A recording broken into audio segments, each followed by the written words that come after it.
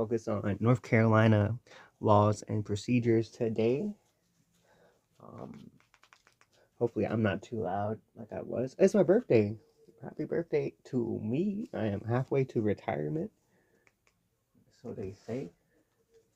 What is going on?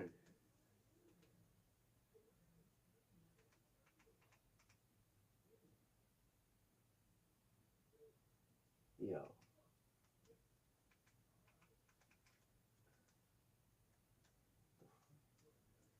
Sorry, guys. Give me 1 second. It's just not working today.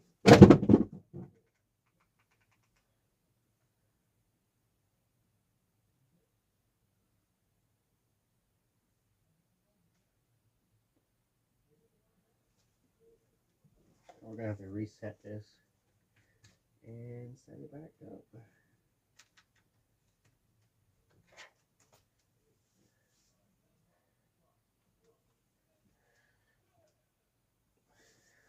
It's all good. It is all good in the hood because, you know, we got other methods of being able to do this. You know, where there is a will, there is a way. You know what I mean?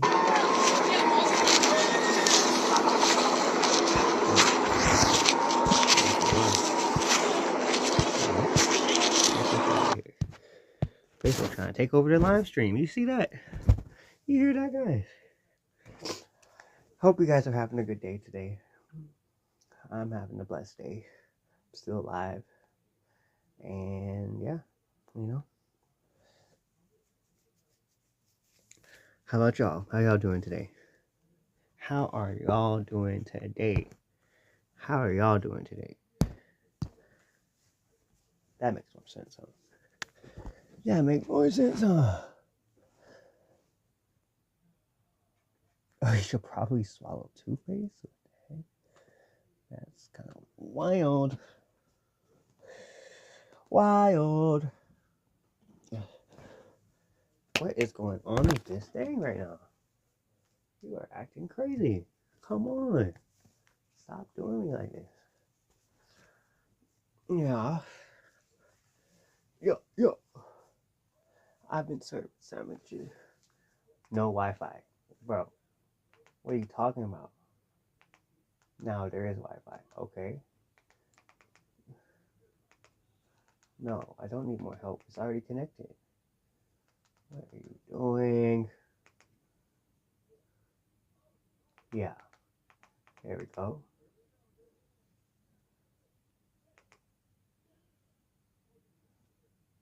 Nice. Alright, never mind. I lied. It's working. It's working.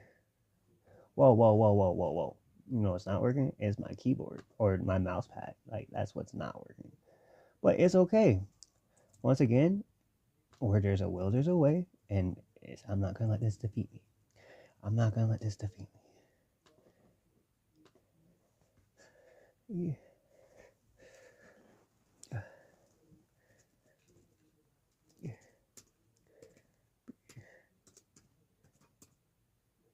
To me.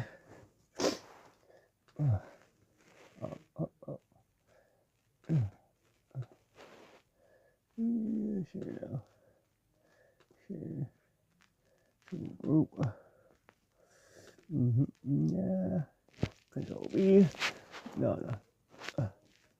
What? Whoa. Yeah. To me. Control Alt C. Yeah.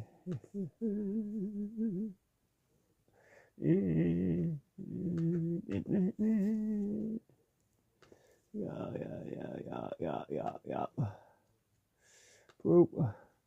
Yep. Wow, it's so much harder on this phone. I'd rather just do it on my phone. Facebook. Yep.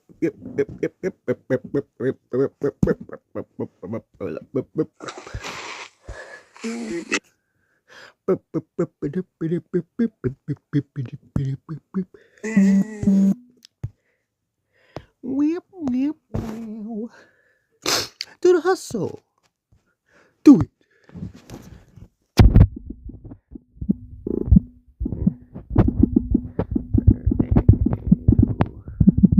Birthday to me. To me. To me. Select all. Can I do more than one? Nope, sure can't. We're going to do it one at a time. No. We're going to do it like this. That's how you do it. That's how you do it right here. Okay. Yeah. Don't you do this to me. Groups. There we go.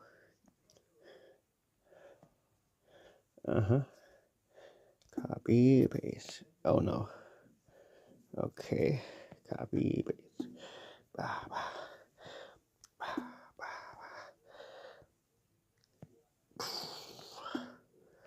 Paste, paste, paste, paste.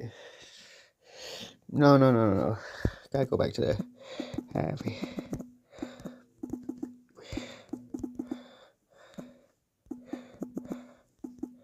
birthday. Select the copy, paste. Now don't you mess it up now. Here we go. Yes, sir.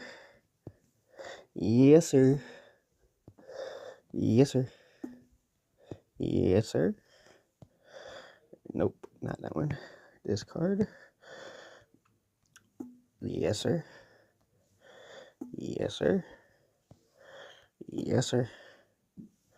Yes, sir. Let's do it. Let's do it. Nope. Let's do it. Let's do it. Let's do it. Let's do it to it. Now you got it. Gotta do it with the fluid.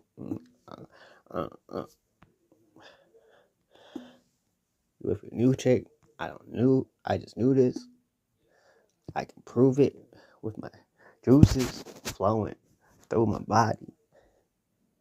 Go up to the lobby. It's a hobby.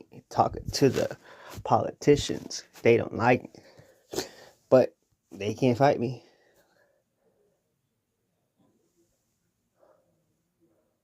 What? Wow. My computer just crashed. It says, your Windows Insiders build ran into a problem and needs to restart. We're collecting some error info and then we will restart your computer for you. 0% complete. Hell no. Nah. They just stopped the entire code of my laptop. I don't even know how that happened. And I can't turn my laptop off now. I'm being watched. I know that's a little paranoid, but like, I ain't never seen this blue screen before. It's not even a blue screen. You're a Windows Insider build. Whatever the hell that means. Okay. Anyways. Luckily, I don't play on my laptop.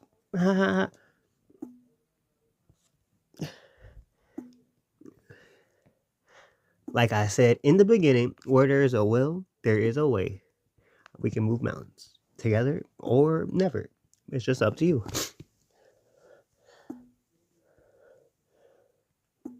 Just up to you. Bars. Bars. Bars.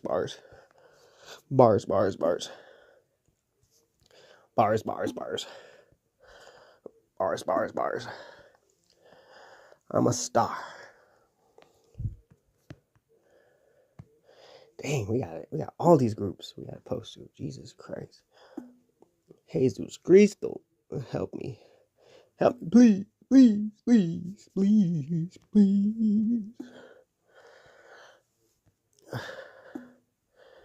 Okay, we almost done.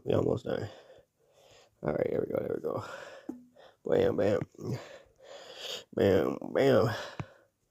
Bam. Oh no, not North Carolina. Green Party organizers. No. Shout out to the Green Party. Wish you guys would help legalize the green. You feel me?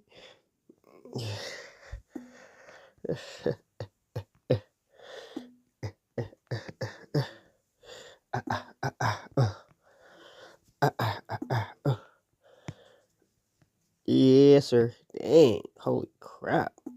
How many groups am I a part of? I think that's it. That's gotta be it. Nope, still not it. Jesus. Alright, I'm not trying to get banned from I'm not trying to get banned again from Facebook because like you post too much. What? No way. Wow. Y'all are tragic. I hate y'all so much sometimes. It didn't even let me share it. I didn't even share it. I didn't even share the screen. This is craziness. Craziness. Wowzers. Well, too bad. We're gonna do it the right way then. How about that? How about that? How about that? How about that, bro? We're gonna do it the right way then. We're gonna do it the right way. You know what I mean? Whoop. 3, 4, 5, 6, 7, 8, 9, 10. Save. Paste. Happy birthday to me. Jesus. Group. Not that group. Pull up the 10s, bro. Group. Sure. What the heck? Now we gotta go all the way down here. Twitch for beginners. Change that to group. Come on, let me hit 10. Yes. Yes, sir.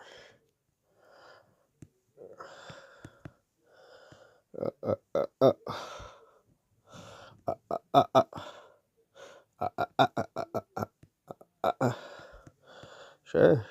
What's up, Fuquay? Shit. Yeah. What's up? What's up? Fuquay Verena. You know what I'm saying? Oops. Now we're gonna do night though. Yup. Pace. Happy birthday to me. Group. Let me do the 10. Yes. Thank you. Now you're working with me. Now y'all are working with me, not against me. I appreciate it. Thank you so much. Thank you so very, very much. Shout out to Young Dolph, rest in peace. He is a group that I'm a part of, and it just popped up. So, all right, Dreamville. Hey, who going to Dreamville this year? Me, your boy. Shout out to Cole. It's a Cole world. Cole world. Man, hey, we gonna get Cole in the Super Bowl one day. We're gonna get J. Cole in the Super Bowl one day, huh? We're gonna get J. Cole in the Super Bowl one day. Praise, happy birthday to me. Group. And then we gotta go all the way down again. Yeah, downtown Durham. Let's do it. Carrie, okay. Black history, our history. All right. All Twitch streamers. And we're not really on Twitch right now, but hey, what a beautiful day. What a beautiful time. I just passed my days. You just blew my mind. All right. Y'all are trapped. Now we are done with that nonsense. Oops. Now we're gonna go to Game Pass. What's up? What's up? We're gonna start this.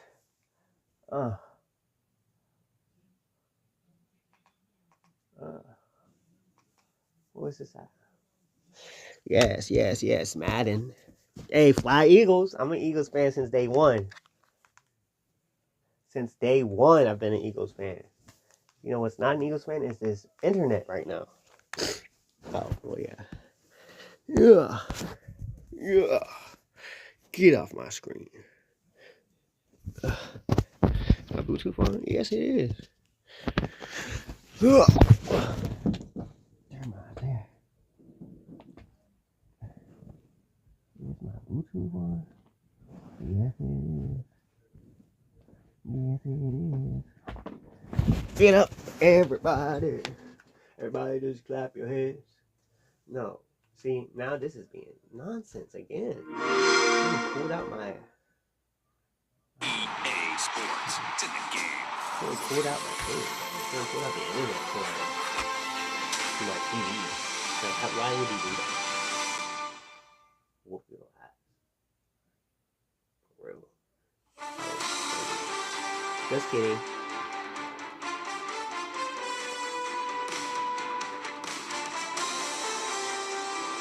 Okay. Now you won't do this nonsense the other day. Y'all just really don't do the other. Alright. I see how this is gonna go. Yep. There's no way that you're gonna help me out here. YouTube.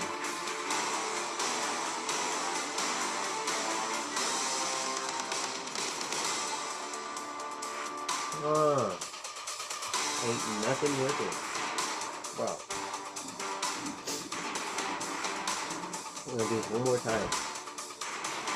And whoever pulled out my internet cable to my TV, why would you do that?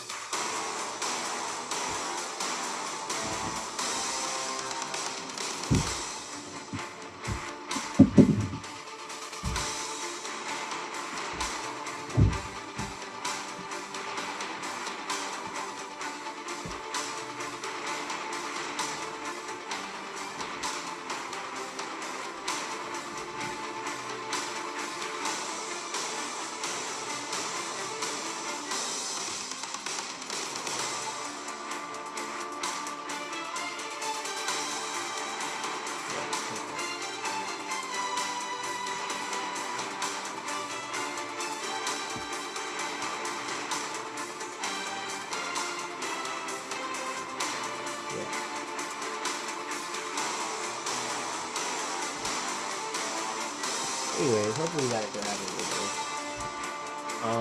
We are going to learn about the civil laws and procedures in North Carolina. The one issue that we've been having is there's no real information about it. Obviously, you can read it or download it and see it, but if we want equitable ease of access to these things, we would need to be able to do this at your house in the middle of Tobaccoville, North Carolina, or any rural area, which is kind of hard because some parts of North Carolina have satellite internet and are still on 256 kilobytes. Can you imagine that? 256 kilobytes. I mean, that's 1/4 of the speed of, regular internet at 3G.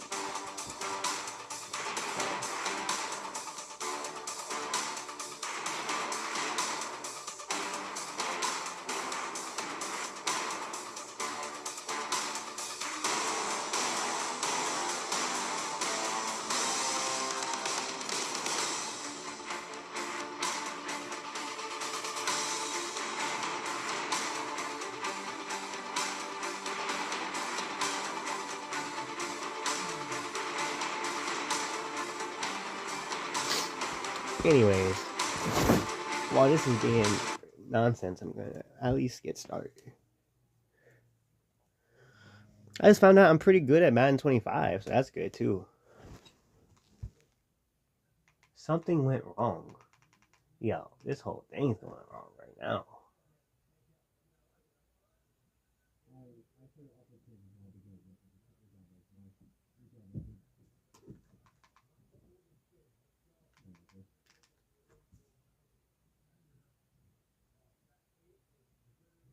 Is that not the Wi-Fi password no more? Yo. Blue Train 704, bro. Like, what the... Bro.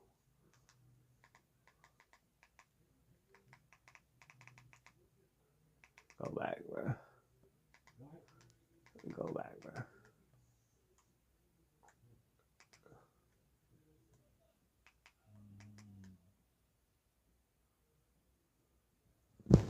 I don't know.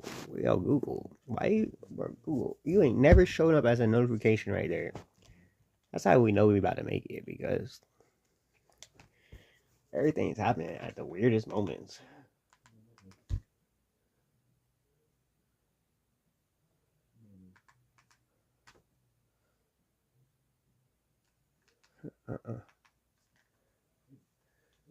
Yeah, no.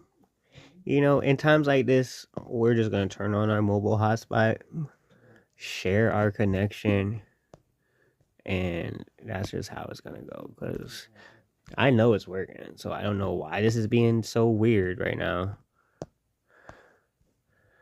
Share network. Okay. Oh.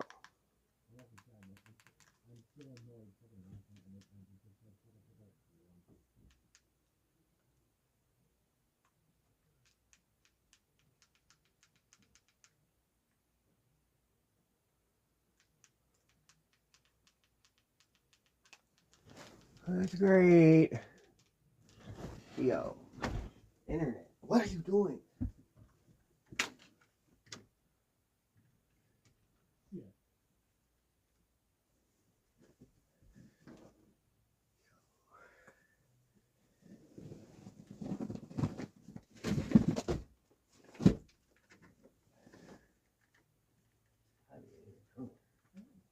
Someone took out the cord to my internet. Like, what the heck is wrong with you?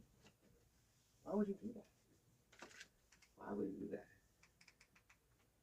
Like, what is your problem?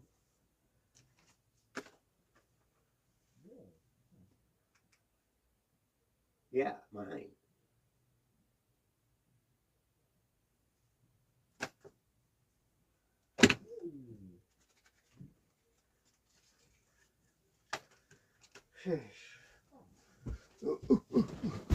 Well, whatever. However that goes, that's how it's gonna go. If not, and then randomly my laptop just went crazy and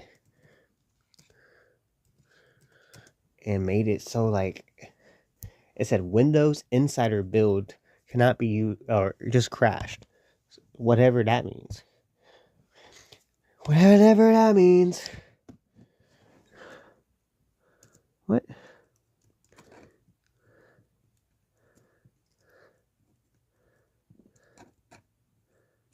No.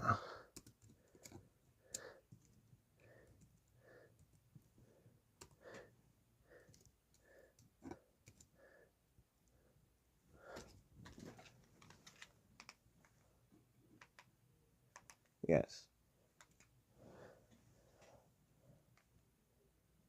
Yes.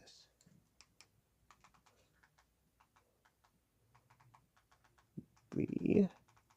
No.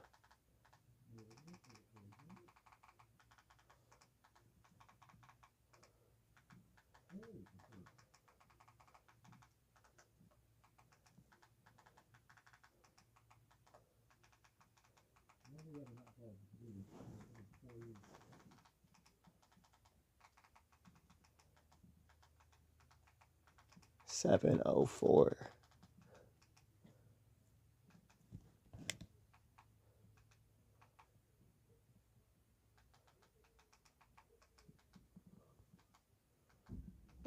Okay. Continue.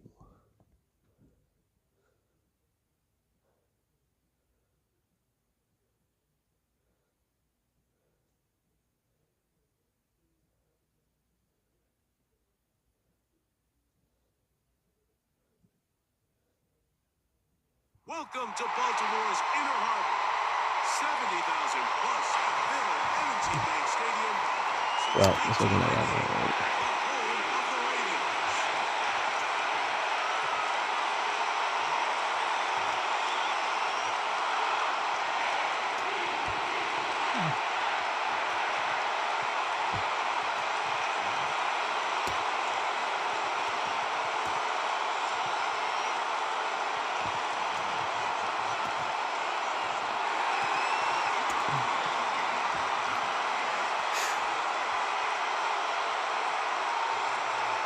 Yeah.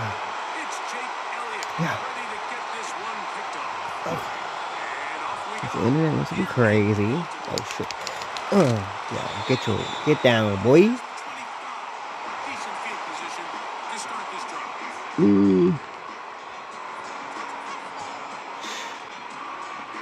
YouTube.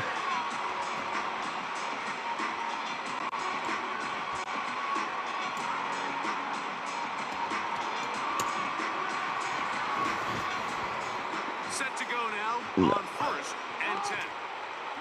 Fourth. It's the tight end Likely in motion. Laws. Out of the gun, they'll throw to get things going. Swinging across his body incomplete. A gain of 14. Good for a quick first down. That's just such a tough throw. I mean, that's all arm. Being able to get your body turned and throw back across your body. Procedures. A couple yards to a check down. But in this case, he's still willing and able to push the ball downfield. And there does come some danger when you throw back across. But in this case, it's a big completion. That's caught. Derrick Henry. No chance to turn and go. That one good for just a couple. What an advantage it brings a defense when you have cornerbacks that are such willing tacklers. It just brings an extra element to the ability to defend the entire field. This is a great example here why. Yo. Everything is breaking right now. Second down and 8.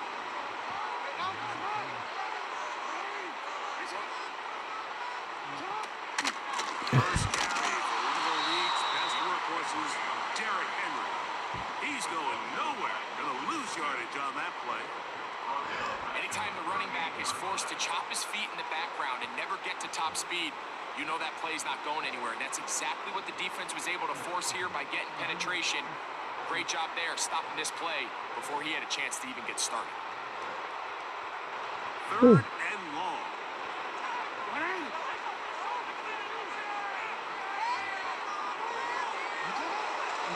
Yes. Jackson. And that is incomplete. Jay Flowers, the intended receiver, and it's going to bring up 4th down. This offense has to find a way to be better on 1st and 2nd down, like living in these 3rd and long situations. Must pass is not a recipe Existing that their parties offensive coordinator adequately represent that same interest. CEG Burger versus North Carolina State Conference of the NAACP. Certiorari to United States Court of Appeals for the Fourth Circuit. Argued March 21st, 2022. Decided June 23rd, 2022.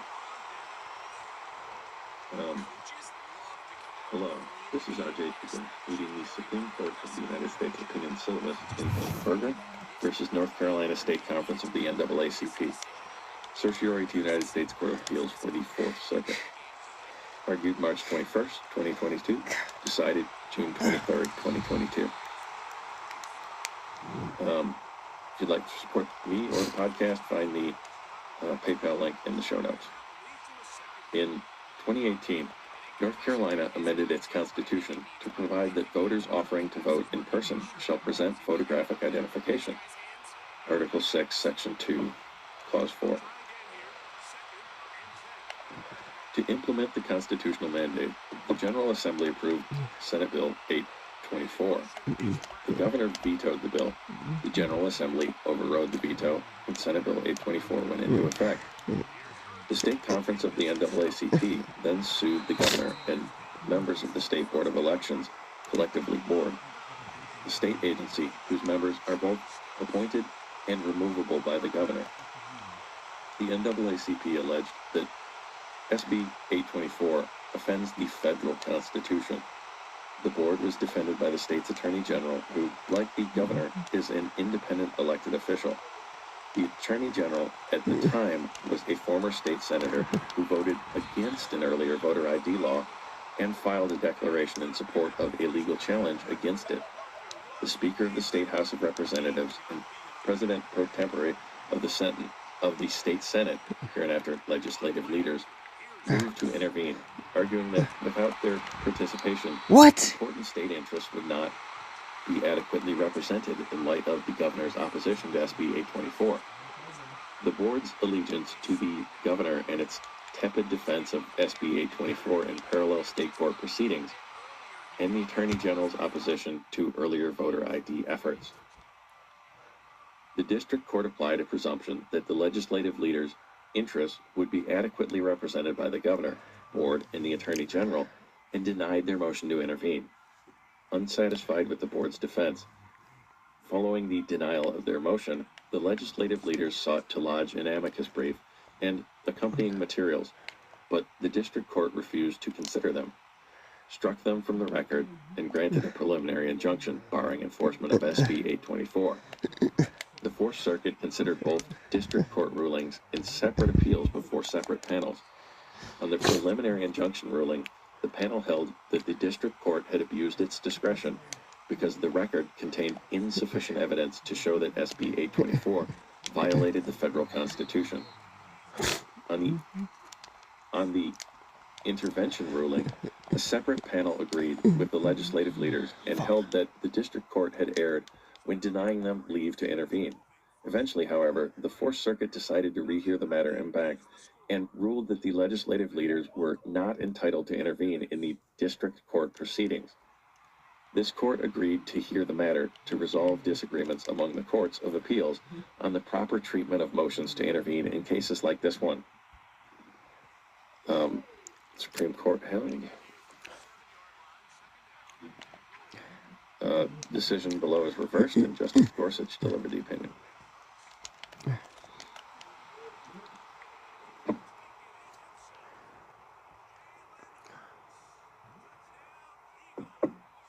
North Carolina's legislative leaders are entitled to intervene in this litigation.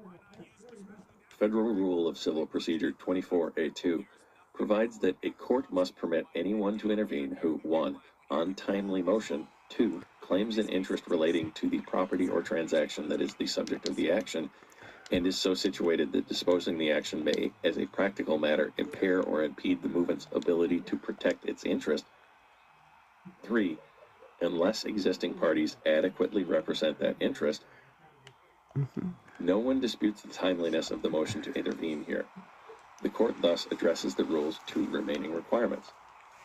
States possess a legitimate interest in the continued enforcement of their own statutes. That's Cameron versus EMW Women's Surgical Center. And states may organize themselves in a variety of ways. When a state chooses to allocate authority among different officials who do not answer to one another, different interests and perspectives, all important to the administration of state government, may emerge. See, for example, Brnovich versus Democratic National Committee. Appropriate respect for these realities suggests that federal courts should rarely question that a state's interest will be practically impaired or impeded if its duly authorized representatives are excluded from participating in federal litigation challenging state law. Nor are state interests the only interests at stake. Permitting the participation of lawfully authorized state agents promotes informed federal court decision-making, and avoids the risk of setting aside duly enacted state law based on incomplete understandings of relevant state interests. This court's teaching on those scores have been many clear and recent. See, for example, Virginia House of Delegates versus Bethune-Hill, Hollingsworth versus Perry. These precedents and the principles they represent are dispositive here. North Carolina law explicitly provides that the Speaker of the House of Representatives and the President pro tempore of the Senate, as agents of the state, by and through counsel of their choice, shall jointly have standing to intervene on behalf of the General Assembly as a party in any judicial proceeding challenging a North Carolina statute or provision of the North Carolina Constitution. That's North Carolina General Statutes, annotated section 1-72.2b. And the state has made plain that it considers the leaders of the General Assembly necessary parties to suits like this one. See sections 120-32.6b. The board submits that North Carolina law does not afford the legislative leaders authority to represent state interests, but that argument is difficult to square with the express statutory language. Alternatively, the board argues that the statutes authorizing the legislative leaders to participate here violate the state constitution by usurping power vested in the executive branch alone. That logic is hard to follow, however, given the board's concession that the legislative leaders may intervene permissively under Rule 24B, and likely as a matter of right under Rule 24A2, if the Attorney General ceases to defend the law. The NAACP offers a different reply, pointing out that Rule 24A2 permits intervention only by new parties, and it submits the legislative leaders are already effectively existing parties to this suit, challenging the enforcement of state law. That argument rests on a premise that is both formally and functionally mistaken. First, the NAACP has not sued the state, but only certain state officers, and so far the legislative leaders are not among them. Functionally, however, this suit implicates North Carolina's sovereign interests, regardless of the named parties. And where a state chooses to divide its sovereign authority among different officials and authorize their participation in a suit challenging state law, a full consideration of the state's practical interests may require the involvement of different voices with different perspectives.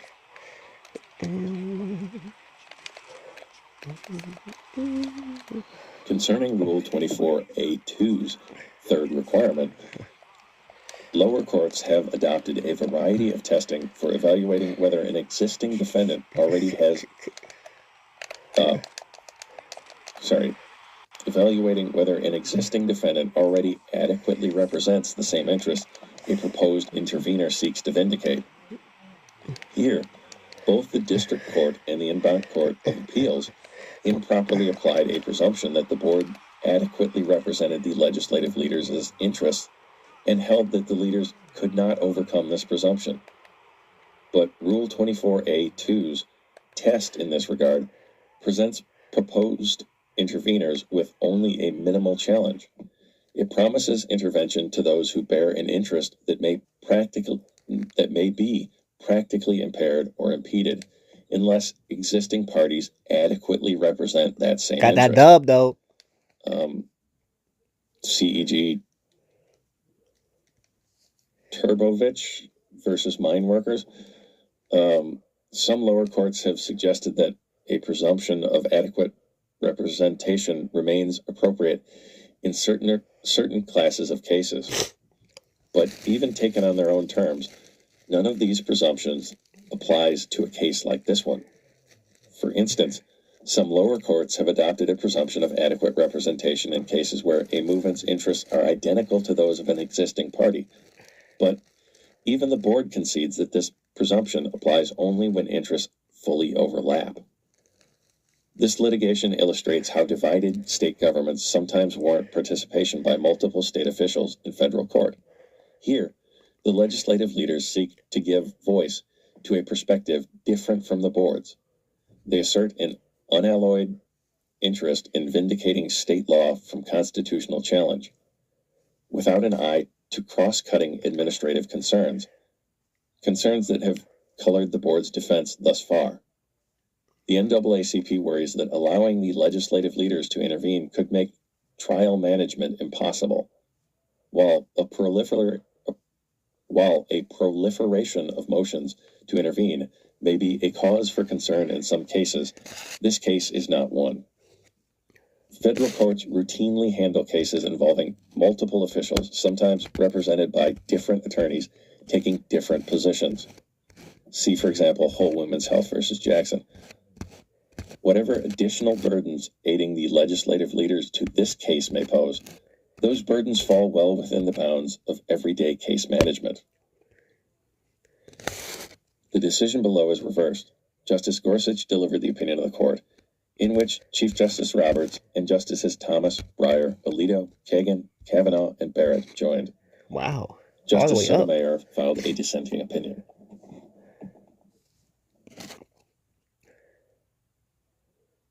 Hello, this is R.J. Deacon reading the Supreme Court of the United States opinion syllabus in Berger versus North Carolina State Conference of the NAACP.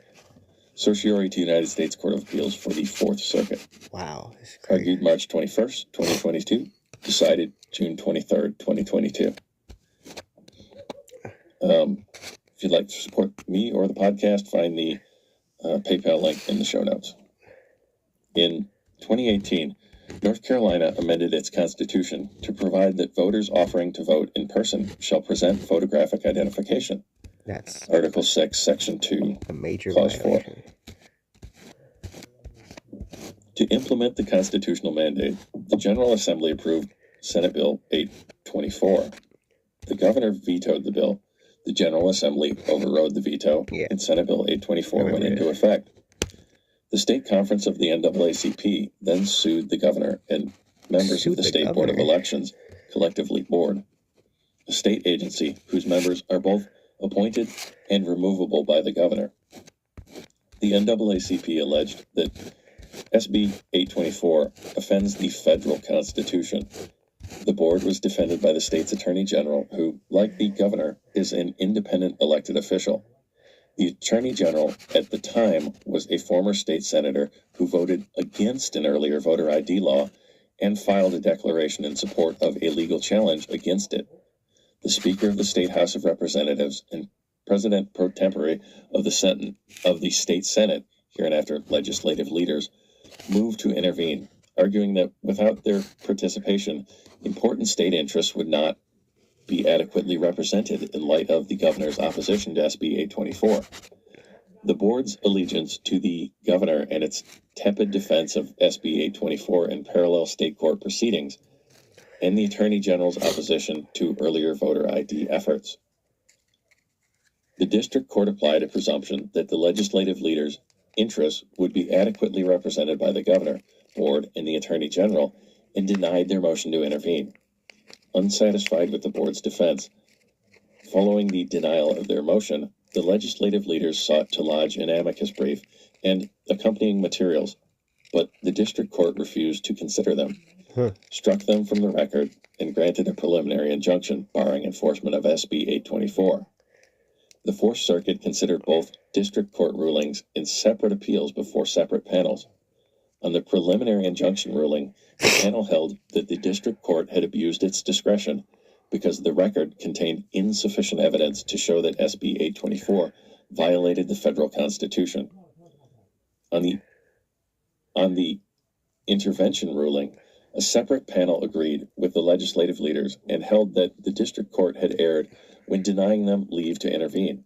Eventually, however, the Fourth Circuit decided to rehear the matter en banc and ruled that the legislative leaders were not entitled to intervene in the district court proceedings. This court agreed to hear the matter to resolve disagreements among the courts of appeals on the proper treatment of motions to intervene in cases like this one. Supreme Court held. Decision below is reversed, and Justice Gorsuch delivered the opinion.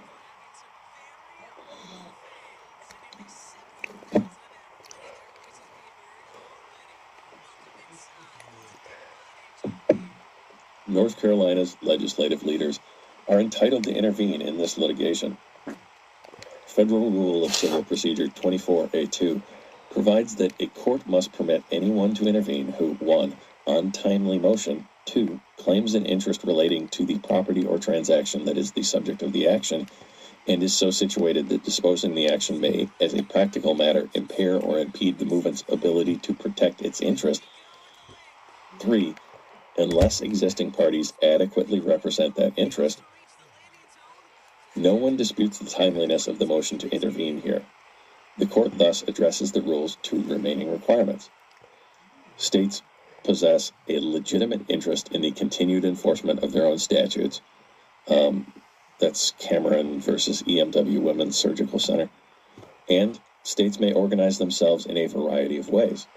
When a state chooses to allocate authority among different officials who do not answer to one another, different interests and perspectives, all important to the administration of state government, may emerge.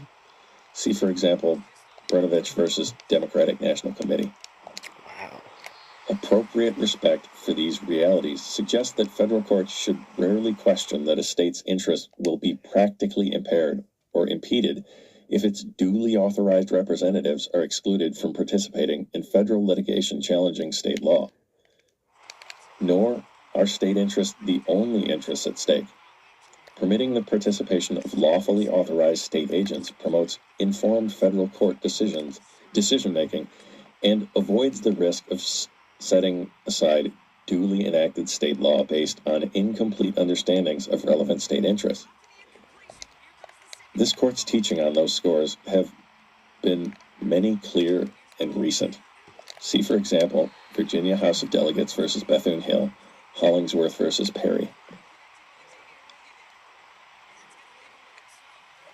These precedents and the principles they represent are dispositive here.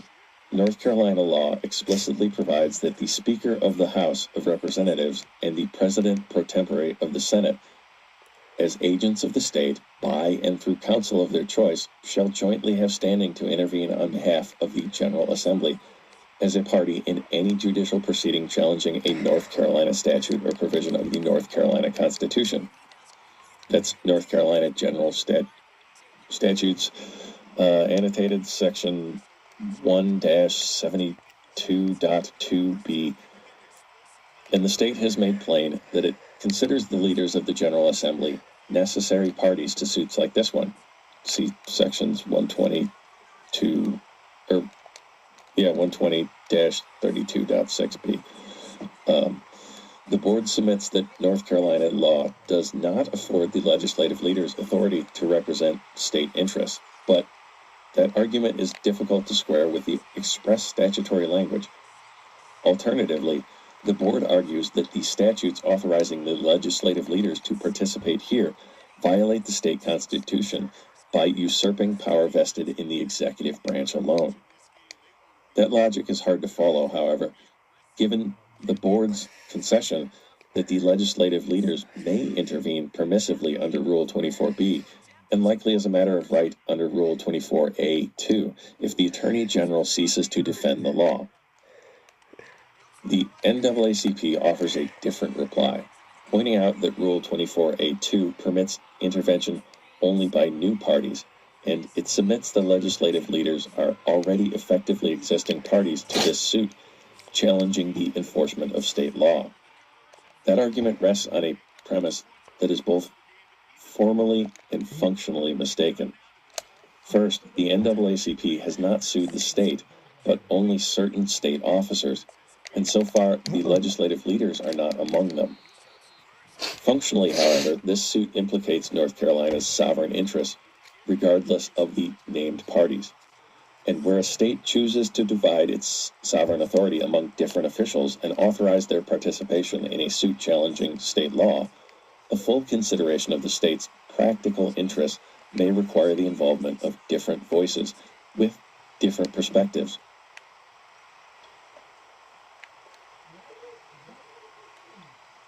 Concerning Rule 24a-2's third requirement, lower courts have adopted a variety of testing for evaluating whether an existing defendant already has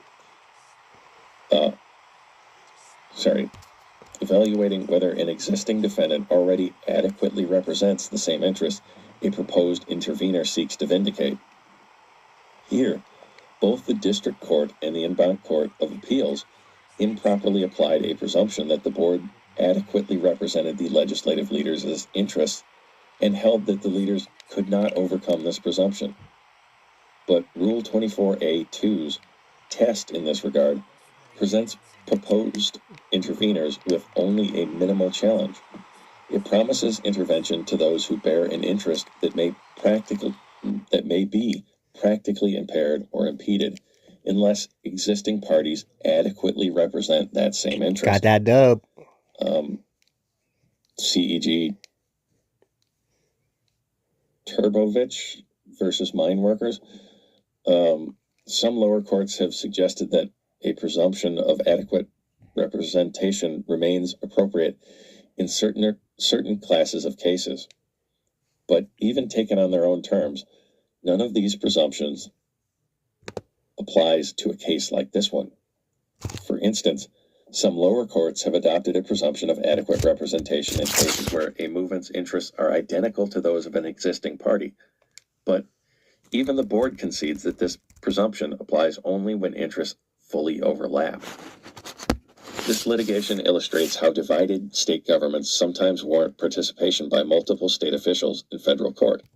Here, The legislative leaders seek to give voice to a perspective different from the board's.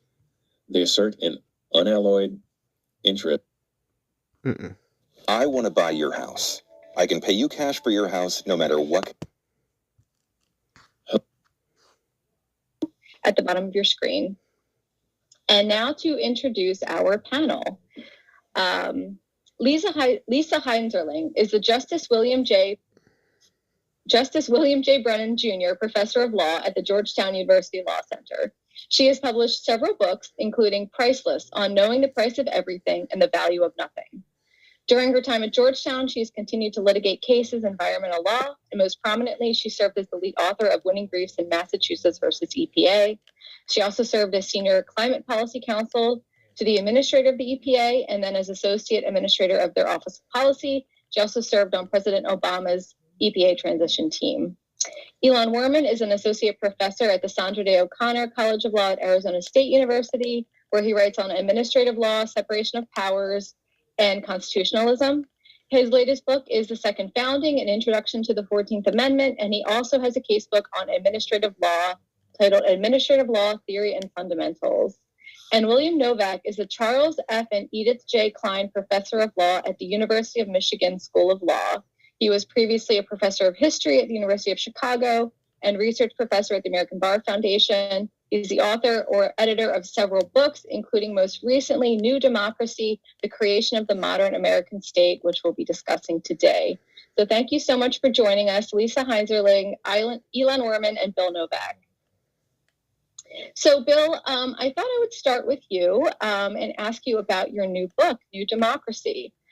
So in your book, you write that between the period of 1866 and 1932, which was between the Civil War and the New Deal, that the American system of governance was fundamentally transformed with momentous implications for modern American and social life, and that the 19th century traditions of local self-government and associative citizenship were replaced by a modern approach to positive statecraft, social legislation, economic regulation, and public administration that is still with us today. And you also note that the last such formative transformation of American public life was in the late 18th century. It was dubbed by historian Gordon Wood as the, quote, creation of the American Republic, and that this later turn of the century revolution was best characterized as the creation of the modern American state. Can you tell us more about this period? Why did you choose to write about it? And why was it the period that led to the creation of the modern American state? Sure. Great to be with you, Lana, and great to be with the distinguished colleagues on the panel and at the National Constitution Center. I think this is great work you're all doing. So New Democracy, the creation of the modern American state, is a kind of sequel to my first book, which was called People's Welfare, Law and Regulation in 19th Century America. And it's really part of a kind of larger project. I'm now currently working in I'm trying to retrain myself as an 18th century historian to go back and look at the American founding, and all with the goal of trying to chart historically this long and deep history of regulation, administration, legislation, and public governance, public law governance in the United States that goes right back to the early republic, and sort of writing a history of that tradition and suggesting how robust that tradition was before the New Deal, because I think we have a lot of myths that we carry around, historical myths about American constitutional history that suggest, oh, it's the New Deal, it's Franklin Roosevelt, where we finally get an active regulatory administrative state in the United States. And before that, the U.S. was a land of laissez-faire and private initiative and self-reliance and rugged individualism and property and contract.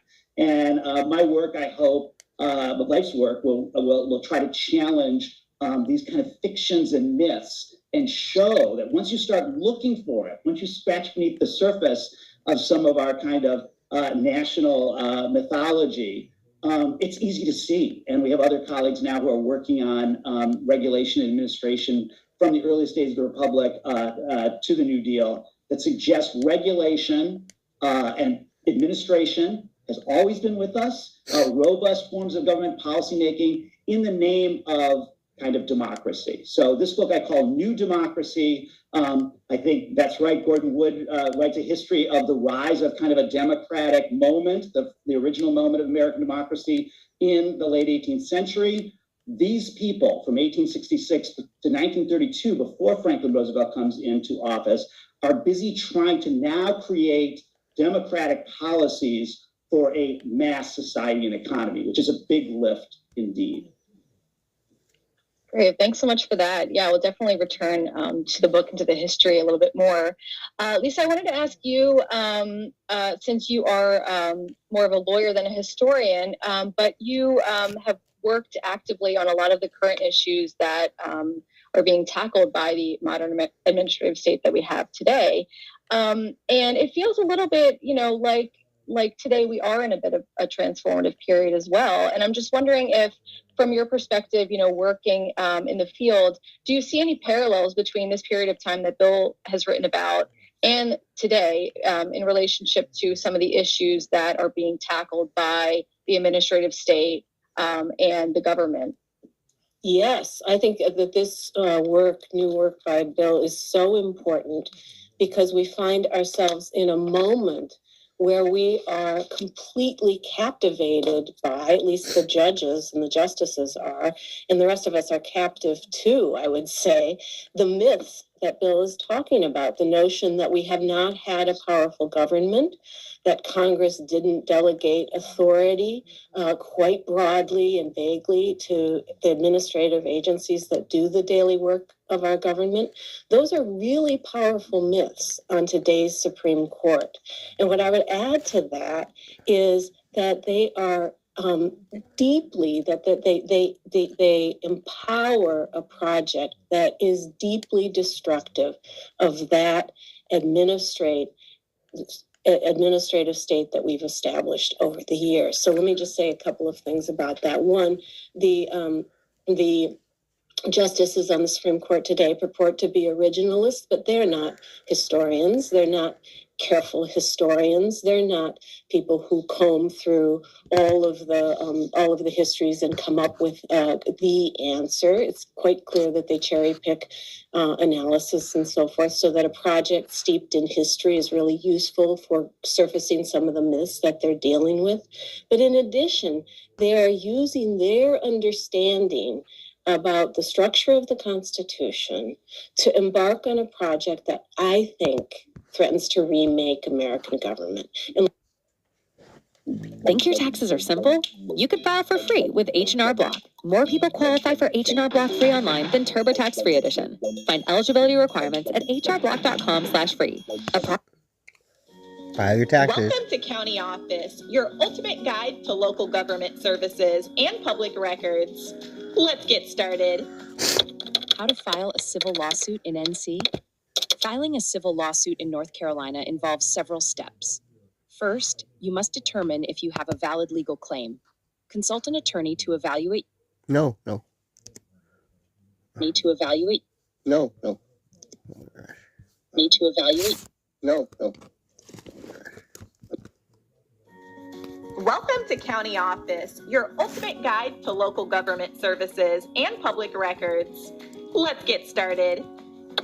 How to file a civil lawsuit in NC? Filing a civil lawsuit in North Carolina involves several steps. First, you must determine if you have a valid legal claim. Consult an attorney to evaluate your case and provide legal advice. Next, identify the proper court to file your lawsuit. In North Carolina,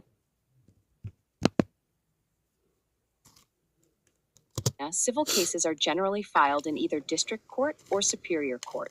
The amount of money involved often determines the appropriate court. Prepare the necessary documents to initiate your lawsuit. The primary document is the complaint, which outlines your legal claims and the relief you seek. You will also need a summons, which notifies the defendant of the lawsuit.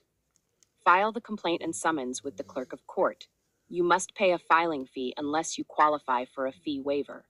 The clerk will assign a case number and issue the summons. Serve the defendant with the complaint and summons. This step is crucial for notifying the defendant and ensuring they have an opportunity to respond. Service can be completed by a sheriff, private process server, or certified mail. Wait for the defendant to respond. The defendant typically has 30 days to file an answer to your complaint. Their response may include defenses or counterclaims. Participate in the discovery process. Both parties exchange information and evidence relevant to the case. This stage may involve depositions, interrogatories, and document requests. Attend pretrial conferences and hearings. The court may schedule conferences to discuss the case and encourage settlement. Be prepared to present your arguments and evidence. If the case does not settle, it will proceed to trial. Both parties present their evidence and arguments before a judge or jury. The court will then issue a judgment based on the evidence presented. After the judgment, either party may appeal the decision if they believe there was a legal error. Appeals are filed with the North Carolina Court of Appeals or the North Carolina Supreme Court.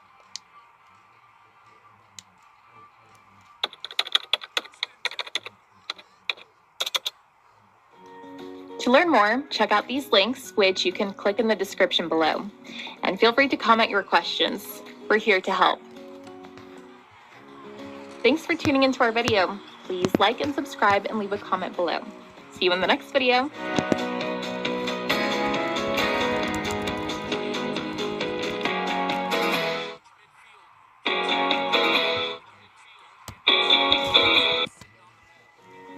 Welcome to County Office, your ultimate guide to local government services and public records. Let's get started. How to file a civil lawsuit in NC? Filing a civil lawsuit in North Carolina involves several steps. First, you must determine if you have a valid legal claim. Consult an attorney to evaluate your case and provide legal advice. Next, identify the proper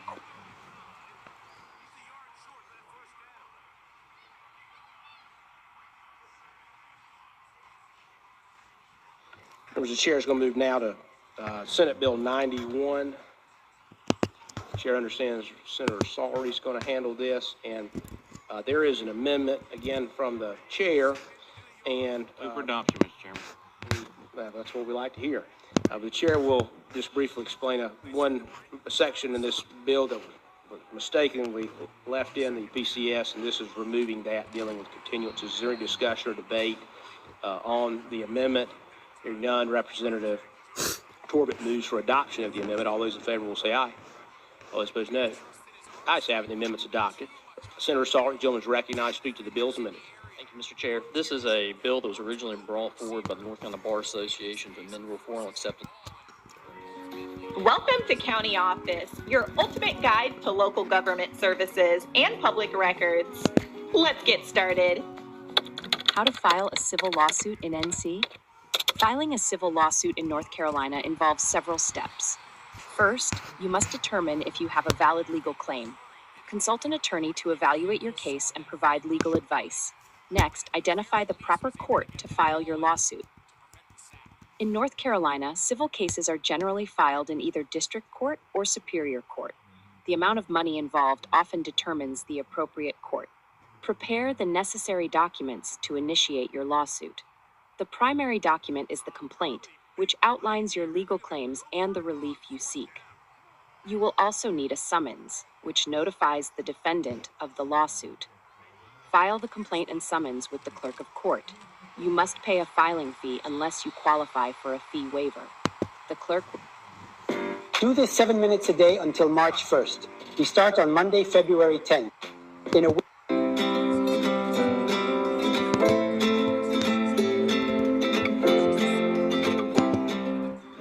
A summary judgment is a judgment by a court of law saying there's no genuine issue of material fact and that there shouldn't be a trial. This is governed under Rule 56 of the North Carolina Rules of Civil Procedure. For example, let's say someone is suing someone else and the other person admitted, the defendant admitted they did things wrong and they should have to pay the plaintiff, the person suing them, money. What would happen is there would be a court hearing and the parties would state the facts of the case. And if one party's already admitted they've done wrong, they owe money, there would be no need for a trial. Usually this motion for summary judgment is something that is set up to avoid wasting the court's time, getting a jury involved in these types of issues. When the case is plain and simple, the defendant should lose, or sometimes the plaintiff should lose. So That's what a motion for summary judgment is.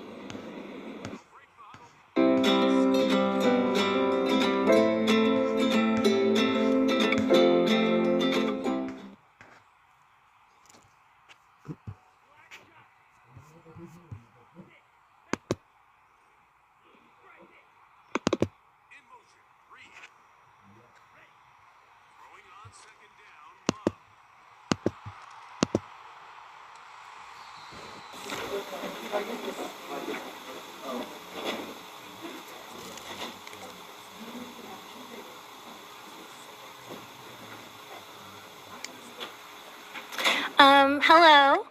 I want to thank everyone for coming. Today is our first segment of the Balsa Speaker Series.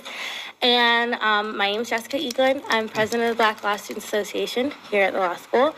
And I want to thank so much Professor Michael Meltzner for coming to speak today. Professor Michael Meltzner graduated from Yale Law School and then went on to work at the NAACP Legal Defense and Educational Fund with Thurgood Marshall. He was only the second white lawyer on the staff.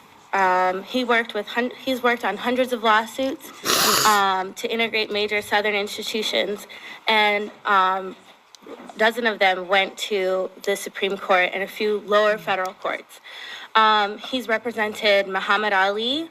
He worked on the case that ended the Jim Crow laws with the Southern hospitals. And now he has gone on to work as a professor at Columbia and Harvard and is currently the dean of Northwestern Law School. Today, he's here to speak with us about his experiences and his book, The Making of a Civil Rights Lawyer. We have a couple of books that are on sale from the regulator, and you are available to come and buy them at the end of the speech. So thank you so much, and without further ado.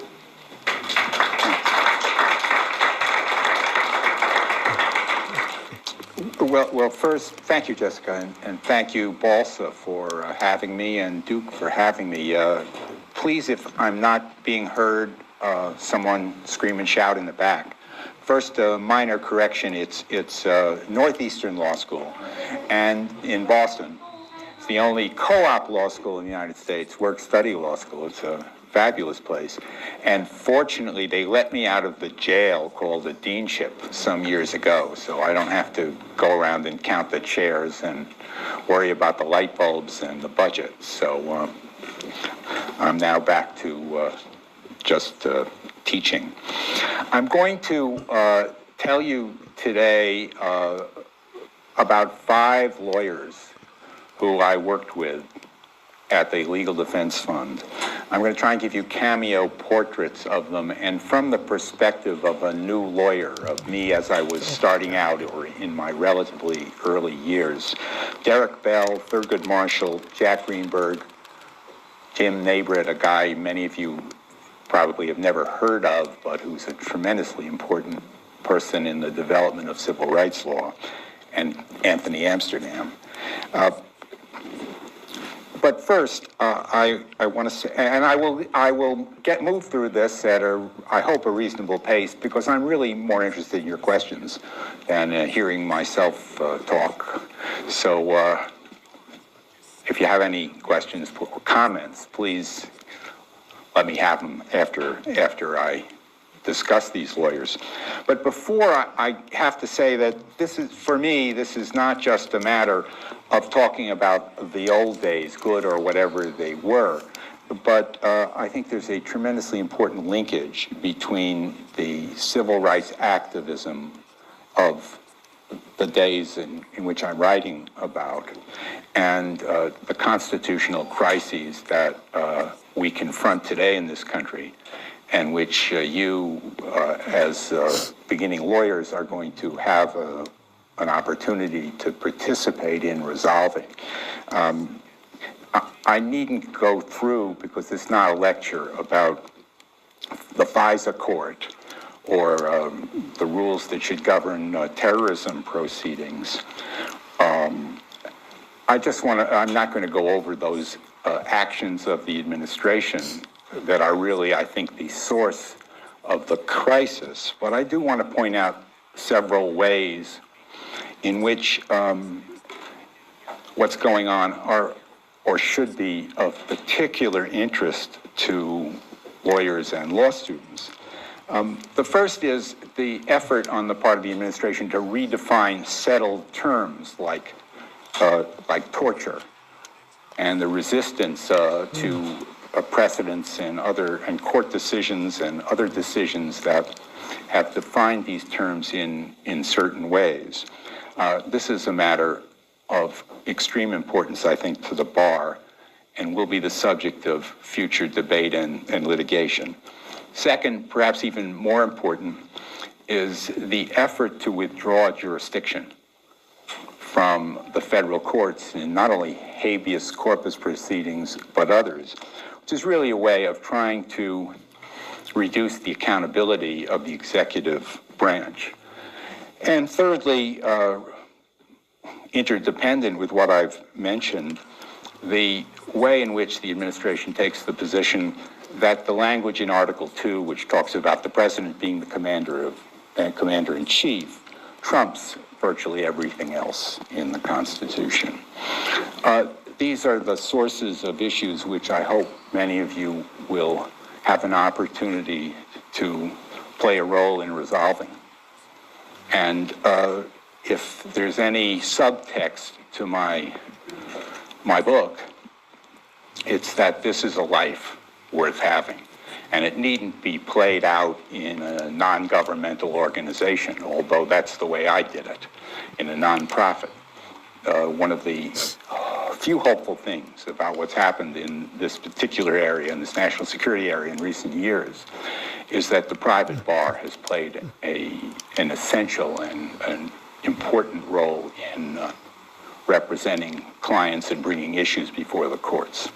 So I hope you'll see the connection between the way in which the civil rights bar used the courts and other agencies in the past and the challenges of today.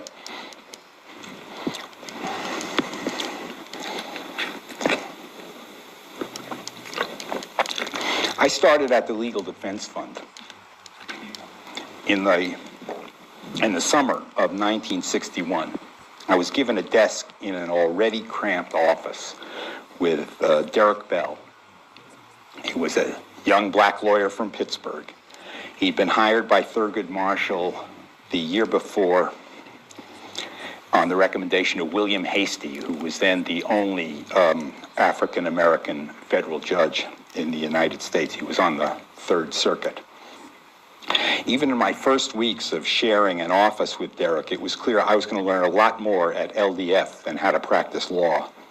He was later, as you all know, going to become a imposing and controversial figure in the legal world, a prolific author of legal treatises and provocative fables about the enigmas of race in the modern world, and not incidentally, a fierce critic of the Legal Defense Fund way of doing things, as well as the first Harvard black law professor and the first black dean in the University of Oregon Law School. Derek would resign from both these posts in protest of faculty hiring policies. Now, we remain friends to this day, but it's kind of a friendship based on the loyalty to a shared past. We've opted to avoid conflicts, as old friends often do, to stay away from testing the boundaries of our disagreements, although actually I think we agree on far more than we disagree about. But when I saw in my office mate in 1961 was the guy before he became an icon. He had an extremely welcoming demeanor. He was carefully dressed in a manner that put me to shame. He had an infectious laugh that could be heard an office or two away, and a sardonic wit about the foibles of the larger society, mostly the white society. There was about Derek a mixture of critical seriousness and good humor that was often difficult to tell which feature dominated at any particular time. Connie Motley, who worked most closely with him, that's Judge Constance Baker Motley, I remember her as Connie, would write, "Derek has never worn life as a loose garment. And in fact, if he got a little preachy or garrulous as he would, his delightfully outspoken wife, Jewel, might be heard not so gently calling him back from the brink of excess." Jewel knew her man, and 2 decades later, when Derek would take up one of the most unusual protests in American academic history on behalf of the female black law teachers, it was, I thought, as much homage to his remarkable wife as a provocative political intervention. One of the first things I learned about Derek was that he had decided to leave his job in the Civil Rights Division of the Department of Justice when his supervisors insisted he resign his $2 membership in the NAACP on the ground that it amounted to a conflict of interest with his responsibilities to enforce federal rights laws. It took courage to leave the department when he was just starting out in professional life and was one of its very few civil rights figures from whom he sought advice, suggested going along with the policy so as to help his career and ensure his ability to do good later on.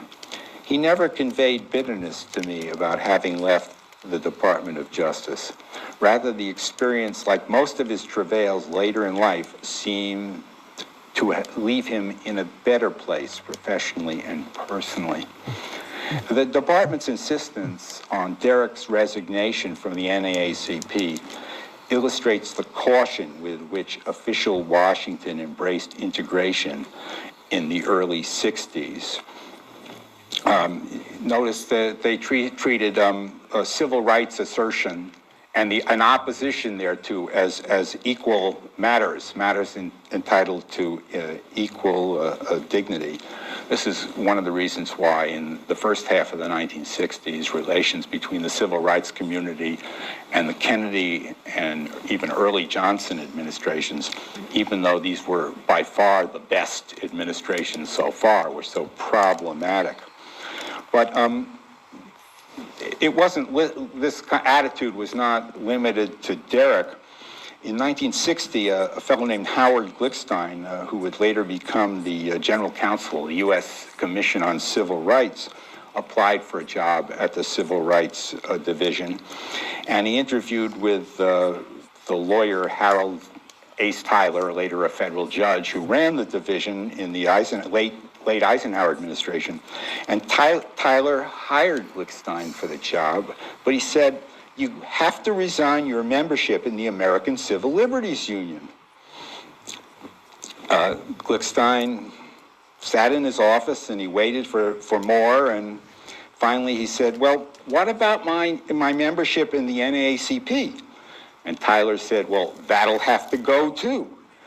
Glickstein pointed out that he was a lifetime member of the NAACP and was not sure how he could give this up except by jumping out a window. Later in 1961, the year I began work at LDF, I was shocked to learn that President Kennedy had nominated my boss, Thurgood Marshall, for an important federal judgeship. It was the Second Circuit. Robert Kennedy had first refused to offer Marshall a seat on the Court of Appeals, and only relented after hard lobbying by an influential black Democrat.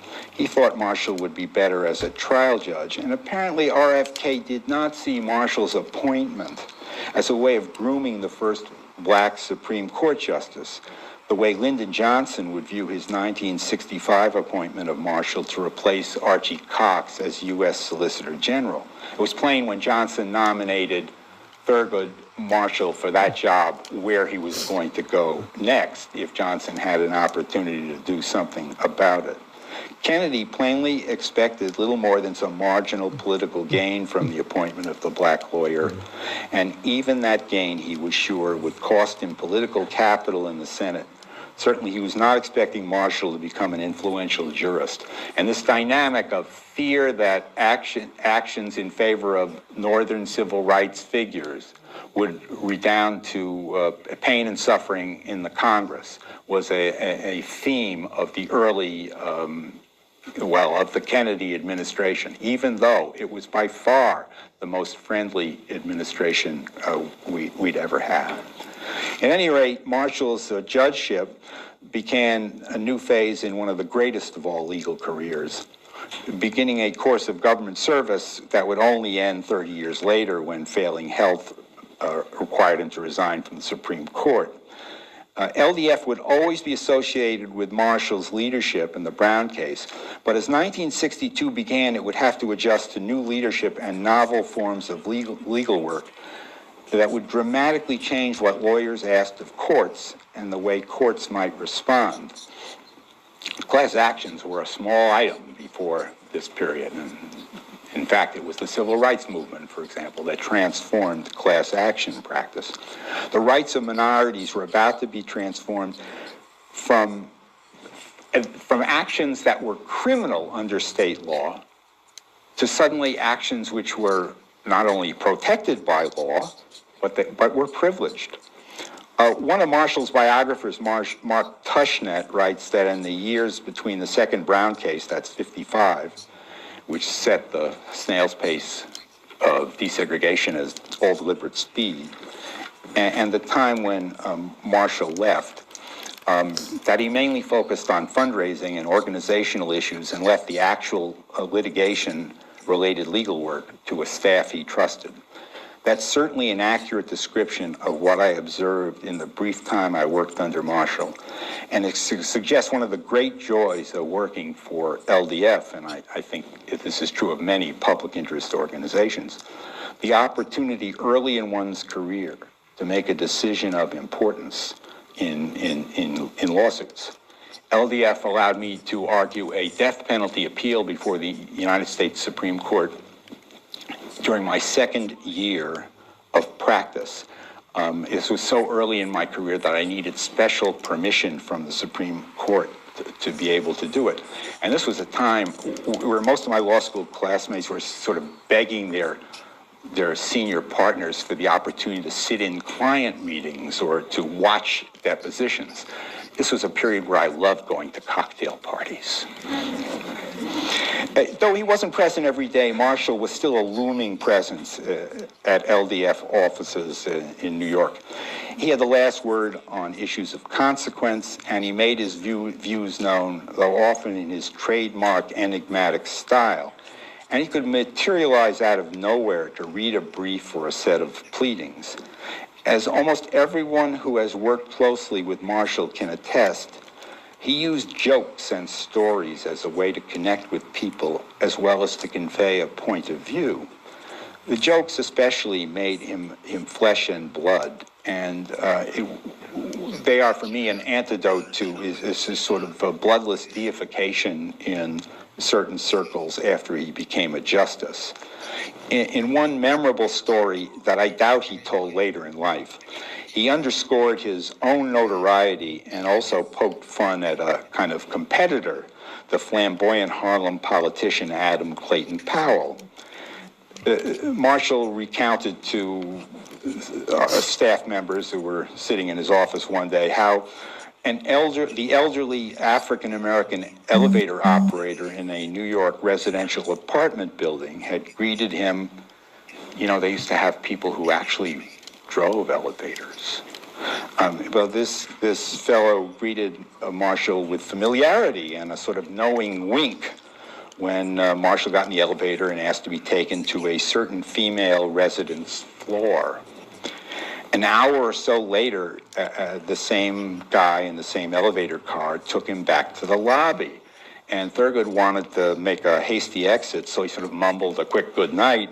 But as he was leaving the elevator car, the operator replied in kind, and he said, "And good night to you, Congressman Powell."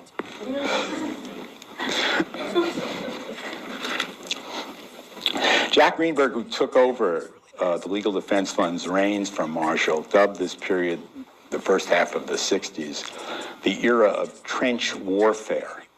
The lawyers were engaged in an agonizingly slow battle to eliminate the vestiges of legal segregation, to enforce the rights won in court, and to protect their own position from attack. I mean, the strategy of states, especially Alabama and Virginia, was to maximize the demands on organizations like the Legal Defense Fund, so they had very little time and money left to bring affirmative litigation.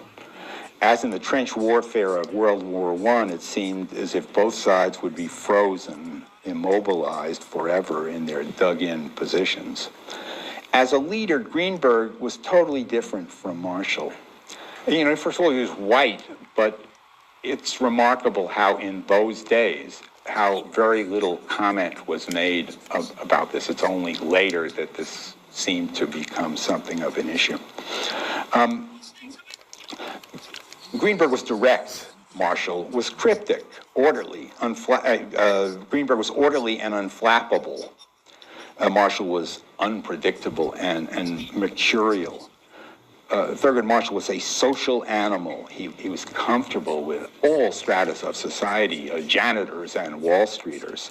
He's the center of attention in every gathering. His physical size was imposing, and he knew how to use it. Greenberg was short and didn't always seem at ease in unstructured situations.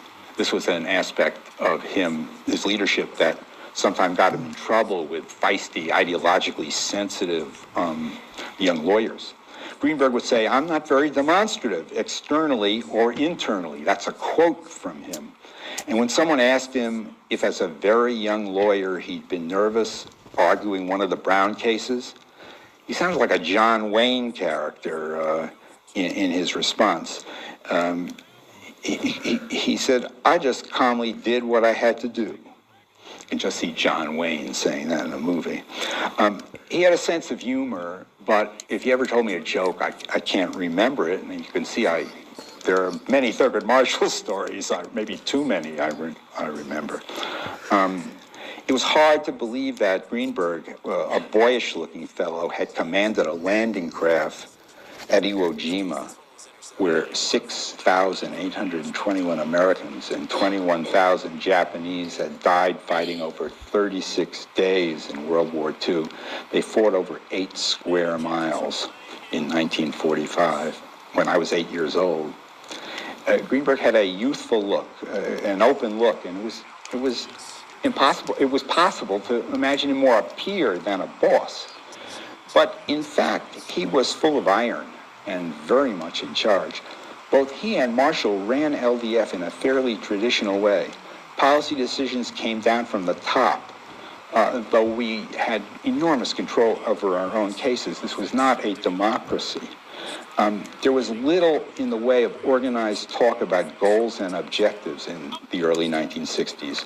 No one had any reason to doubt that integration was the end sought.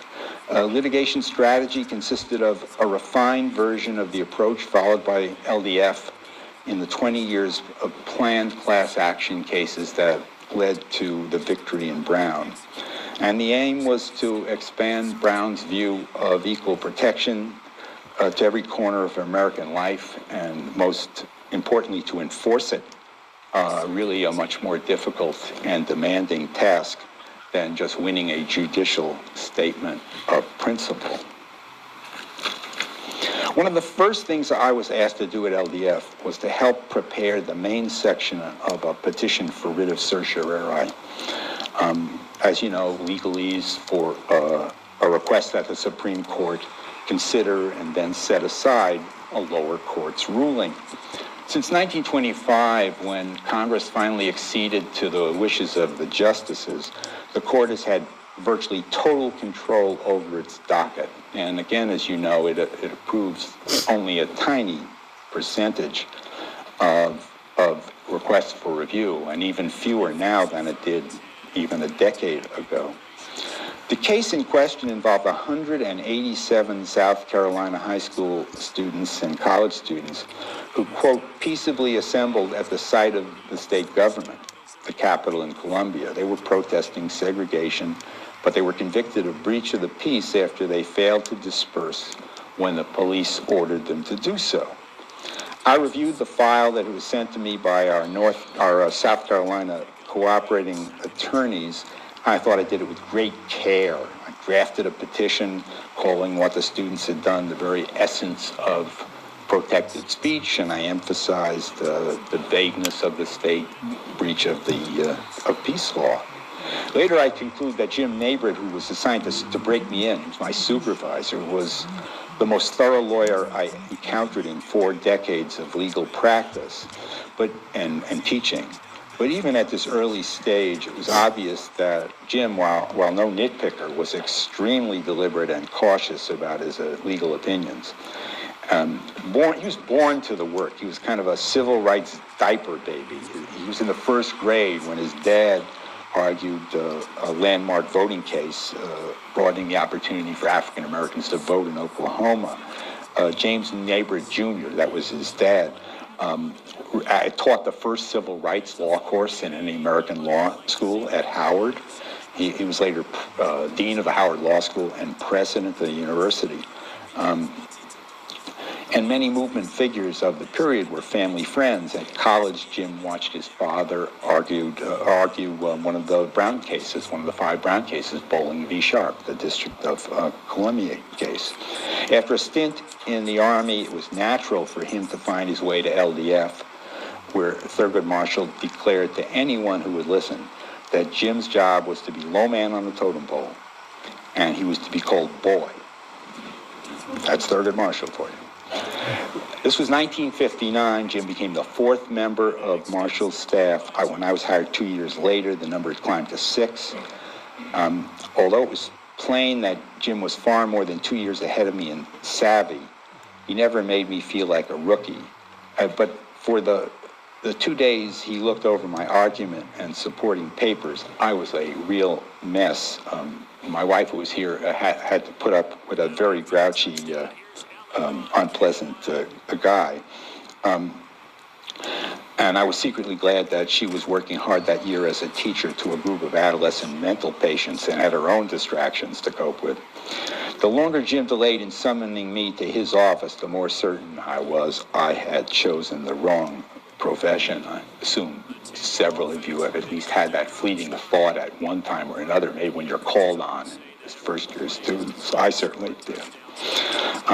Only a few months earlier, I'd been digging with archaeologists in the Negev desert and carrying an Uzi on nighttime guard duty to warn the real soldiers if raiders were crossing the border. And I thought, I just must be just too removed from current developments for this work. Did I really remember any con law? Had I said enough in this petition for a certiorari, or was it too much to overcome the long odds of getting review granted? So when Nabrit finally returned the draft, he came to my office, which was a shocker, and he folded his 6+ feet into a chair, and he was the very definition of casual. He told me some anecdote about a trivial office incident, and because we all smoked in those days, he lit up something called a King Sano, which was a cigarette with a filter about as thick as a slice of pumpernickel bread, which made you feel that maybe it wasn't as bad for you as it was. So I relaxed, but I should have been on my guard. Jim's lungs strained to inhale, and he spoke in a voice so low that I had to lean toward him across the desk to hear. And then he stubbed out the smoke in my ashtray, and he adopted a characteristic pose, holding his right hand against his chin and with a pencil kind of pointing up to the ceiling. And he said he'd made only a couple of minor editorial changes. I'd done well. He thought I might develop a few points here and there, but he praised my constitutional analysis. And I silently rejoiced, thank God, and thank God for Alex Bickle, my esteemed constitutional law teacher and the person who had recommended me to Thurgood Marshall for the job. And then he said, but there's just one thing. And I said, oh? Yeah, well, it's a big thing, though he made clear that there was no reason I should have known about it. But it turns out the Supreme Court of the United States had a rule, it's been changed since for your benefit, that it wouldn't accept a petition for writ of certiorari unless the clerk of the lower court certified the whole record of proceedings as accurate. In effect, the clerk had to sign off with a certificate on the record saying it was a true copy of the proceedings below. You don't have one of these, Jim said. You better get it.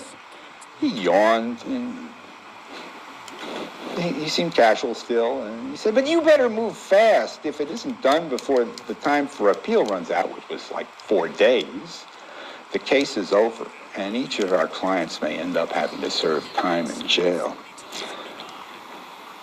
Welcome to civil rights practice. Then he asked me where I wanted to go for lunch. And finally, Tony Amsterdam. Everybody here know of Tony Amsterdam? Anybody don't know who Tony Amsterdam is? Wow. Well, an important law figure. Maybe you'll know a little bit more after this.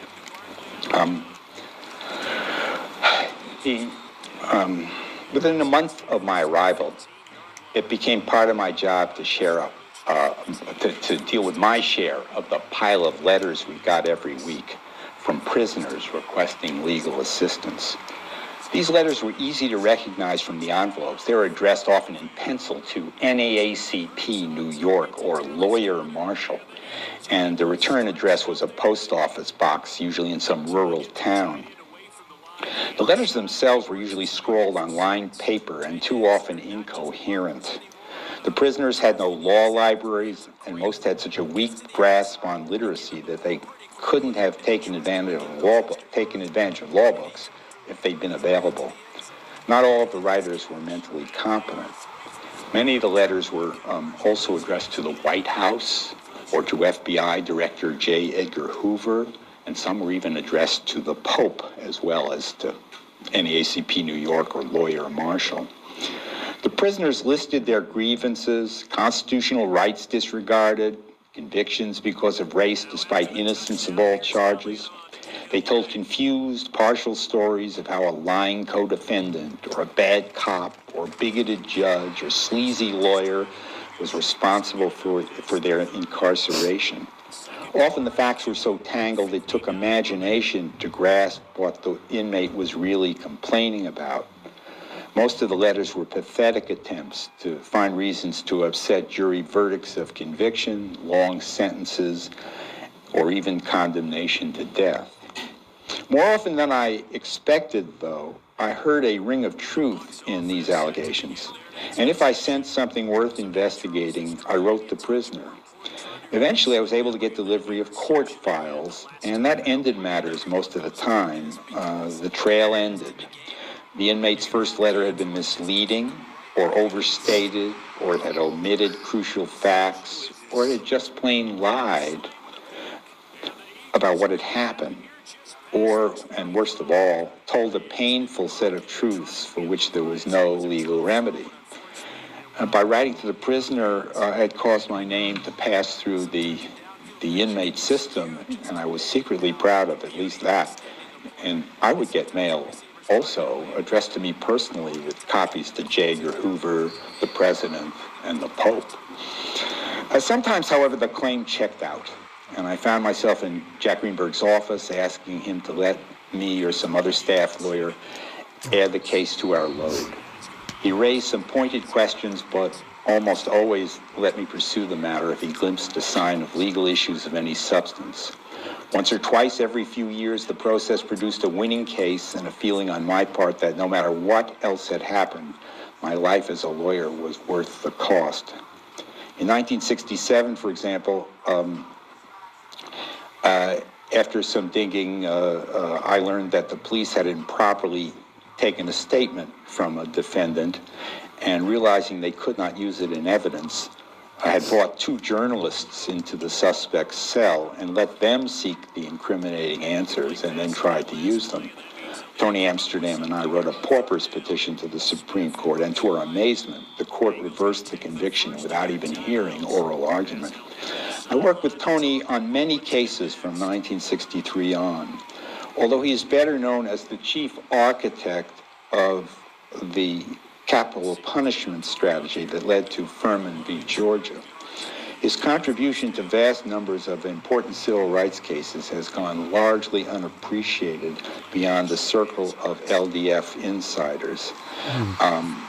I mark the hours spent in his company as the highest points in over 40 years of legal practice. He combined overwhelming brain power across the disciplines and true compassion for the underdog with vast energy packed in his rail-thin body. Amsterdam could have accepted the easy life of a celebrated scholar. Instead, he dedicated himself to using his knowledge in action to protect values he cherished and clients he thought oppressed. His work habits were fascinating. When I first met him, we were only in our 20s, but he conveyed the accumulated wisdom of a much older man. His office in those days was located in the University of Pennsylvania Law School's library. He'd gone there to teach in 1962 after clerking for Justice Frankfurter and serving briefly as an assistant United States attorney. And it was easy to playfully imagine legal principles being pumped into his office from some furnace room in the basement. I thought I worked hard, but it was immediately clear that compared to him, I was a part-timer. He sat behind a mountain of law books of every description, and every recent decision, thousands a year, reached by every federal circuit court. He regularly slept but a few hours a night, and he left the impression of having skimmed at least all of those decisions, and also of rarely leaving the premises.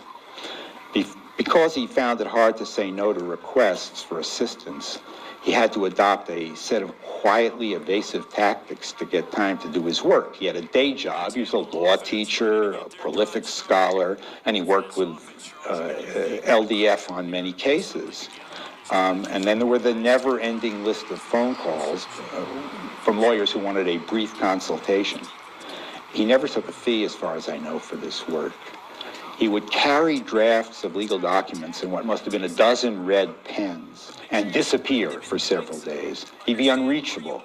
And then all of a sudden, he'd materialize magically early one morning, and he'd smack down on my desk a revised version of a brief or pleading. I tried to remember at the end of this case, if I tried to think that I shared the lawyering here, but there was amazing stuff in those drafts. And now, just to sum him up, in 1973, when I was completing a book in which I described him in glowing terms, the book about the death penalty called Cruel and Unusual, my famously skeptical editor, Joe Fox of Random House, Fox had been Truman Capote's editor on In Cold Blood and Anthony Lewis's editor for Gideon's Trumpet. Fox was paging through my manuscript, and he looked up at me, he deadpanned. Does this guy have any faults you know of? He was telling me he didn't like anybody looking this good. Everybody has feet of clay, was what this cynical New York editor was conveying by saying, does this guy have any faults you know of? I was really stuck.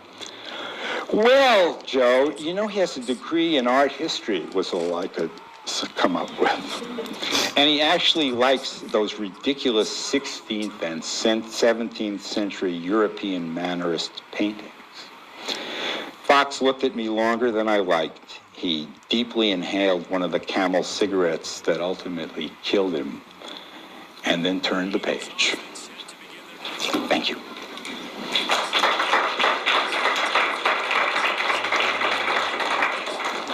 Well, I hope something of these magnificent lawyers came through. Are there any questions or comments? Yes. I have a question about your comment earlier in the beginning about the role of private law firms. I'm sorry? The role of private law firms in yes. Historical terms and also going forward. and that's obviously something that valuable folks here, most of whom are going to want to work in private law firms for one reason or the other.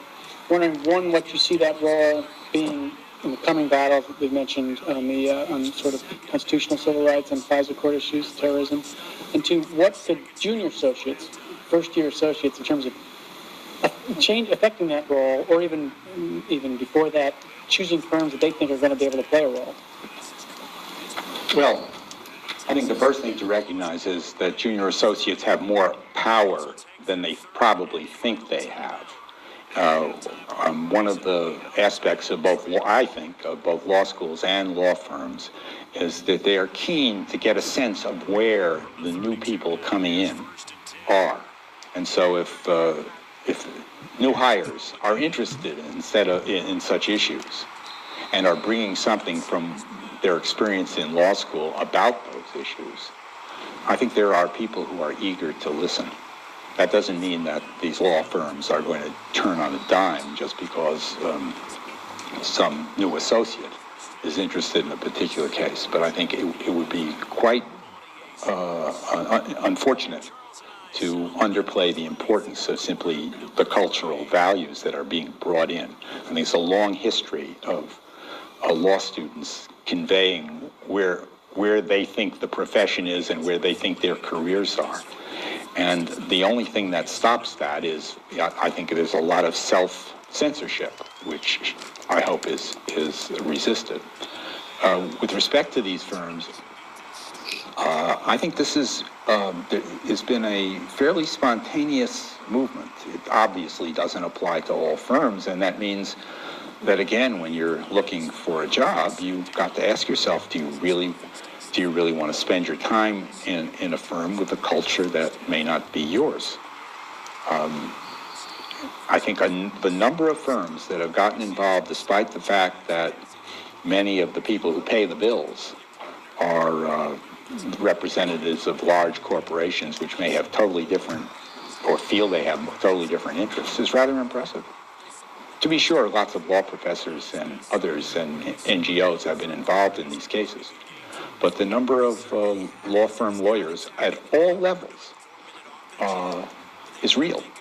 And as for junior associates, well, the Waxmans of WilmerHale may be the people whose name is first on the brief, but you can be sure that the newcomers, especially when they've expressed an interest, are going to be playing a role. And I think those roles are transformative. I'm quite surprised at the number of firms that have gotten involved myself.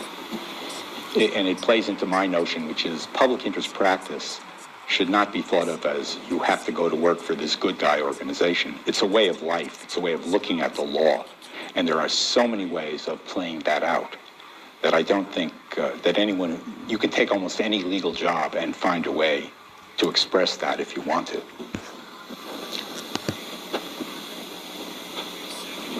Yeah. To revisit the point you made about how policy used to be that you couldn't be a card-carrying member of one of these civil rights organizations that still work for the government. Mm-hmm. What about the situation today, in your opinion? Is working for the government a good way to try and do civil rights law where you might end up having to attack the government's position or defend it? Well, I think it's very context-specific. To be sure, there are incredible skills that one would acquire. And on the other hand, there are lines particular individuals will not want to cross. But I wouldn't categorically reject any kind of work, well, very little, both because often a governmental agency, for example, which has been doing things that you don't think are legally required or disapprove of politically, may be influenced by your point of view. I suppose the classic instances, as often third-year students, various law schools are in my office saying, should I become a prosecutor? More in the past than now, and I never said no, because prosecutors have an enormous capacity to do good things. I think the same thing is obviously true of being a government lawyer.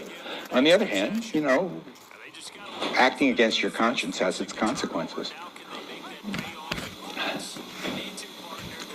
Yes.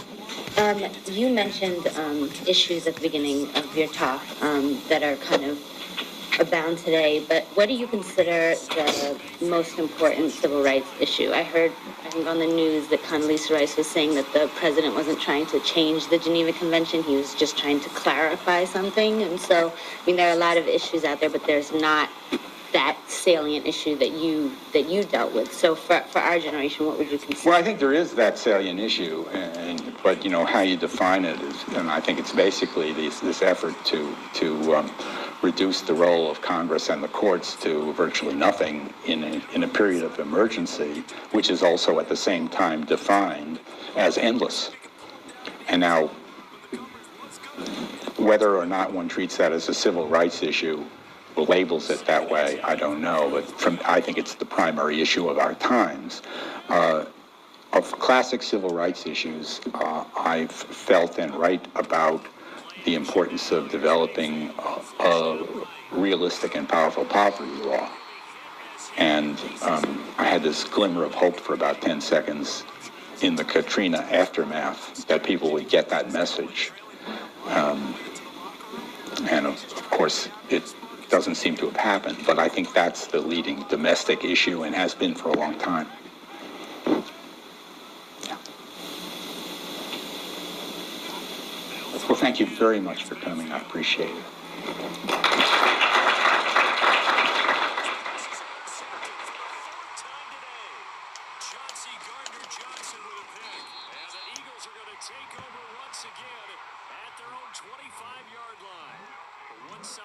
So what we're going to be talking about today is the American legal system. Now that's obviously quite a broad subject. You'll be studying that for pretty much the next 3 years in a variety of different classes. You're going to take 86 credits at a minimum on the American legal system, really. So what am I going to tell you in 45 minutes? We're going to focus here today on some general substantive knowledge about the types of law that we have here in the United States and their sources, the types of law and their sources. I'm going to use the blackboard here for just a little bit. So let's say our big picture question here is American legal system. Now, the fact that I'm using a blackboard is not a signal to you that you need to write anything down. It's a signal that I am a visual learner. Some of you might be visual learners as well, so I'm going to write a few things down, but you can allow it to wash over you. You still have a few more days of summer left before you're really in classroom mode. So let's talk about the American legal system. You're probably aware that we have a federal system. A federal system is a system wherein there is one overarching government, and in our case, the United States government, and state governments. There's power divided between a central government and smaller governmental units. So we have, in our federal system, the United States government, and then the governments of the 50 states. In learning the law in law school, you'll be dealing with both of those types of law, both the federal system and the state system. So, just to give you an illustration of how this works, it means that anywhere that you are within the United States, you are subject to more than one system of laws. So you're in Charlottesville, Virginia. And, you know, notice I said a town and a state, right? So when I say there are two systems of government, federal and state, some of you who are from larger cities like New York or LA might think, well, what are we, chopped liver? How come I'm not, you know, how come the city is not in your description of the system that we have? Cities are units of the state government. So the cities get their power from the state government. So although you have very, very substantial city governments like the government of New York City, it gets its power through delegation from the states. So we're talking here about the national government and then the state government. So you're in Charlottesville, Virginia. In Charlottesville, Virginia, you are in the 16th Judicial District of the state of Virginia. You're in the 16th Circuit of the state of Virginia, and the state laws and the local laws that you're subject to ultimately are subject to review by the Supreme Court of Virginia. You are also in the Western District of Virginia within the federal system. The Western District of Virginia feeds into the Fourth Circuit Court of Appeals, which is one of the courts of appeals within the federal system, and then to the U.S. Supreme Court.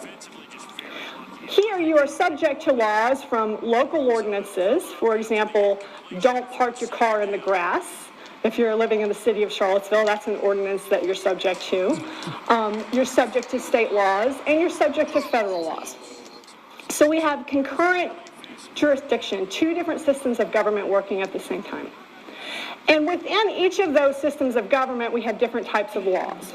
So when you think of the law and you think of law school, probably the thing you think of the most is the United States Constitution. That's probably the first thing that comes to mind. And that's a good place to start. The United States Constitution, whose birthday, by the way, is the 17th of September, so happy almost birthday to the Constitution. The Constitution sets out the system of the federal government and has a lot to say about, basically dictates the relationship between the federal government and the state governments. So the United States Constitution is the source of a lot of the rest of what I'm going to be putting up here today. Underneath the United States Constitution, we have federal statutes, statutes that are passed by Congress under power that is given to Congress in the Constitution. The Constitution tells Congress what its powers are. We also have, and I'm going to stick this under here in a little funny way, we have regulations. We have various forms of regulation. In particular, in the federal system, we might think about federal agencies, executive agencies like the EPA or the Food and Drug Administration. Those agencies are part of the executive branch, but they get their power through delegation from Congress. Congress says to the agencies, you're empowered to do X or Y. And the agencies work under a particular statute or other enactment that gives them their power, that defines their power, and they go along and elaborate on whatever that subject matter is, say the Clean Water Act. Right, the EPA then passes regulations that flesh out what the Clean Water Act means.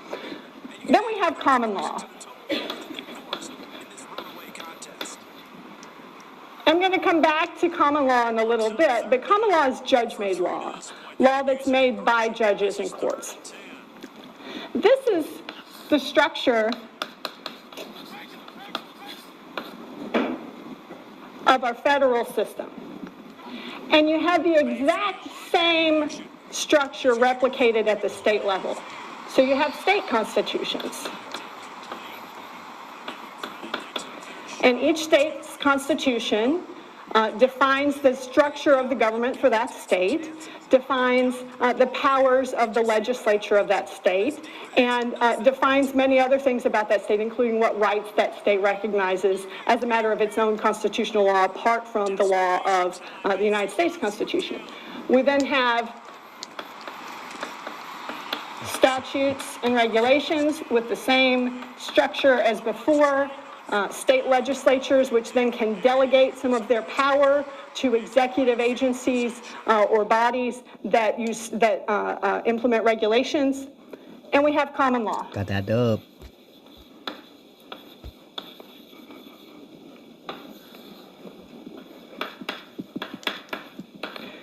Now, there are lots of different things we could say about this, and again, you'll be talking about this for the next 3 years of your life.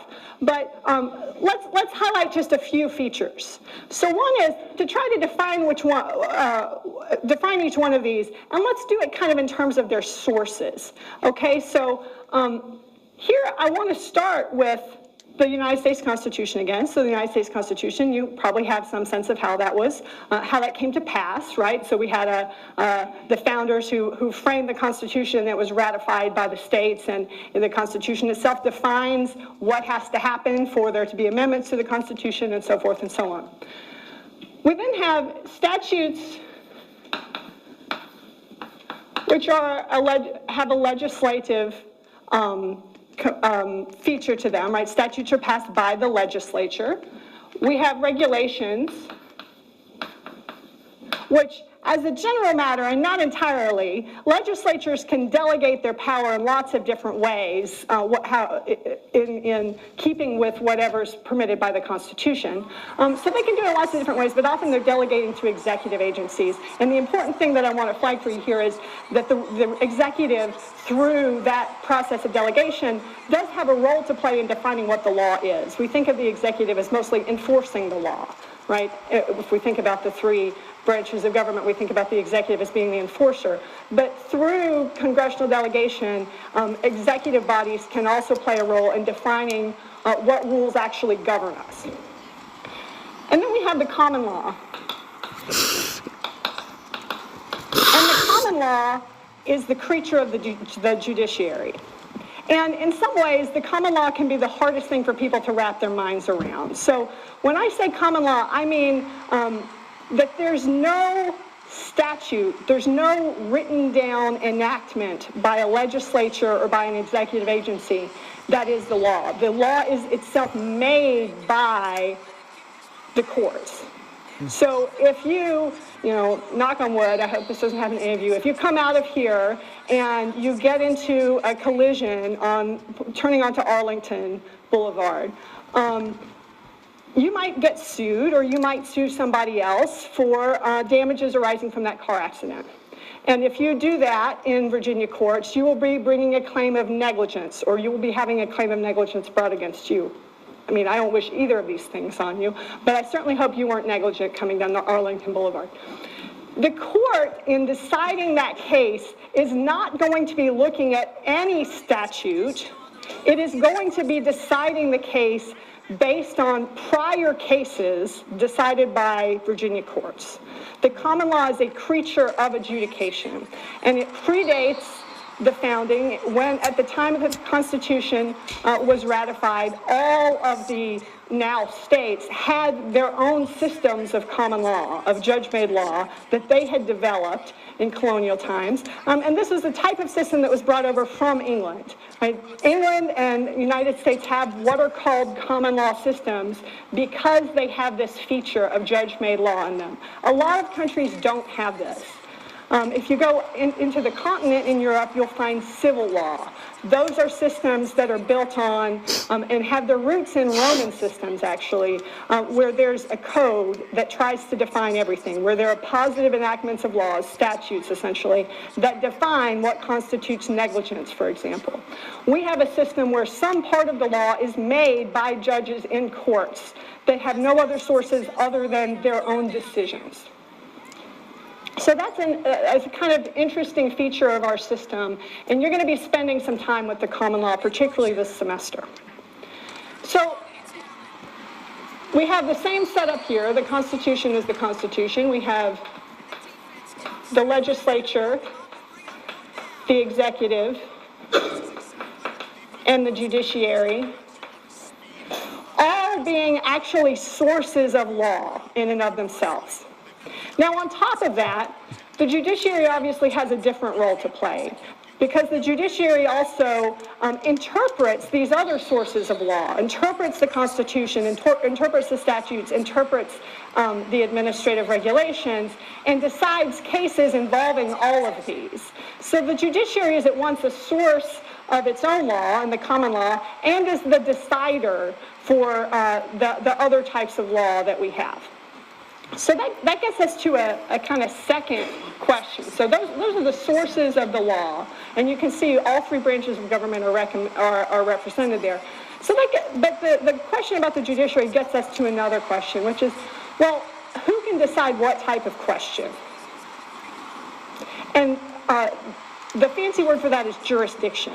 Who has jurisdiction over certain types of questions? Now, I have a colleague, former dean of the law school. When I told him that I was going to be giving a talk like this, he said, the only thing that you really need to tell them is state courts decide state and federal cases, and federal courts decide state and federal cases. Yeah. So, I could, I guess, just come and say that and drop the mic and leave, and just leave you guys to ponder on that for the next 44 and a half minutes. I'll try to give it more flesh than that, but it is actually something that's a quite complicated part of our system. If you look at this system, there are only two really easy answers here that would not provide any kinds of headaches for you guys, and that is, you could say federal courts decide federal questions and state courts decide state questions, right? Complete separation. Or you could say everybody decides everything. Have at it. We don't go with either one of those easy answers.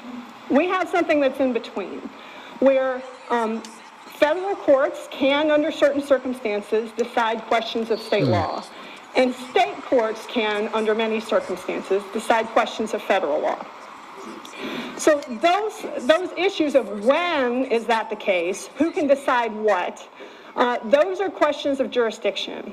And in certain classes, particularly federal courts, conflict of laws, a variety of different cases or classes that you'll get to in your second and third year, you'll be focused on that question of who can decide what. So I just flag it for you now. State courts decide state and federal cases. Federal courts decide state and federal cases. And when they can decide it is a complicated thing, which you'll learn more about. So another thing that this system brings up is what's the pecking order among these different types of law? Which one trumps another one? So otherwise, you could say, if you think of it as a game of cards, and people are laying down different types of cards, you don't know which one trumps the others. You don't know which one is the supreme law. So we have to have something that settles that, because you can, given particularly that these sources of law are coming from different types of bodies, you can have conflicts between them. So when there's a conflict, what type of law wins out? Now, did anyone bring their pocket constitution today? If you did, you don't want to admit it, right? I brought one, it's okay. All right, the Constitution of the United States. Article 6, Section 2. This Constitution and the laws of the United States, which shall be made in pursuance thereof, and all treaties made or which shall be made under the authority of the United States shall be the supreme law of the land, and the judges in every state shall be bound thereby, and anything in the Constitution, the judges in every state shall be bound thereby, anything in the Constitution or laws of any state to the contrary notwithstanding. So the framers thought about this question, and they said the federal law, the law of this Constitution and laws made pursuant to it in the federal system, is going to be the supreme law of the land. It will carry the day, anything in the state laws notwithstanding. So that means that this is the most important source. This is the definitive source of law in our system. Anything below this that conflicts with the United States Constitution will be invalidated. And you recognize that courts have the ability to do that. When they do and what court can do that, right, those are questions we're putting to the side. But courts are going to enforce the Constitution as against all these other sources of law. Just a side note, wasn't totally obvious that courts would be the ones to perform that function. We take it for granted that courts engage in what we call judicial review, to review the constitutionality of enactments on both the federal and state level. You'll see in constitutional law, that's not actually spelled out in the Constitution. One of the most important early things that the Supreme Court did was to confirm that was their role, that they're the ones who engage in this process that we call judicial review. But we know now that the Constitution is at the top, but what does that mean for everything else? I'm actually going to start at the bottom and work the way back up to the Constitution. So common law, as we said, is judge-made law. And let's imagine that we're in a state. We're in a state. We're in Virginia. We're talking about the law that governs a collision on Arlington Boulevard. Let's say it's a matter of state common law. It's just judge-made law. If the General Assembly of Virginia comes along and passes a statute that relates to that, then that statute is going to displace the common law. It will override the common law. And if there's a regulation that's passed through legislative delegation, that too will displace the common law. So we've got common law which can be overwritten by statutes and regulations. And obviously within the state system, all types of law have to conform to the state constitution. If they don't, they'll be struck down under the state's constitutional system of judicial review. So you've got that. Now you come up here to federal common law. Federal common law and how much of it there is this kind of interesting question. And there's a history there, which you're going to learn in Civ Pro. And for my tort students, you're going to get tired of me saying, have you gotten to Erie yet? Have you done Erie yet in civil procedure? And you say, no, no, no. And then one day you'll say yes. But I'll be able to tell because you'll have this kind of gobsmacked look on your face after you've come from civil procedure. And so how much federal common law there is has been a question that was dealt with by the Supreme Court in the early 20th century. But there is certainly still some federal common law. Admiralty is one example. So if instead of the collision happening on Arlington Boulevard, it happens on seas that are within the jurisdiction of the United States, bodies of water within the jurisdiction of the United States, that could be a federal common law admiralty case, which don't get me started on boat torts. I love boat torts. I never want to get on a boat, but because boat torts are accidents that happen on boats.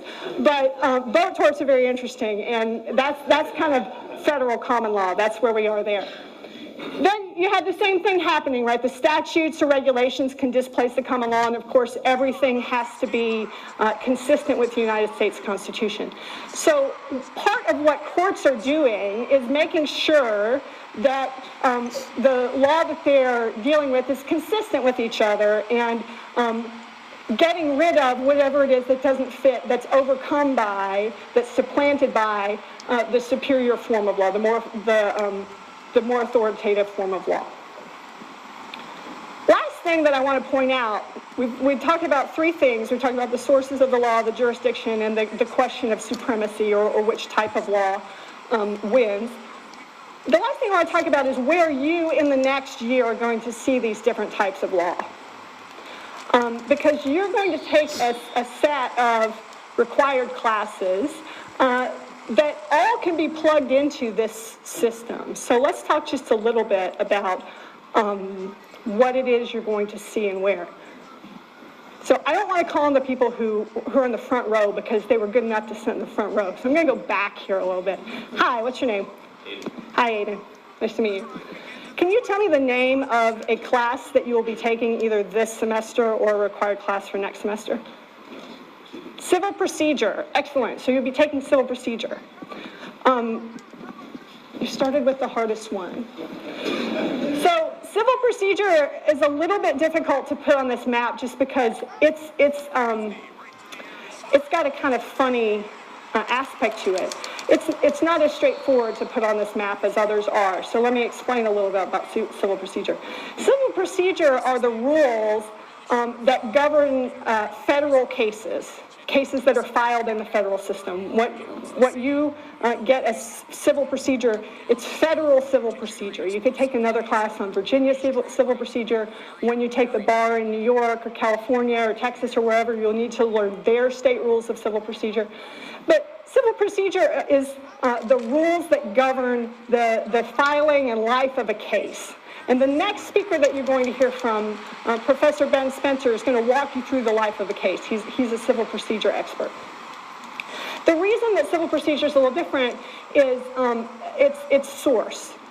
So civil procedure, in terms of where it belongs on this, belongs up here in this area. So I'm going to write it over here.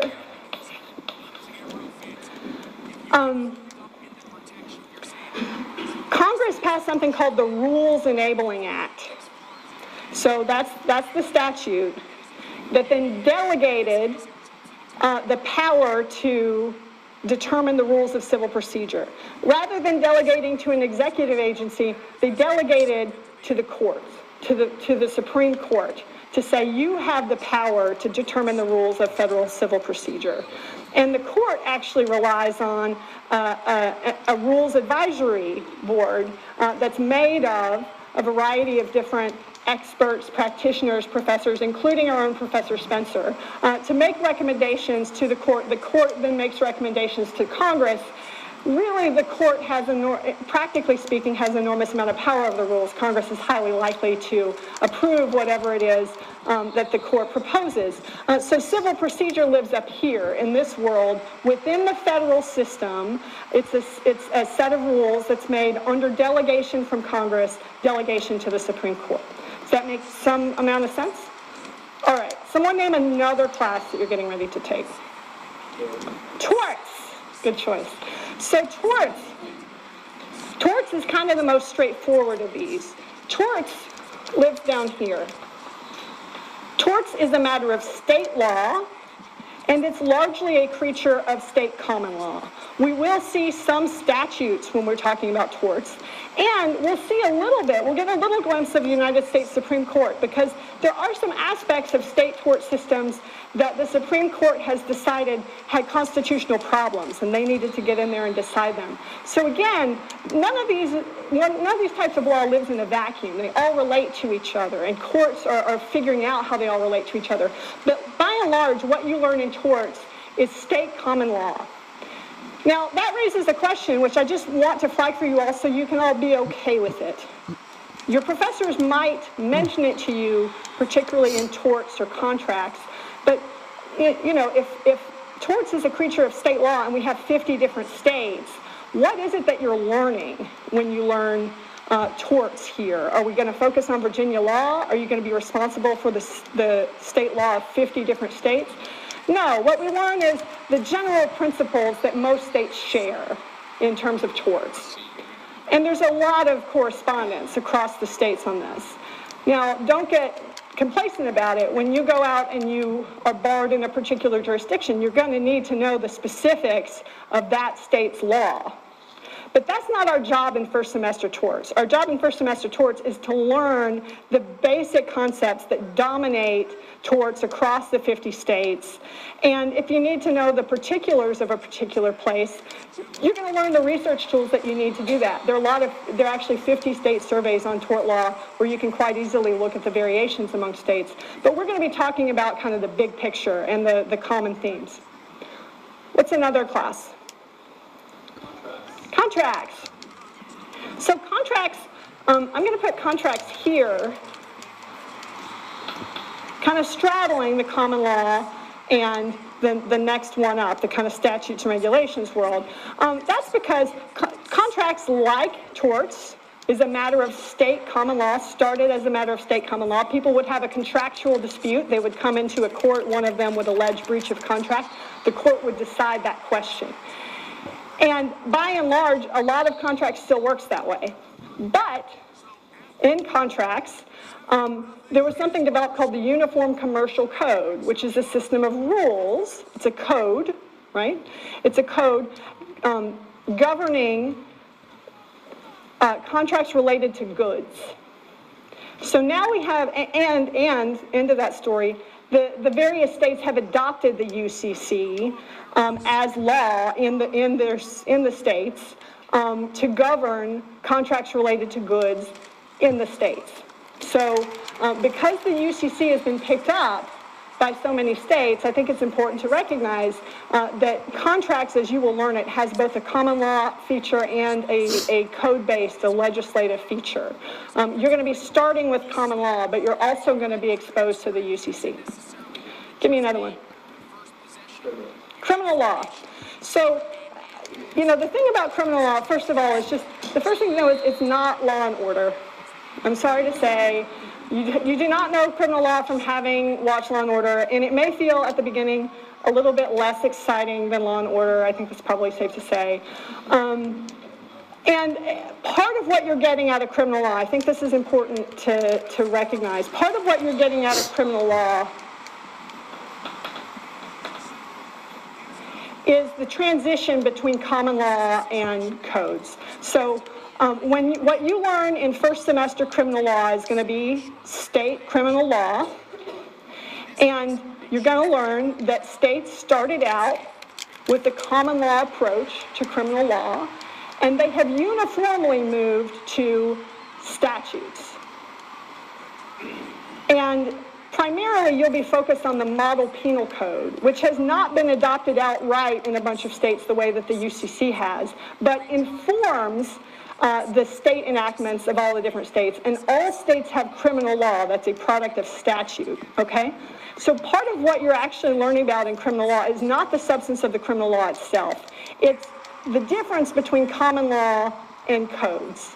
And you're thinking about, as a matter in the criminal system of giving people notice of what's criminal and what isn't, maybe codes are the better way to go when that's what's at stake, because writing down the law gives people notice of what law they have to conform to.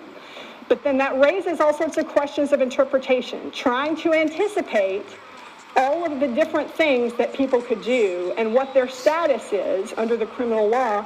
That's something that writing down a code makes you have to do. And you have to be good at drafting, and you have to think about how the words are going to be interpreted. So part of what you're doing in criminal law is thinking about the difference between common law and a code-based system.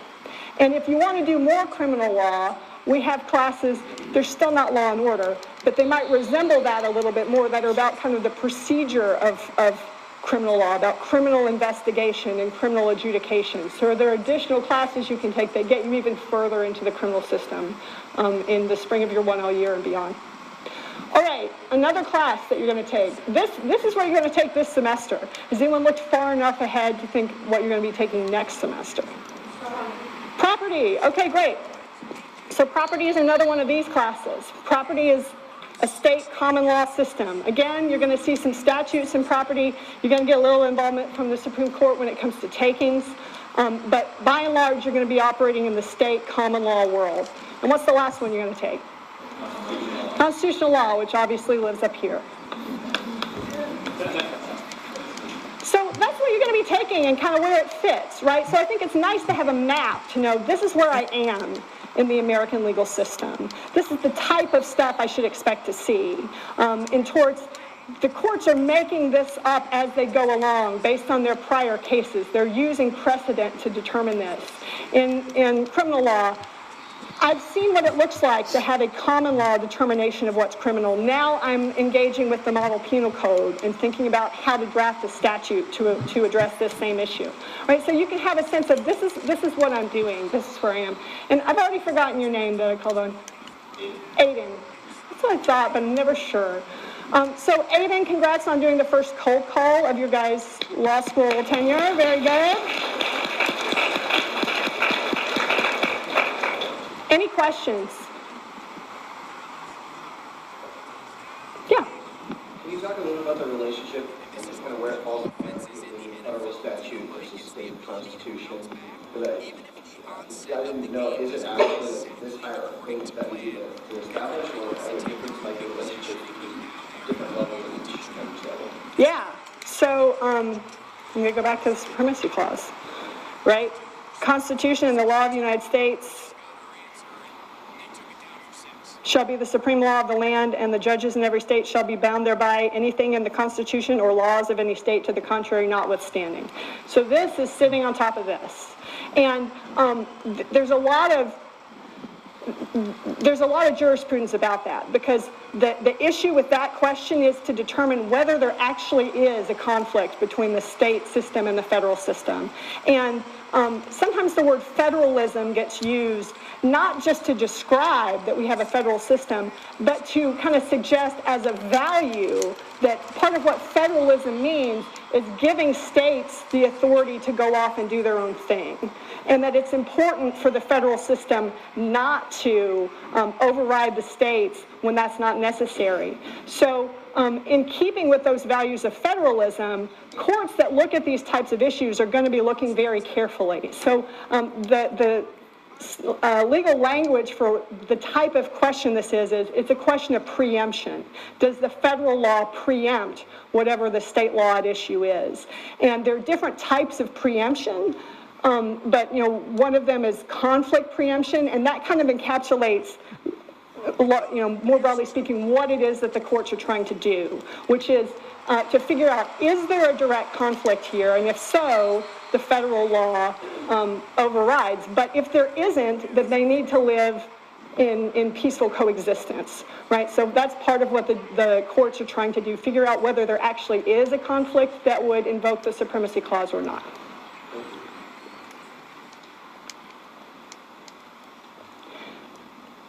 So let me give you a little talk on a different subject. Got a couple minutes here. So we've already had our first cold call, well done. And I think some of you could be approaching the next few days and the next year with some amount of anxiety. And some of you aren't. And all of that is okay. So you're going to get a lot of advice in the next few days. And I think one thing about that advice, if there's one piece of advice I could give, it would be know yourself and think about which parts of this advice really speak to you and which ones you can leave behind. Because some of you guys are going to get pep talks of, you can do it, and what you actually need is something more like, don't blow this off.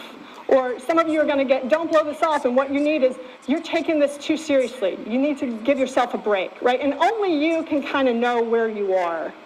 I think probably most of you are in this space where if I say, you can do it, that's the message you need to hear. So I'm going to spend a little bit of time on that message, just a little bit. So I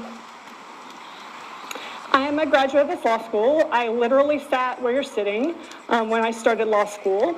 And I think there's something that I wish that I had known, which is this is what you're about to embark on. It is an engagement in learning a new language.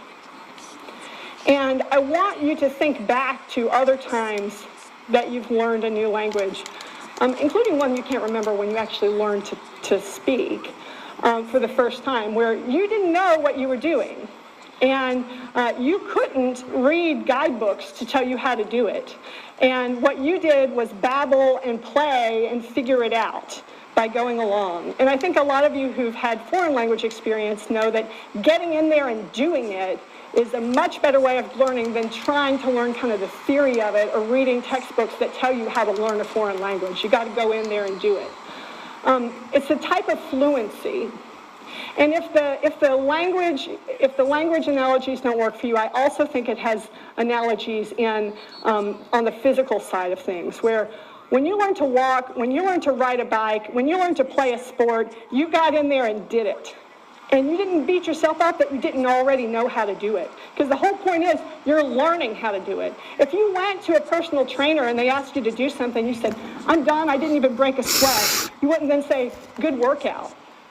You think, I need something more challenging, right? I need to sweat at this. The whole point of being here is to sweat, is to break new ground, is to work hard in the development of new skills.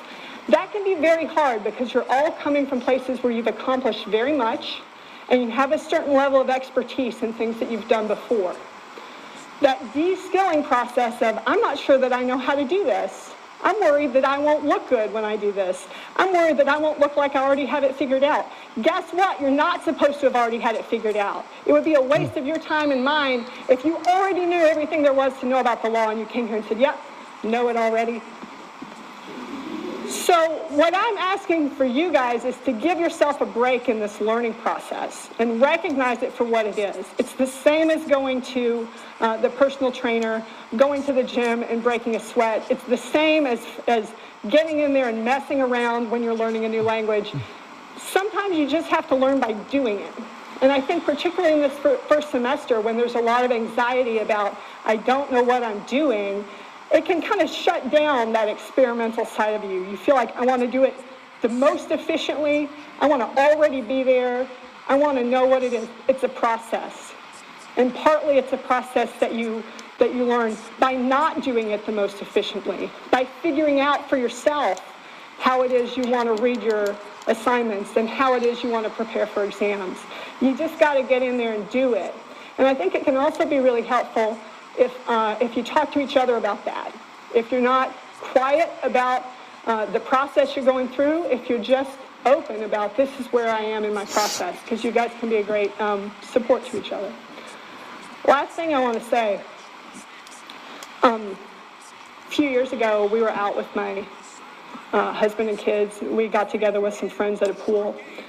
And they have little kids, we have little kids. And they said, look, our son learned to swim this summer. And he was in the pool, and he was kind of suspended in mid-water, you know, sort of paddling. But he was just like in the water, right? Like in the water. And I thought, well, you know, he's not sinking, but he's not really swimming either, because if he keeps doing this, he's going to drown, right? He couldn't get his head up enough to breathe. And I thought, you know, there's a metaphor in there. If you can feel like you're going through the motions and you can feel like I'm not sinking, but if you're not giving yourself enough space to be able to breathe, you're still going to wind up at the bottom of the pool. So you got to take care of yourself during this. You got to take breaths. You got to be able to come up for air. If you think I've figured it out, but your system does not allow you to breathe, then you've still got some more figuring out to do, because it's got to be sustainable. You're going into a career that can put a lot of demands on you, and it's up to you to figure out how to do that in a way that still gives you air, that still gives you what you need in life. Because I think all of you can come out of here, you know, doing the strokes and breathing at the same time. And if you need help with that, talk to each other and talk to us about that. Very best of luck. Glad that you're here. And I'll see you again soon.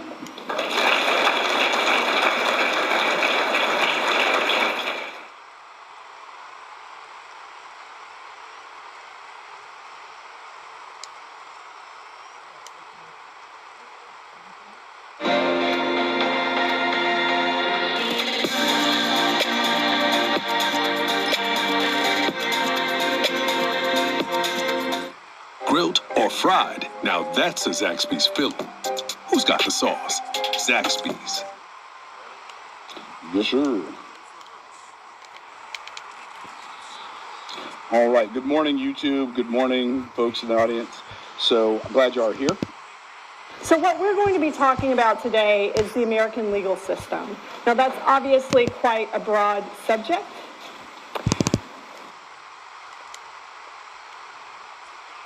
When I was starting to get ready for this session, I realized it's really useful for me. I'm going to just talk to you a little bit preliminarily. It's almost difficult for me to figure out how to read a case anymore, because I'm so used to teaching cases, and I think I'm so used to reading cases in the way in which I want you to learn to read cases that it's almost like second nature to me. So it's kind of difficult to unpack it clearly, and yet it was an incredibly useful exercise for me to do. So I will try, I promise, I will try not to flip over into teaching you this case as opposed to reading this case with you, but I probably won't be able to resist a little bit. So I don't know if you all had a chance to read the case that we're going to read together. It is a very interesting criminal law case. It is in the criminal law case book that I co-author with Richard Bonney, John Jeffries, and Peter Lowe. Not all of you will be using that book, but some of you will. So for those of you who are using the book, I'm assuming you haven't got to the case yet, so it'll be helpful to read it today. And then for those of you who are not using that book, it's still a great case to tackle for these purposes. It's a really interesting case, and it requires close reading. And that close reading really pays off. That's one of the reasons why I wanted to use the case. It's a difficult case, but close reading will really get you where you want to go. And then, like all interesting and difficult cases, its meaning is still a little bit elusive. And so that's the other thing that you're going to learn here, is that even though you'll be able with close reading to take away the doctrinal content of the case, you're still going to be left to wonder a little bit, you know, do I really have it right, and how could it possibly be deployed in future cases? So just to step back for a minute, one question that I suggest you ask yourselves, certainly as law students, but you're going to ask yourself this question later when you're practicing lawyers. Just a basic question, why am I reading this case? And I don't mean that in some sort of existential way, like why am I here and why am I forced to be reading these cases and shouldn't I go back and, do the things that I really enjoy? No. You just want to ask yourself, why am I reading this case in the sort of workmanlike question, what's the point of the exercise? What is this case designed to teach me? What am I supposed to be taking away from this case in terms of its legal content, in terms of the doctrine that it spells out? So just what's the purpose of the exercise? What is the case designed to teach? When you're in law school, that's a question. Again, I recommend that you ask yourself that question explicitly. Why am I reading this case? What place does it occupy in the course curriculum? Why did the professor or the casebook think it was a good idea for me to be reading this case? What's the case a vehicle for teaching me? And when you're in law school, it's going to be pretty easy for you to answer that question, at least if you do a little bit of work. Sometimes you'll still wonder why this case. Couldn't they have come up with something different? And you may decide it's not really the best case for its purpose. But you just want to take a look at your syllabus. You want to take a look at your casebook. You want to look at the casebook notes. And when you do that, you'll very quickly, hopefully pretty quickly, be able to figure out, oh, this case is here to teach me this legal principle, or is here to teach me this doctrinal rule, right? And so when you encounter the case that I've given you, which is People versus Bowen, you'll be reading it in the backdrop of a criminal law course. You have been told there are two basic elements of crimes. We have actus reus, conduct. We have mens rea. We have mental state. Okay? So you've already learned that you have these two basic doctrinal ingredients that have to be satisfied. And this time you are looking at those ingredients. What is actus reus? What is mens rea? In the context of attempt crimes or inchoate crimes. Because we don't just punish people for completing crimes. We're so criminalization happy that we also punish the people who try to commit crimes or attempt to commit crimes. So again, it's just the, why am I reading this case? Once you read the little set of notes, and you look at the chapter heading in the syllabus, you'll discover, oh, this case is a principal vehicle for teaching me what is the actus reus for attempt. How do the courts define the actus reus of attempt? When you're a lawyer in practice, if you're lucky enough to litigate an attempt case in criminal law, you'll read cases for the same reason. If you're litigating an attempt case, you're going to have to know, how does the law define the actus reus of attempt? And so you're going to have to go out and find a bunch of cases that teach you, here is how my state, here is how the courts in my jurisdiction define the actus reus of attempt. And you'll pretty quickly realize, oh, this case isn't about that, and you'll toss it to the side, right? And you'll try to isolate the cases that actually are teaching you that precise thing that you're trying to learn. So again, what we're doing in law school is teaching you the way you are going to do research later when you get to your law firms, your government jobs, your clerkships, wherever it is that you're working, the public defender's office or the prosecutor's office or private defense in criminal law land. So why are you reading the case? What's the point of the exercise? What is it that you're trying to take away from the case? And so just always be asking yourself that question, and always ask yourself that question in law school.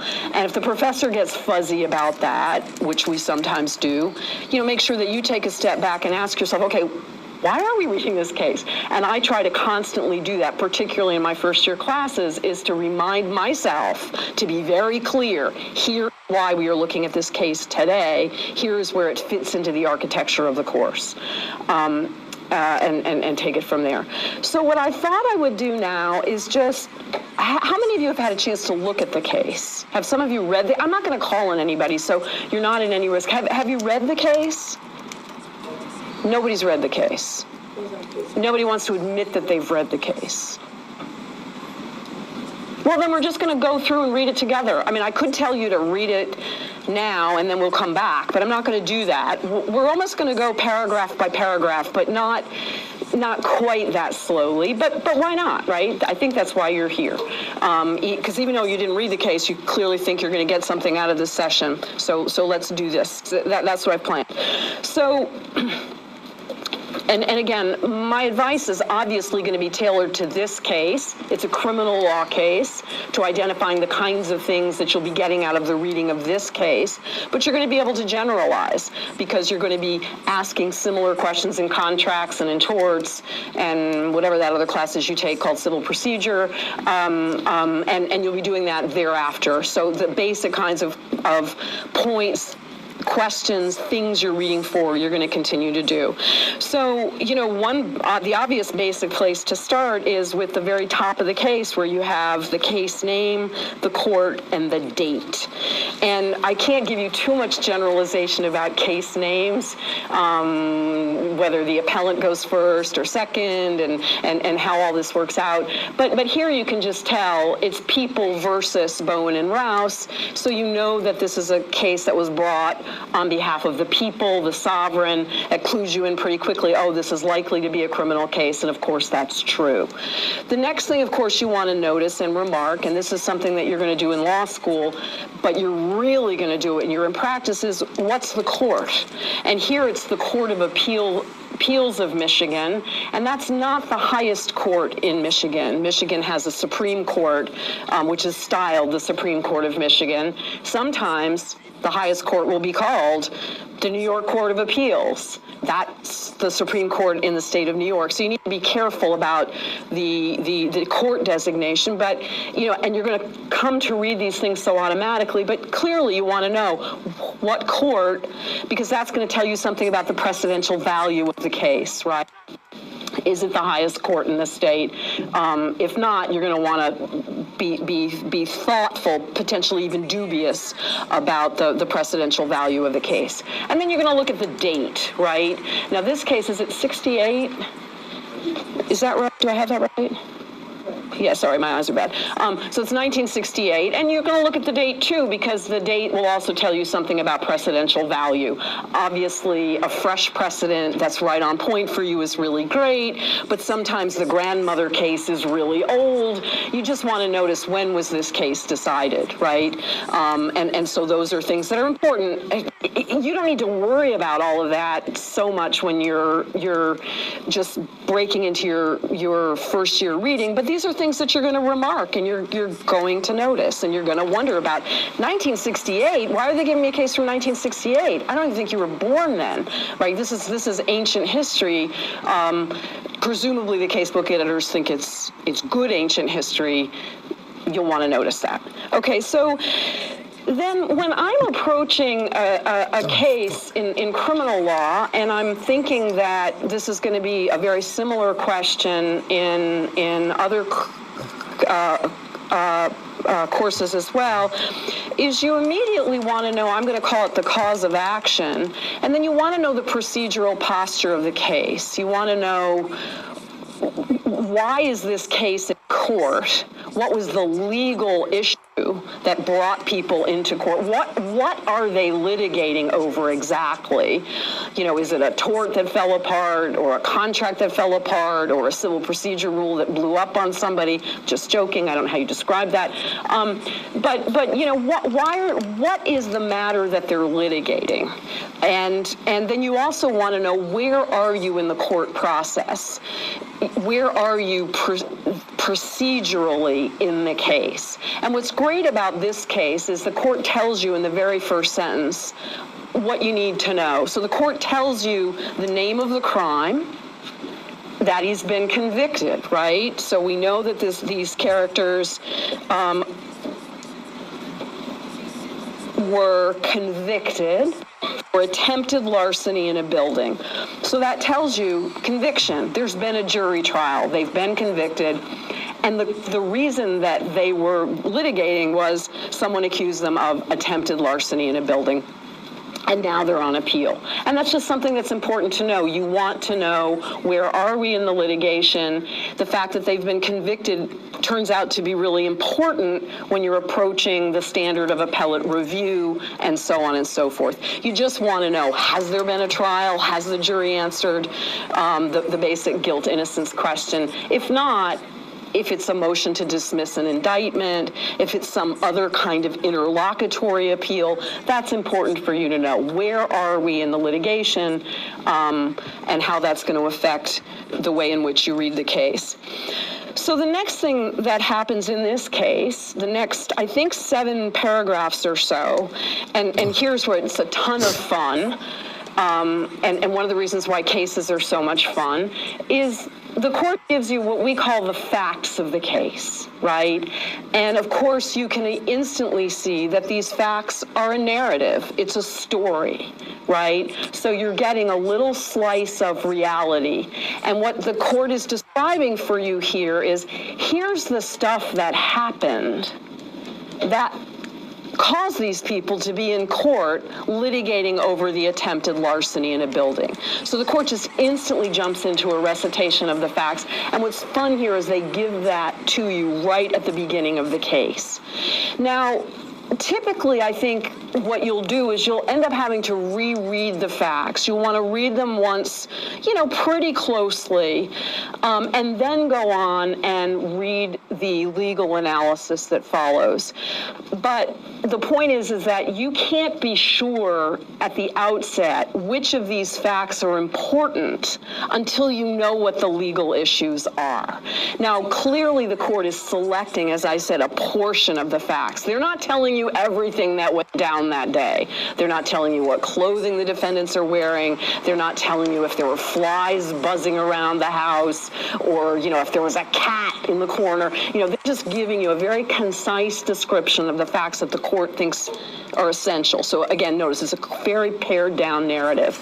But even with that, you just can't be sure which of these facts matter or which of these facts are the most crucial in terms of sorting out the result later. So, I always, and particularly if you're writing a brief or doing a close analysis of a case of the sort that we do when we're teaching you, you'll end up having to reread the facts. So you'll go through them once, give it a good job, then you'll go off and you'll read the legal analysis that follows, and probably have to go back and go, now I get why they were talking about those facts, right? And I know this sounds like a ton of work. Yep, it's some work. It's slow. But again, the thing that I find so engaging about law and litigation is that you just get these really crazy stories. It's just the things that people get up to. And obviously criminal law is often very sad as well as crazy. The other thing I think that's fun for you to remark is just sort of the rhetoric that the court is using here in creating the facts. Because of course you're going to want to start thinking about your own writing style. So one thing that I recommend that you do as young readers is to start to try to absorb some of the rhetoric that the court is using. And obviously the court is speaking in an institutional voice. It has the power and the authority to decide this is the way it is and this is what the result should be. When you're a lawyer, you'll be using different kinds of voices. You'll be more argumentative, perhaps. And different lawyers have different styles of writing, but you're going to want to be thinking about that, or at least open yourself up to absorbing it. Because it's, you guys are going to be law clerks, 4 years from now, you're going to be writing these things. And we're going to be writing about the things that you're writing for your judges. But notice what's fun. A neighbor, believing the defendants to have designs upon her property, they apparently gauged with her in conversation, and then the house is in a state of disarray. Bowen's helper, this is on page 261, generally helped himself to things that belonged to her, and so forth. So you just notice the court is sort of playing a little bit with the language. Like it doesn't, you could use, you could say, the house was a mess. Believing the defendants were there to steal her property, generally stole things from her, and so forth. The court is just sort of, there's a little bit of playfulness in the rhetoric, and a kind of a deft touch, a kind of dressing up of what was going on. which creates a little distance between the court and these facts, I think. So you'll want to remark what the rhetoric looks like. And do you get what the basic story is here? So you haven't read the case yet, and so I'm going to have to tell you. So what will happen when you get to class, I'm not sure what will happen when you get to class. I think that if I were teaching the case this year, I would ask the students to recite the facts, because the facts end up being pretty important. And so you're just going to want to know what happened. These two guys show up at this old woman's home pretty late at night. They have two female companions with them. The two men had, or at least one of them, had done some work for the old lady. From time to time, he'd gone and done some handiwork for her. So he'd been there before. He's not a complete stranger to the household. So a neighbor sees that he's arrived, sees the car there, and calls the police because she's worried that the guy is there to steal from the woman. And the police come and burst in, and I'm not sure they burst in, I made that up. The police come and go in, and they discover that the house is in a state of disarray, and that the woman is sitting on the couch, apparently engaged in conversation with the female companions. And then they discover the two men sort of hiding in the stairs going down to the basement. They call the two men up, bring them in, and they sit down on the couch. And then sometime subsequently, they discover jewelry. The old woman's jewelry is hidden under the TV and is hidden behind the couch cushions, right? And so forth. So they arrest the guys for larceny in a building and of the jewelry, okay? And then there's various testimony about the fact that the men had come there before and so forth. So I think that your professor will ask you, tell me the facts of the case.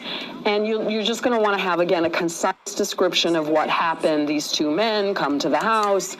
They are then discovered in this way.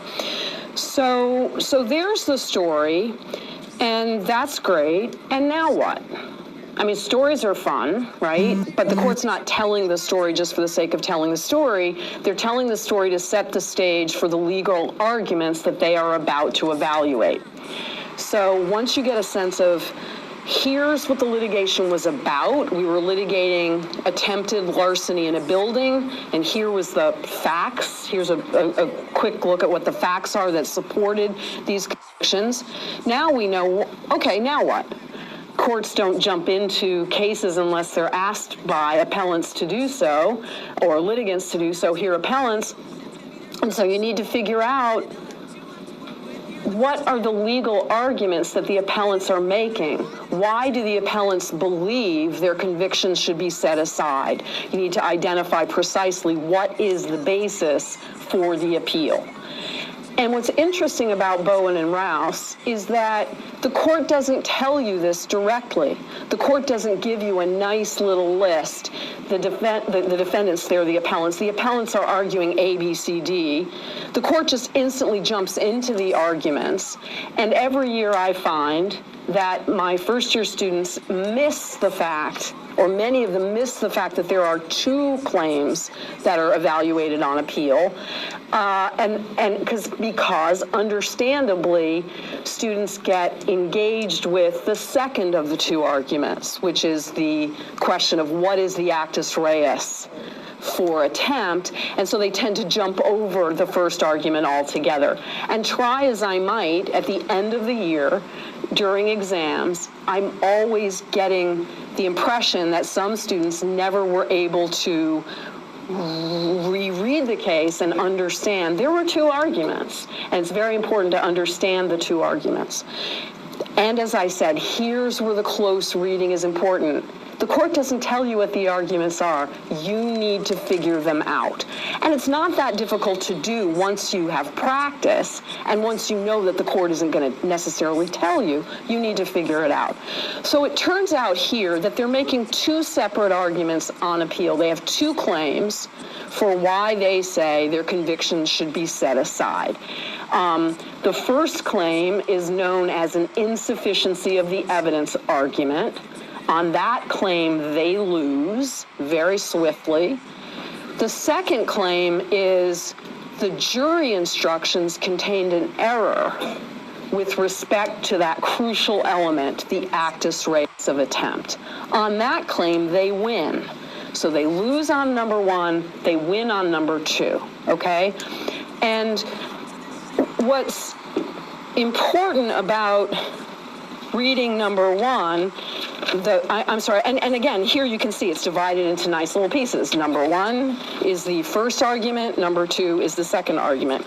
But notice how the court starts the beginning of the paragraph that is contained under Roman numeral 1. The court just says there was sufficient evidence to support the defendant's conviction of attempt to commit larceny. Okay, and so why is the court saying that? You look at that sentence, you go, oh, okay. Why are you saying that?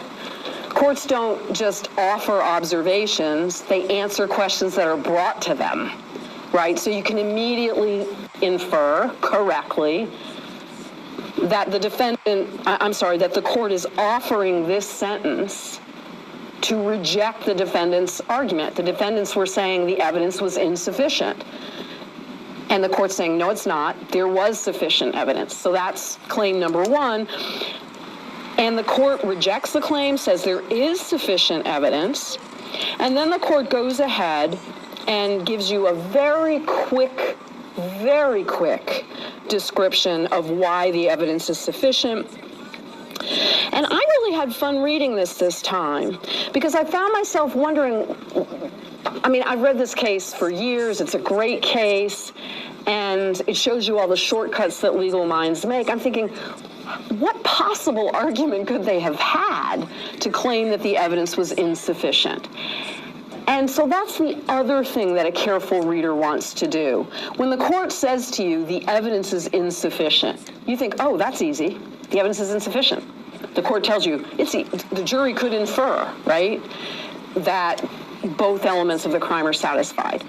And you just immediately accept it without questioning. And what I would urge you to do, certainly in law school, is to really push hard and to say, well, what would the defendant have been arguing? You want to open your mind to the possibility that there is a non-frivolous argument there. Because, in fact, appellate opinions don't get written unless there are non-frivolous arguments. So you really want to push yourself to think, well, what could the claim possibly have been? You know, the court slam dunk, you lose. And so you just, and this is a general point. Sometimes students will come and say, oh, shouldn't I be reading lots of other cases so that I can practice making arguments? And my answer when you're in your first year is absolutely not, unless you are a much quicker reader than I was. The most important thing to do is to read the cases you're given and to use those cases as the vehicle for practicing.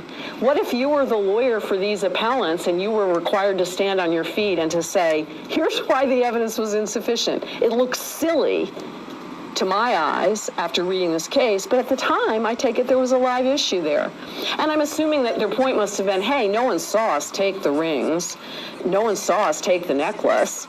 You know, true, the necklace and the rings happened to turn up in this apartment, but there was no direct evidence that we ransacked the place, right? And who's to know how those things got there, right?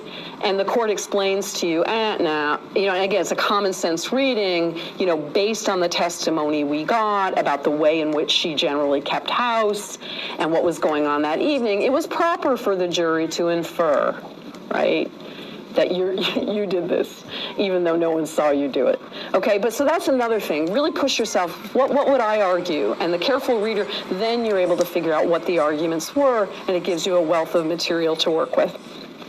So the first argument, so again, you have to figure out what are these defendants arguing, and you can only figure that out by reading the arguments that the court's rejecting. The court doesn't state to you the affirmative of what the defendants are claiming. It just quickly tells you, no, that's stupid. And you have to then figure out, oh, here's what they were arguing. The other thing that's quite important in this first paragraph, though, is the court tells you at the bottom of 261 to the top of 262 what the elements are of attempted larceny. And of course, You know, because you answered that question that I told you to ask yourself. The question I told you to ask yourself is, why am I reading this case? You know that you're reading this case to learn about at least one of the elements of attempt, whether it be larceny or anything else. So, and here the court is beginning that discussion. It tells you, and so that's something that's quite important. The court is telling you, here are the elements of the crime we call attempt. The elements are a felonious intent to commit larceny and an overt act going beyond mere preparation, right? So those are the two elements. You have to prove the felonious intent and the overt act that goes beyond preparation. And the court says, at least insofar as the insufficiency of the evidence claim goes, the conviction is solid. There was sufficient evidence from which a jury could infer both the felonious intent, that's intent to steal the rings and the jewelry, both the intent and a sufficient act. Okay, so they've lost on that ground. So then, now the plot thickens, and now you're right, now you're moving to the point where the court starts to discuss in detail the issue that you care about. The case is a vehicle to teach you what's the actus reus of attempt, and the argument that appears under Roman numeral 2, or I'm sorry, the discussion that appears under Roman numeral 2 goes to that, and it's here that things get really interesting. So again, notice, the court doesn't tell you the appellants are making a jury instruction argument. The appellants are arguing that the trial judge's instructions to the jury were erroneous. The court doesn't tell you that's what they're arguing, but you can infer it because the court says, we do find error in the jury charge, okay? And the error is that the judge failed properly to charge the jury on the necessity of finding the overt act. So with respect to this crucial element, the one that you're trying to figure out, what does it mean? How do the courts define it? What is the doctrine when it comes to actus reus of attempt? Here you are, okay? The court is now about to launch that discussion. So one thing that I want to stop here and say is, make no mistake about the significance of jury instructions in criminal cases. Last year or the year before, a couple of my colleagues and I were marveling over a student who said, why do I need to care about the jury instructions?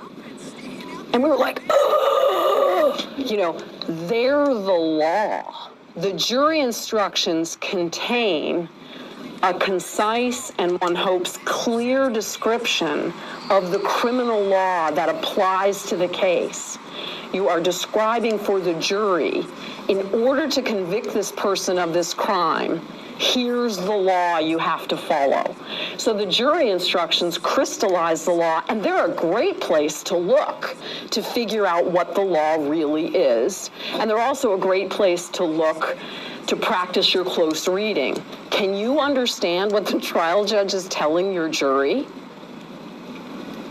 Frequently, you won't be able to. It's just blah, blah, blah.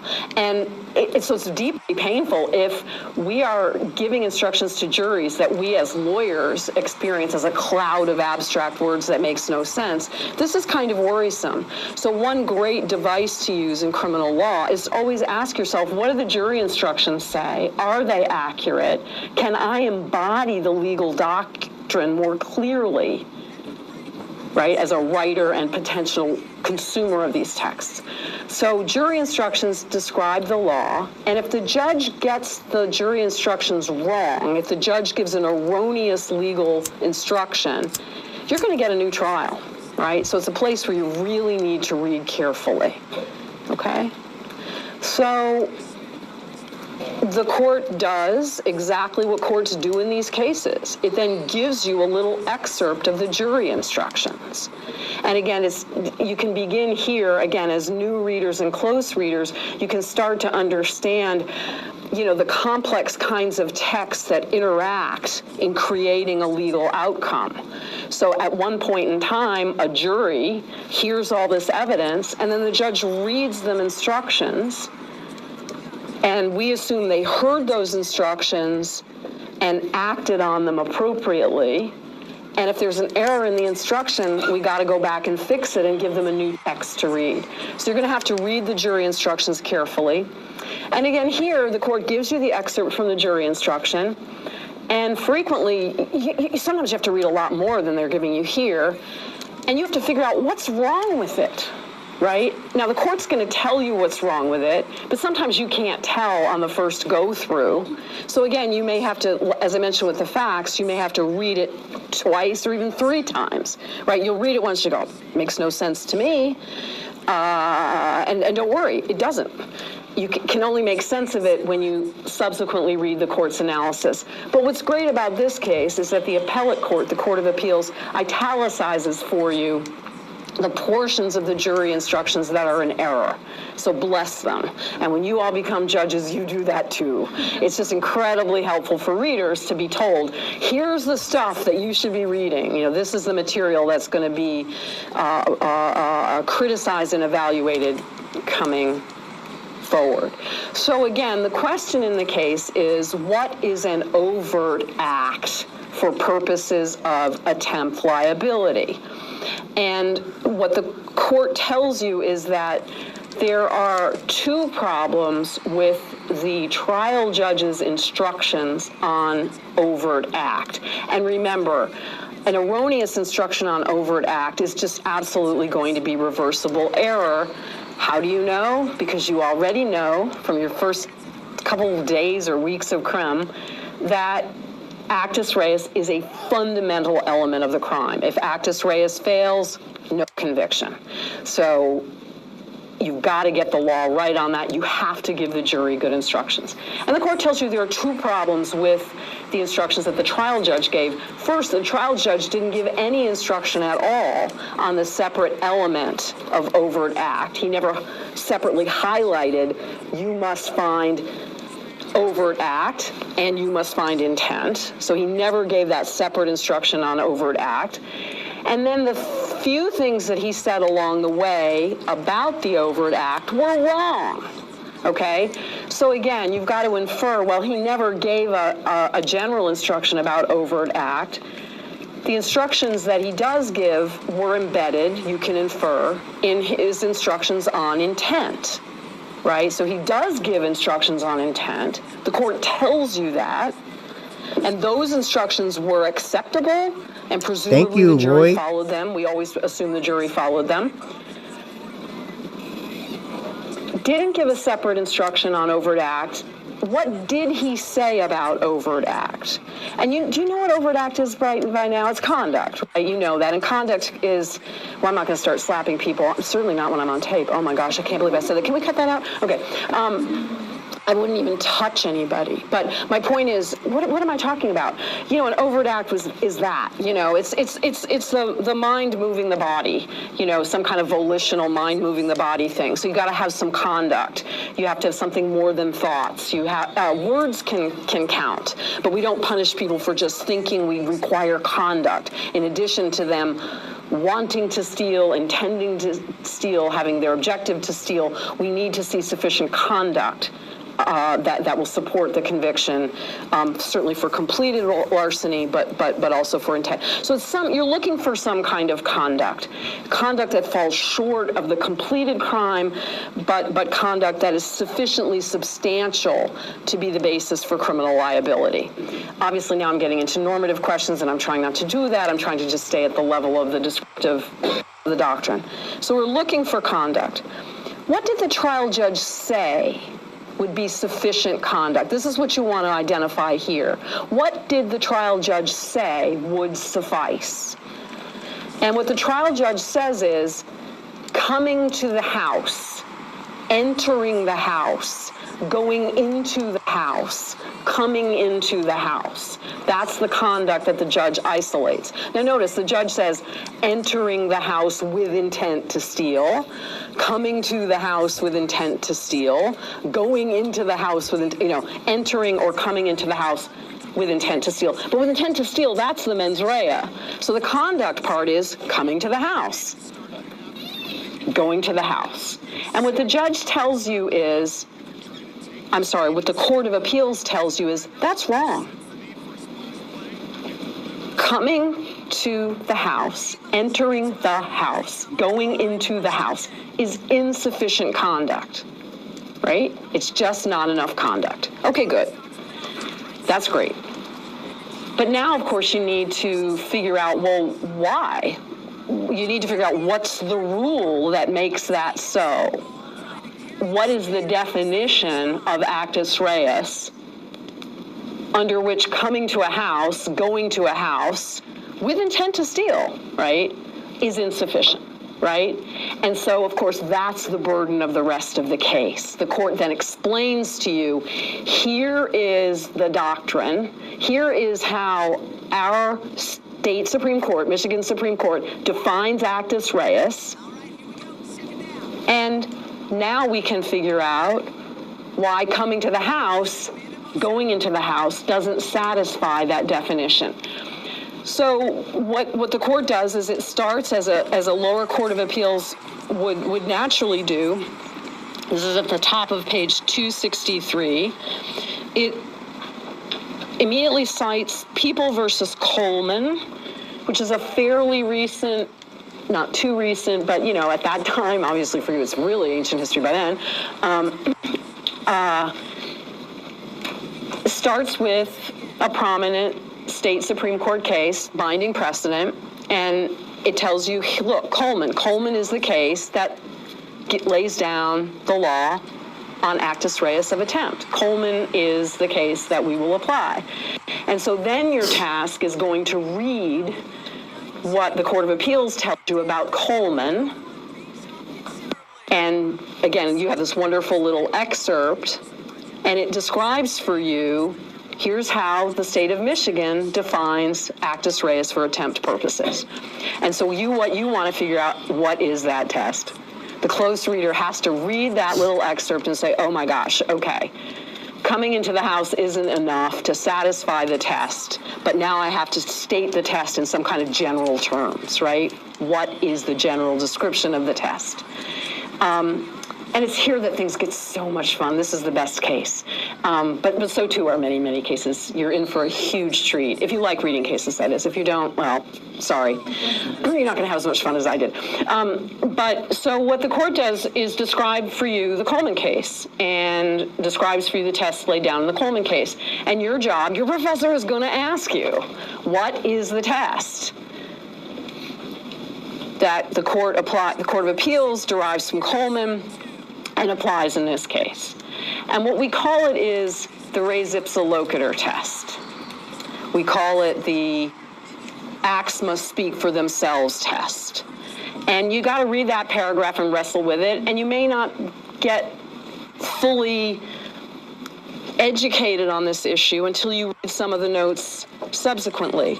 But again, if you read the excerpt from Coleman, you can see the court says, interesting, because what the court does in Coleman, of course, is to cite Turner, which is this law review article. The acts must be unequivocally referable to the commission of the crime. They must speak for themselves. That's res ipsa. Okay, so you're looking for conduct that speaks for itself. And then what's really wonderful here, and again, to the extent you guys find this particular exercise useful, when you become judges, do this. The more help you can give to your trial attorneys and your trial judges, instruct them on how to apply the test. The court goes on and instructs you in that excerpt how to apply the test. So, I mean, again, if I were you, I'd be reading res ipsa locator. Like, what does that mean? Conduct speaks for itself. What does that mean? How do I decide if conduct speaks for itself? And the first thing that I want to tell you, again, if you're being a careful reader, you'll know conduct doesn't speak for itself. Lawyers speak for it, right? We speak for it. That's why you get paid. So conduct does not speak for itself. You've got to figure out what speech, right, what the story is.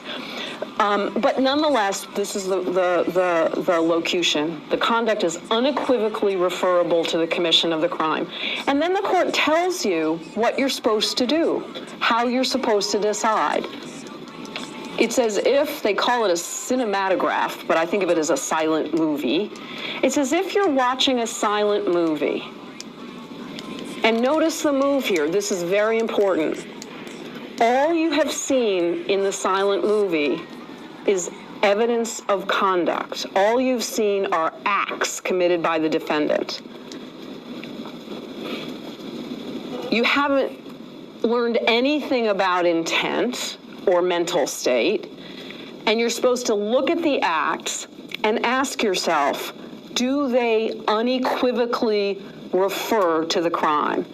If I'm looking at this conduct by itself, does it speak for itself? Does it speak for attempted larceny? So that's what you're supposed to do. You're supposed, according to this court, you're supposed to imagine. Again, remember, when evaluating actus reus, you're supposed to imagine all I can see, all I can think about right now is the conduct. Does it speak for itself? Okay? Now, before we go on and then apply that, the court tells you in the very next sentence,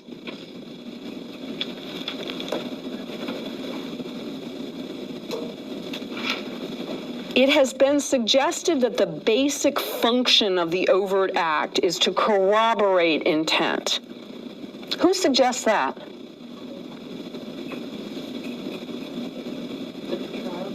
Who?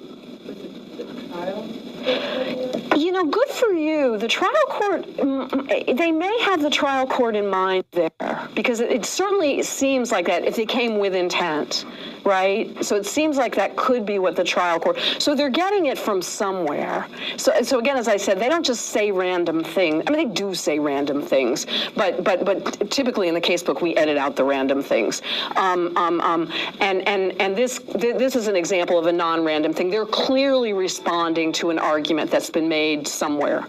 And I'm assuming the prosecution made the argument, but good for you, because the trial judge's instructions, I think, support the inference that, wait a minute, you don't have to look for conduct that speaks for itself, unequivocally speaks for itself. Instead, what you're looking for is conduct that corroborates the felonious intent or the criminal intent.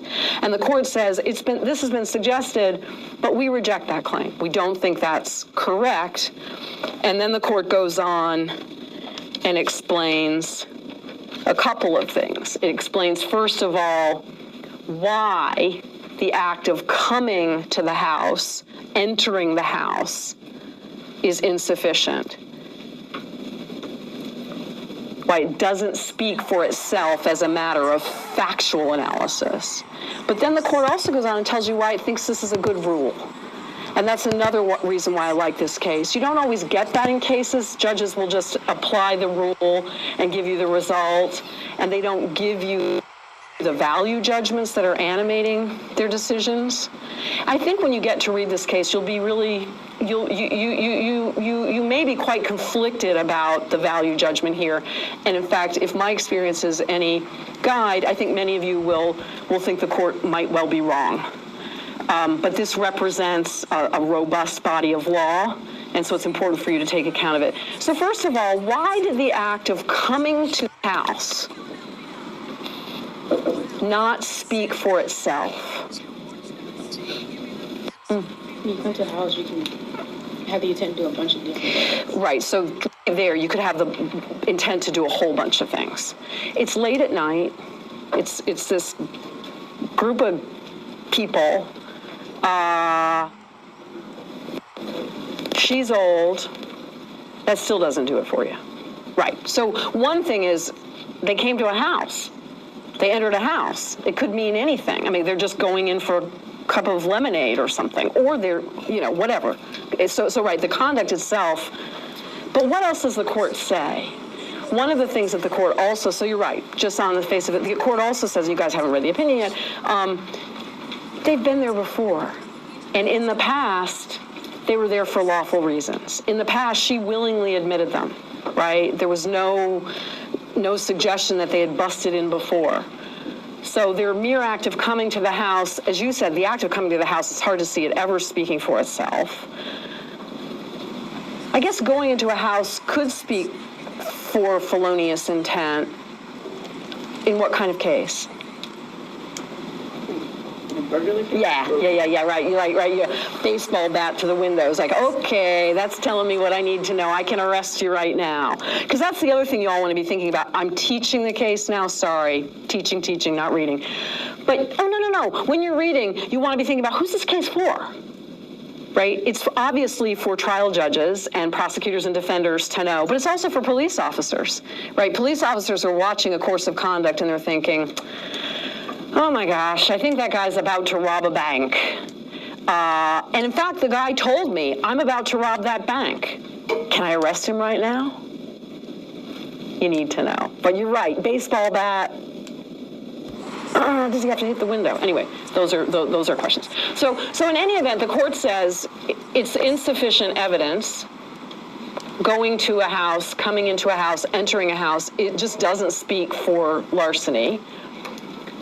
Particularly here when they've been there before, they're not strangers. And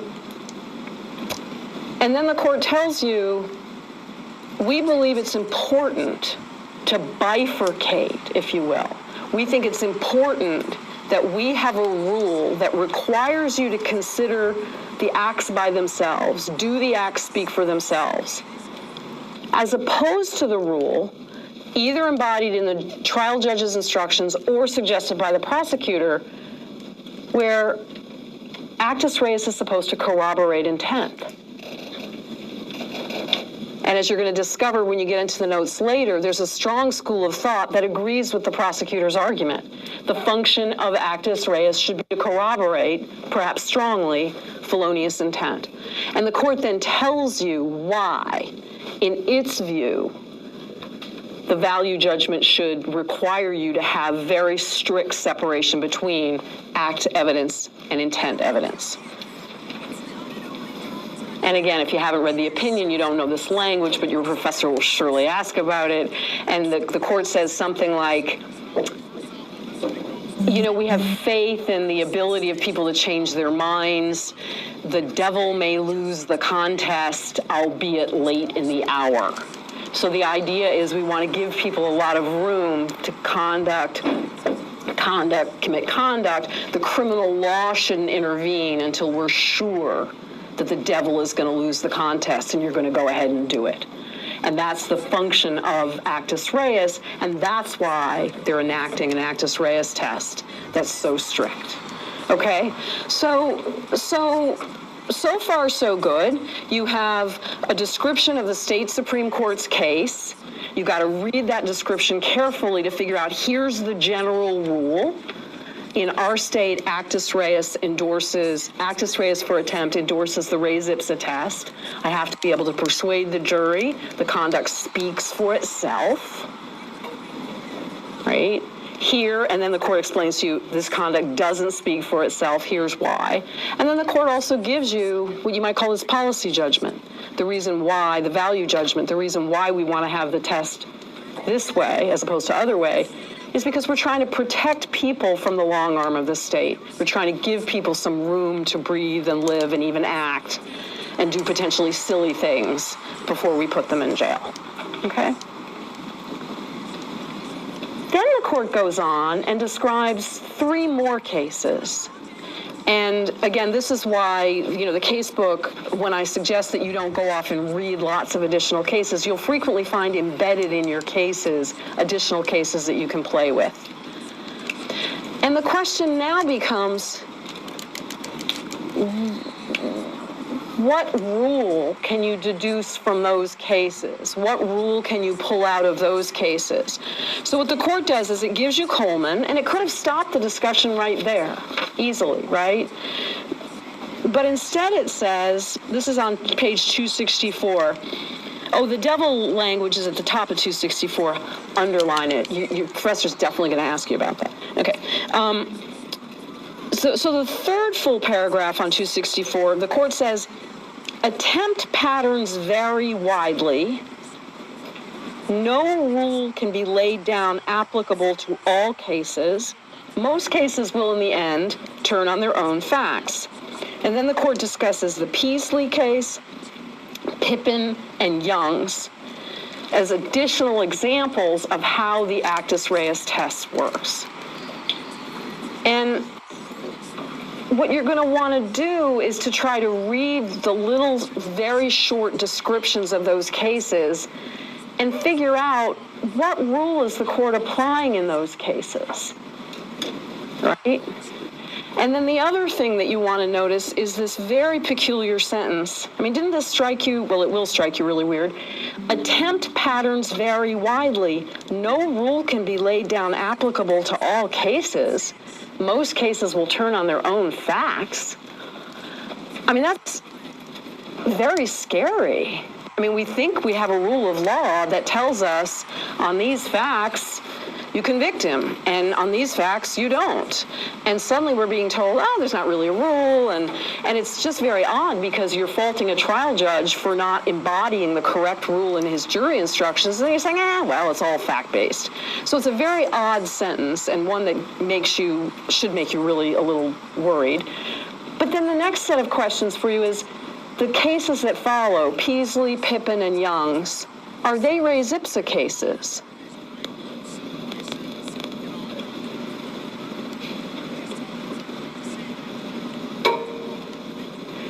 And you haven't read the notes, I'm assuming? You haven't had a chance to read the case? But notice when you get to the little excerpt from Peasley, and this is Justice Holmes when he was on the Massachusetts Supreme Court, it is a question of degree. The degree of proximity held sufficient may vary with the circumstances, including the amount of apprehension that the case creates. And there he uses the word proximity. And by the time you get to the end of the unit and you've read the notes, you'll realize that res ipsa tests and proximity tests are separate and different. They have a different focus. They have a different application. And so the use of, again, for the careful reader, you go, wait a minute. We've moved from a res ipsa-based test to a proximity-based test. The court's telling me they're the same. Are they really the same? And, oh my gosh, what is the holding of this case? Now, again, I believe the holding is we apply a res ipsa approach in Michigan, and under the res ipsa approach, there's insufficient evidence, okay? I'm sorry, no. Under the res ipsa approach, the trial judge's instructions were wrong. I need to go back and clarify that. But the court muddies the water by bringing in a proximity test. And you suddenly have to push yourself to say, well, are they the same? And it gives you the chance, as a careful reader, once you've gotten through the notes, to really think that question through. If you're applying a proximity approach as opposed to a res ipsa approach, see, it's here where the classroom discussion will get into hypotheticals. What if Michigan used a proximity approach? What would the result be on the facts of Bowen and Rouse, okay? So that's what you're being invited to do there. And again, that word proximity, it's a term of art. It's something you don't know yet, but you're about to learn it. And that should clue you into, gee, there's something funny going on here. And then the other thing that you want to do as careful readers is, and I really invite you to do this, is to focus on the facts of these cases and think about what judgments you would make as a lawyer. You are now in the legal profession about these cases. So look at the facts, Each of these is held to not constitute an attempt, and ask yourself whether you think that that's a just outcome, whether you think that that's an outcome that is supported by value judgments about the criminal justice system, by value judgments that you've already learned, I hope, about some of the purposes of it. So look at what happened in Peasley. The defendant arranged combustibles in a building. He left the building. Later, he set out for the building with the intention of lighting it, changed his mind, and turned back. Not an attempt. You just want to stop and ask yourself, is that a good result? Under what test? Is that the appropriate result? Is it a good result? And again, why? And then the next one, Pippin. Defendant has been convicted of gross indecency. He invites a 13-year-old boy to enter his vehicle, his car. And the Supreme Court, again, is looking at whether he commits an overt act. And so just to walk you through how you're going to want to read this, you want to stop and really think about that question. What's the conduct this man has been charged with? Inviting a 13-year-old boy to get in his car. The court assumes that there's sufficient evidence that he intends to abuse the child. Okay? So the assumption is, yep, there is sufficient evidence of intent to abuse the child. But the act of inviting him into the car doesn't speak for itself. I guess you can invite people into cars for lots of reasons. But you should immediately start thinking about, what is the function of actus reus? Should it be to corroborate intent? Like suddenly that test starts looking attractive, at least to me. If I was worried about protecting my youngsters, which I am, I would think, well, if I could prove that this man did possess mens rea, right? His purpose was to molest the child, that might do it for me, inviting him into the automobile. And if it's not enough, how much more do you need? How much more do you look for when you're constructing your stories? And then the next one, likewise, once again, People v. Youngs. This might be my favorite. The defendant arms himself with a revolver, buys cartridges, obtains an armed accomplice, carries slippers to perpetrate a silent entry of his victim's house, buys chloroform to knock the victim out, and has set out for the selected scene of the crime. He's going to murder somebody. He's on his way to the crime.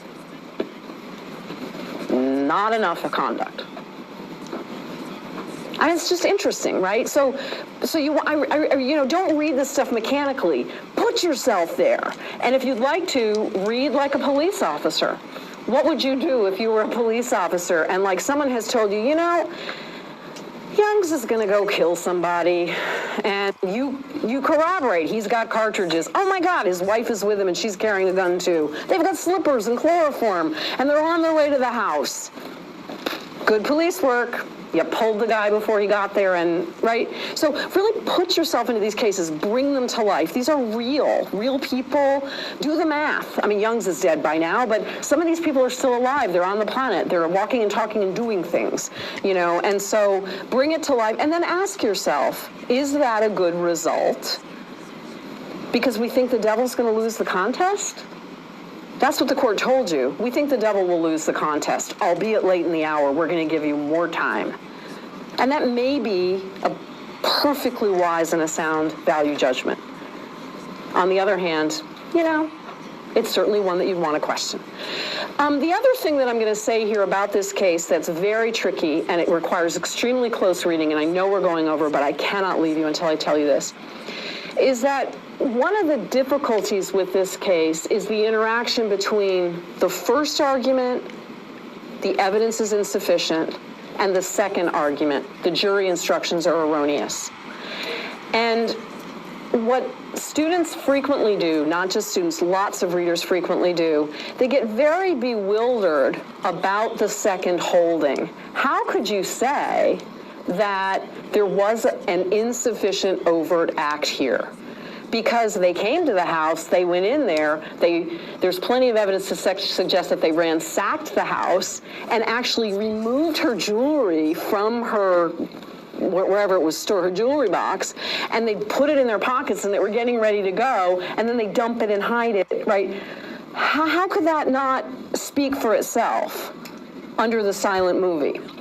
Again, this time you don't just see them coming to the door going, right? That doesn't speak for itself, right? That doesn't speak for, but certainly once they go in and their two accomplices distract Miss Gatzmeyer, and then the two of them run to the, I mean, that's the silent movie that the jury actually saw, right? Do you see what I'm saying?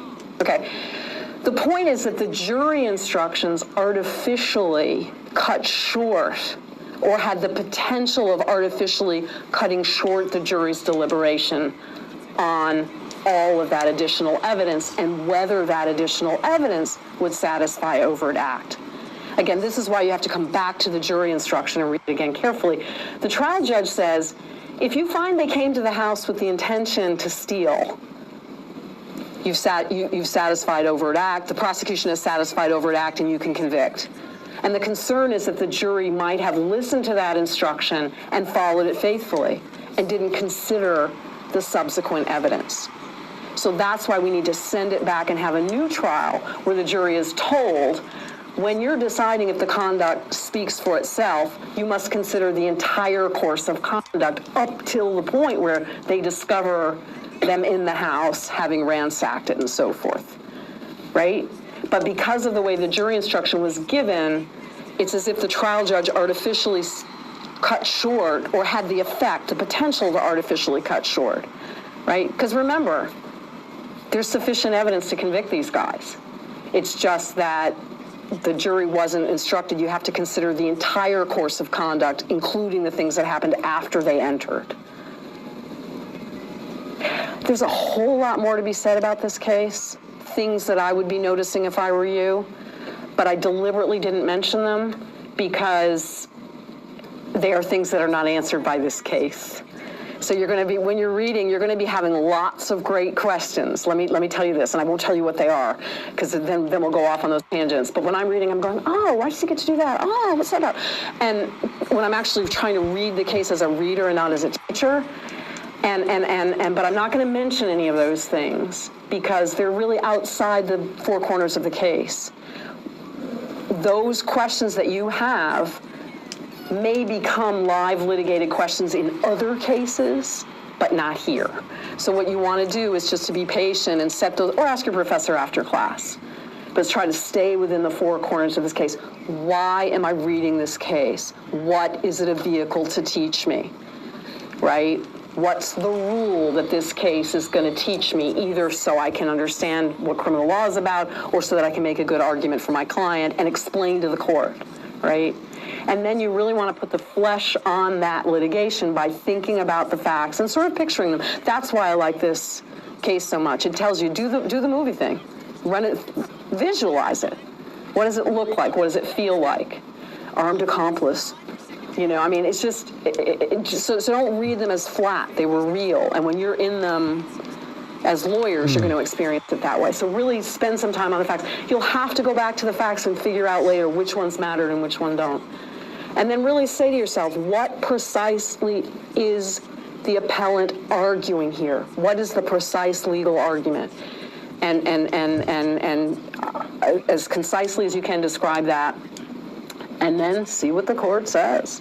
And here what's great is they not just give you the holding, they describe the abstract rule and then the reasons for it, and then these other cases, which really give you the opportunity to question the rationale. So I am happy to stop and take questions. I am sure that you want to leave, and that's fine with me too. As far as when exam time comes, what information should I be retaining? Because I think I'm kind of getting weeded in the facts. Yep. So the problem right now is that you got to learn to read in this kind of holistic way, and because it's very hard to know what you have to retain for the exam until you go through this osmosis process. And this is not me trying to create extra work for you. It's just, that's why I say being a careful reader, it's hard work in the beginning. I underlined everything in my cases. You know, like like everything seemed important. So I think what you need to do in the first month, 4 or 5 weeks, is just be patient with that feeling of being overwhelmed and drowning in detail and drowning in questions that may or may not be answered by the case. You're definitely going to want to take away the doctrinal holding of the case. So what does this case teach you about the meaning of actus reus? Criminal law requires conduct, it requires mental state. That's true for any crime, including attempt crimes.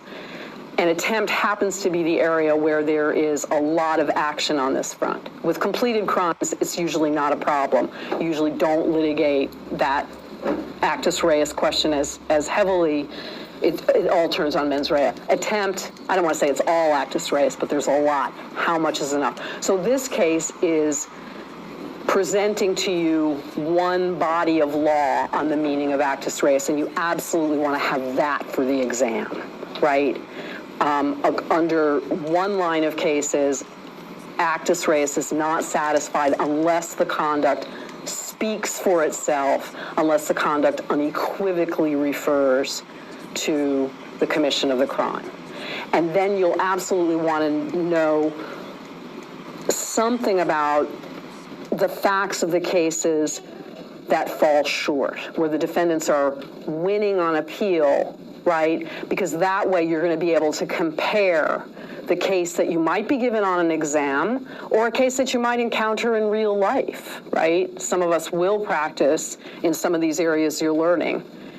And you'll want to stop and think, well, is this case like Bowen? Is this case like Pease?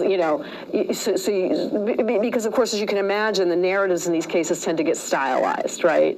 And it's true that there are always new facts, but so you definitely want to have that core holding.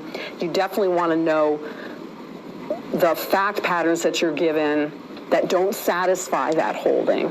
And then I also believe that you'll want to have a brief little statement of the normative grounds. Why does the court think this is a good rule? Because as you're going to discover when you get into the notes, a bunch of smart people think it's a silly rule, right? And a bunch of smart people think that the MPC approach is the better rule. And under the MPC, the function of actus reus is to corroborate mens rea or intent. So it's important to keep in mind, okay, here's the rule, here are facts that were held to satisfy or not the rule, and then why does the court think it's a good rule? And that's the devil may lose the contest idea, the idea that the state's power should be limited to intervene in our lives until we've really done something bad. And entering a house just doesn't cut it.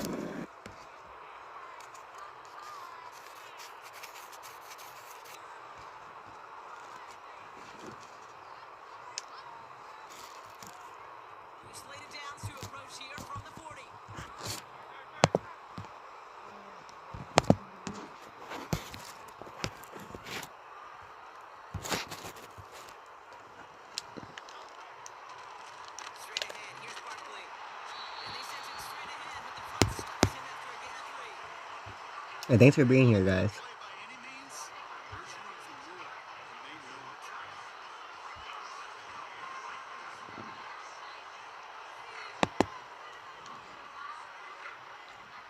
Stop researching with ChatGPT. Its information is not reliable.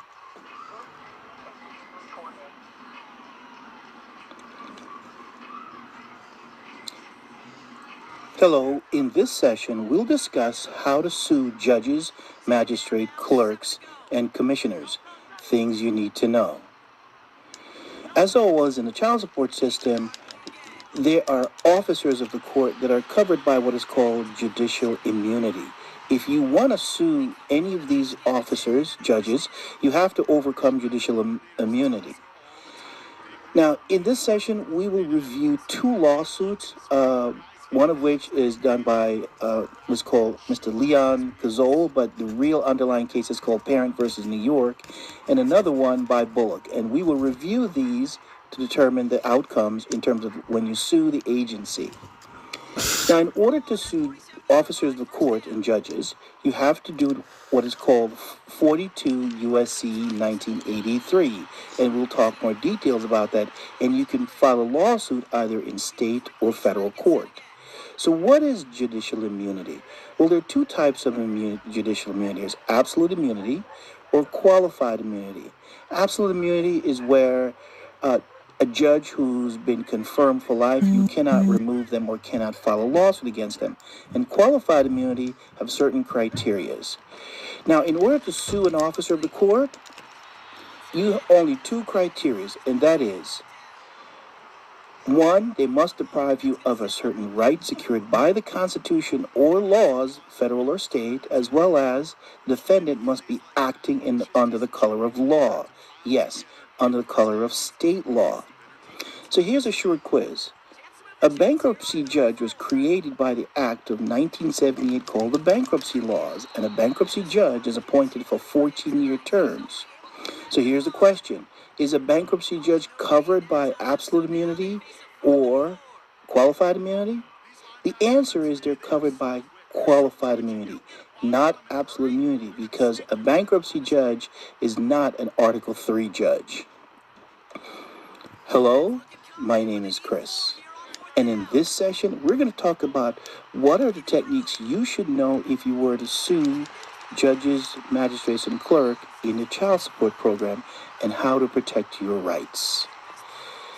As always, we cover our non-lawyer maxim. We're going to get a little bit more details as to the laws itself, and so here's the disclaimer, okay? No state shall convert a liberty into a license or charge a fee thereof, as well as the practice of law cannot be licensed by a state. As we review these cases, preview it as we're going to teach and show you what needs to be done. In other words, we're providing education. Also, we ask for your support of this channel. We bring you many videos, and we ask for a small donation, whether it's via PayPal or a Cash App. And any amount will be enough for us. At this point, we'd like to thank all of you who've listened to us on our podcast. Yes, the Child Support Made Simple also is available on podcasts, Spotify, Amazon, Apple, any of your favorite podcasts. If you haven't had an opportunity to see a video on our channel called Father Filed a Lawsuit and Won, you can check that video out as well. It goes along with what we're going to be discussing this episode. So let's start off with first filing a lawsuit. The code 28 U.S. Code 1654, and it reads, in all courts of the United States, parties may plead and conduct their own cases personally or by counsel, by following the rules respectively, and manage their cases. Yes, you can file your lawsuit without an attorney. Again, this is not an issue of whether you should have an attorney or not have an attorney, but the code allows you to file your own 1983 case. However, the courts cannot force you to use an attorney. The law says that even though it allows for you to have a right to have counsel, the courts cannot force you to have counsel. And that's the case law is State versus Penderville, as well as Moore versus State of Michigan. That is, if you were to file a 1983 case, the clerks and the justices cannot tell you, well, you need to have an attorney in order to do that. Again, that is false. We have a video called Your Right to Access the Court and Win Without an Attorney. Feel free to check that one out as well. So let's continue. Title 42 U.S. Code 1983. This is the statute that's used against government officials and judges and clerks to sue them for deprivation of your rights. And the first part of it reads is, every person who's under the color of any statute, ordinance, regulations are subject to the citizens of the United States if you deprive them of your rights. The second piece of the code is, in any lawsuit brought by a plaintiff must prove that she has been deprived of a right secured by the Constitution and the laws. Those are the two things. And The defendants, which are the judges and clerks and magistrate, must be acting under the color of state law. So we have a template called the color of law. It's also another video you can check out as well for more as to what the color of law is. So let's look into this more. Many people in the media says, well, if you're going to sue a judge or any one of the officers of the court or law enforcement, you have to bring a federal 1983 case. That is not true. And we've said this on this channel over and over again. Justice Stephen delivered the opinion of the court. It says that the federal system of government, our federal system, state as well as federal courts have jurisdiction over suits brought by 42 U.S.C. 1983. That is it. I've heard news that says, well, you should have brought your case in state court. You should have brought it. It doesn't matter. It's the 1983. It's the process that is more important, not the venue. And so in this case, Keith versus Haywood, they discussed that option. So what is important when you bring a 1983 case? It's jurisdiction and venue. That is, the courts must have jurisdiction, which is either state or federal, to hear the matter, as well as the venue. And that is called standing. As long as you have standing, you can bring a lawsuit. Now, what about the cost? Again, legal strategies are not inexpensive. However, there's one remedy. You can file for what is called a poor person status. That is, the court grants you what is called a former papyrus. It's a statute, it's a status that says if you're unable to pay the fees of the court, then you can apply and have those fees waived.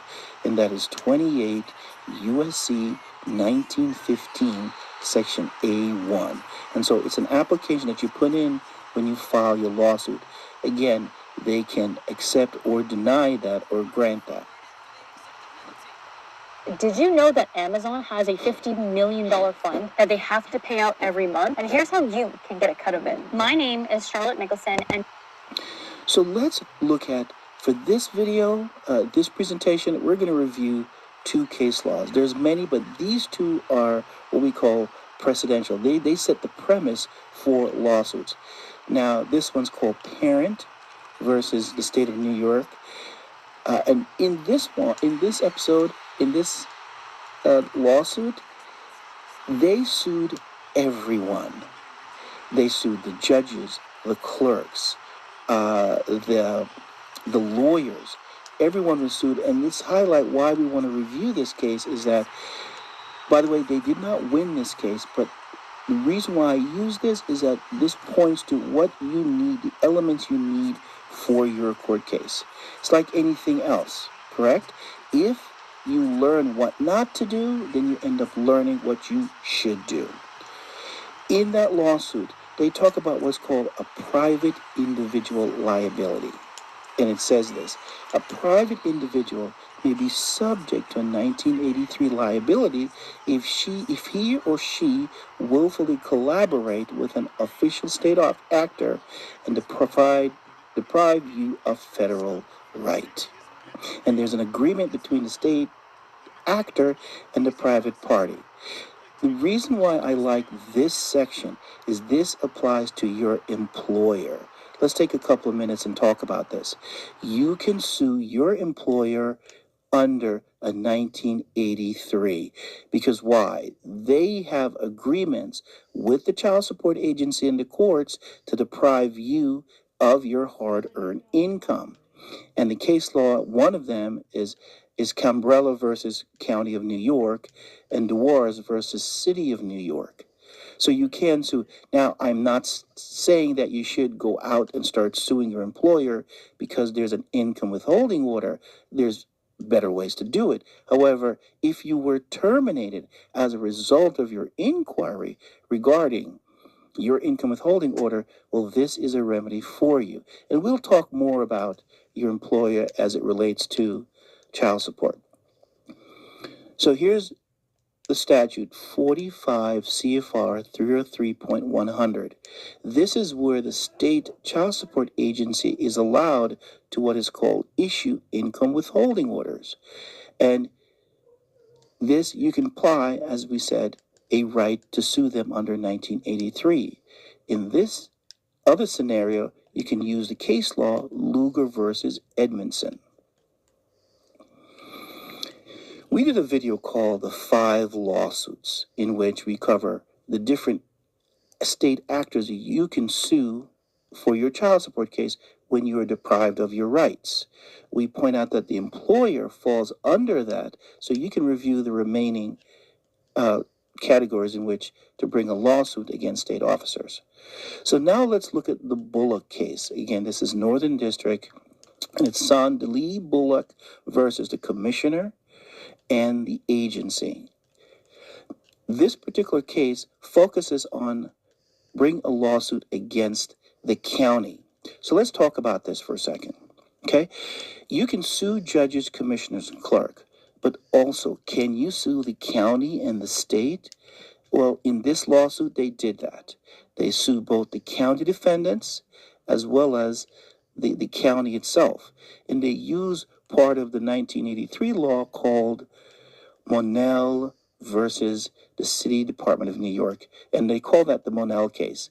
And they use a specific case law called Ex parte Young. Now, you can review that. It's a little small on the screen, but that's okay. This, we're bringing you to understand it. So you can sue the county under that statute. So let's talk about, now that we know that we can sue judges, clerks, and the counties and county employees, well, how do you do that? Now, let's look at what is required in your lawsuit, in the writing of your lawsuit and drafting of your lawsuit. This, of course, is educational. You can review what are the elements of a lawsuit. So let's review what is called Federal Rule 8. This is very important. It states here that a complaint shall contain short, plain statement of a claim showing that the pleader, which is the plaintiff, is entitled to relief under this procedure. Why is this important?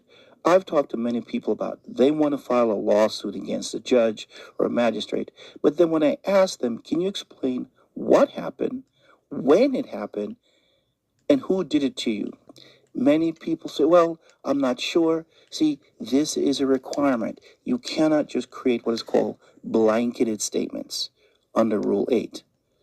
Also, second, you need to demand relief. What is it you're asking in your lawsuit? You can't just say, well, I just want to sue and, I just want to hurt them.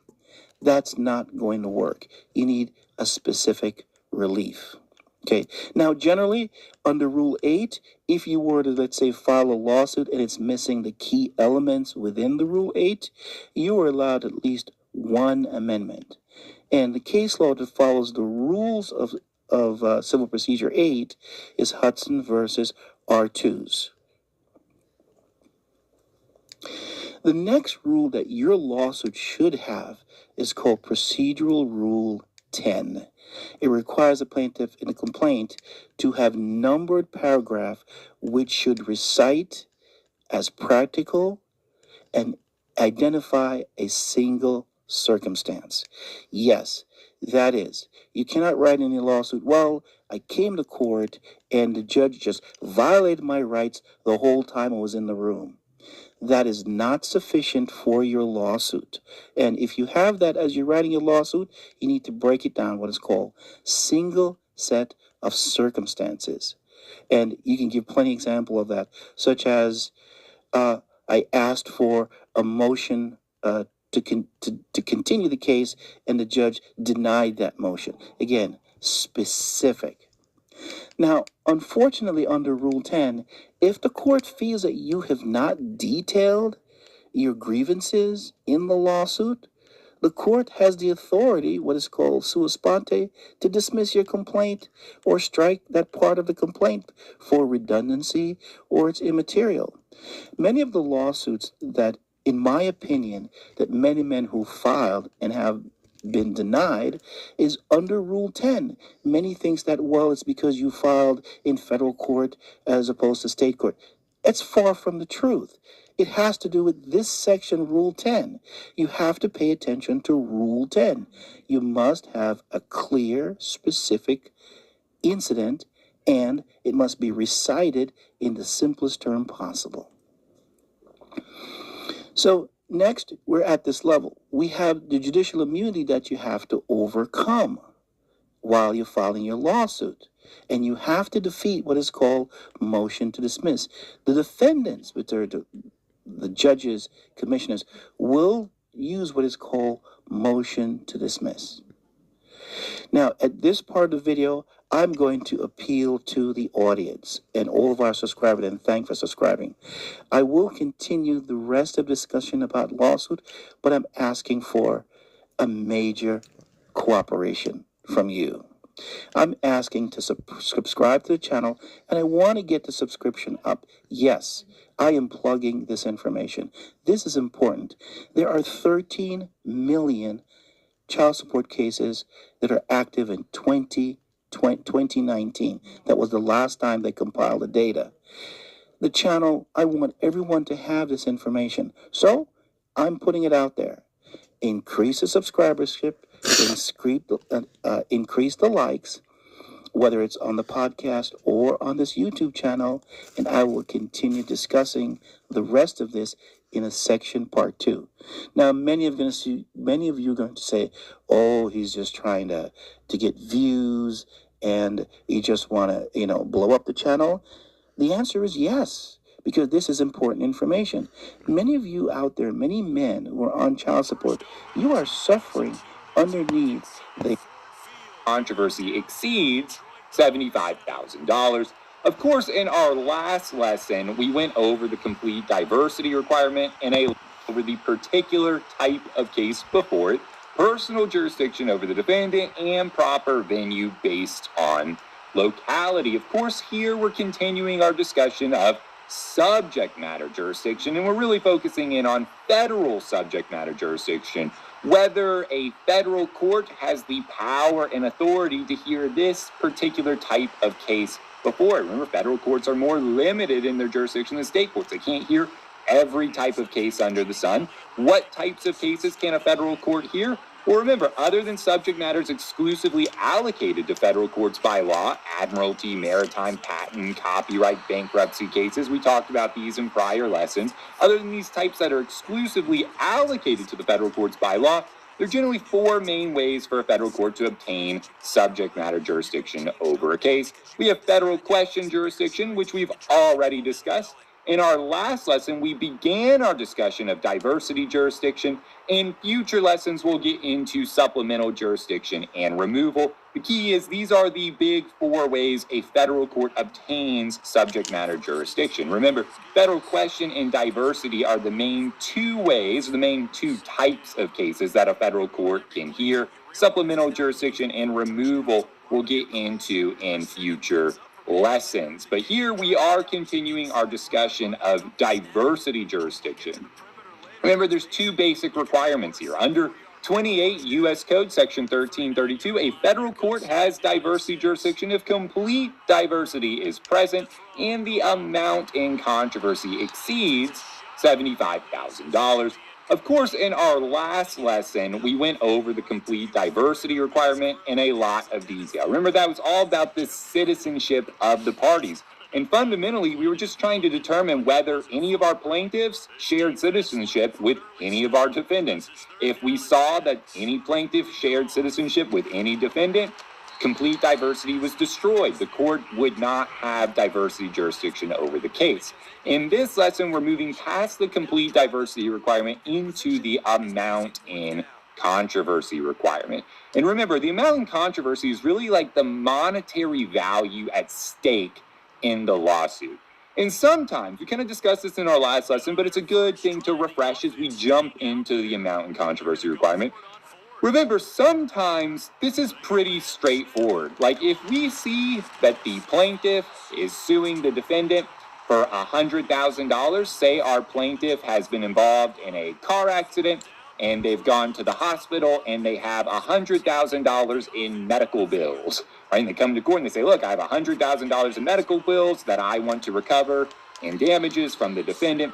Like, in that case, we don't really have any issues with the amount in controversy requirement. It's going to be very clear from those facts that the amount in controversy is satisfied, that requirement under Section 1332 is satisfied, right? Plaintiff has $100,000 in medical bills. They've alleged this in their complaint, right? That's in excess of $75,000. So the amount in controversy requirement is satisfied. And sometimes we get fact patterns where that is the case. So if you get a fact pattern like that, especially if you're writing like an essay, a civil procedure essay, you don't want to go into a ton of detail on the amount in controversy requirement. It's one of those kind of analyses that sometimes can be very binary. It's like yes or no, so you can sum up the whole analysis in like 1 or 2 sentences a lot of times. But sometimes there can be nuances, and that's what we're going to focus on in this lesson.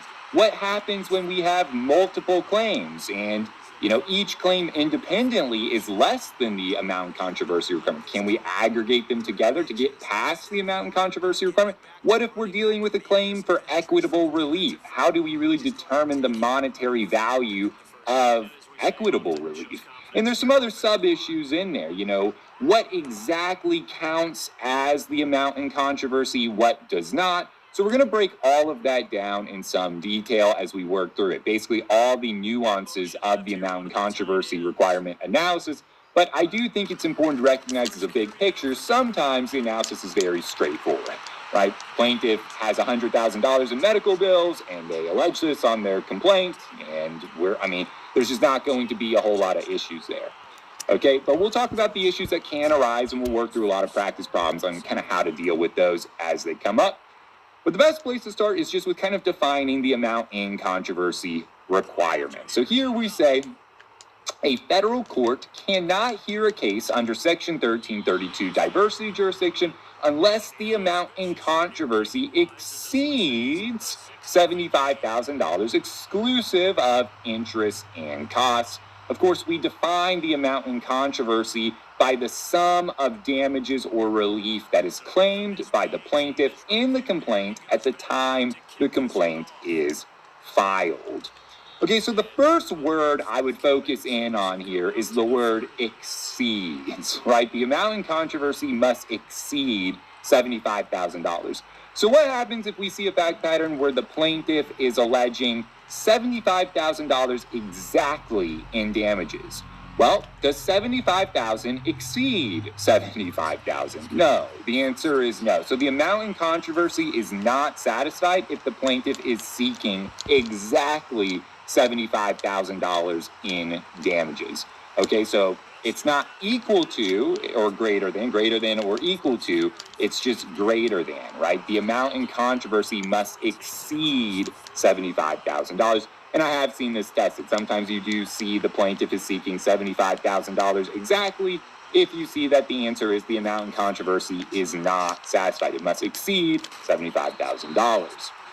Okay, the next kind of thing we need to key in on here is this idea of exclusions. So when we're thinking about, what values are actually included, like when we're tallying up what the amount in controversy is, what exactly do we include?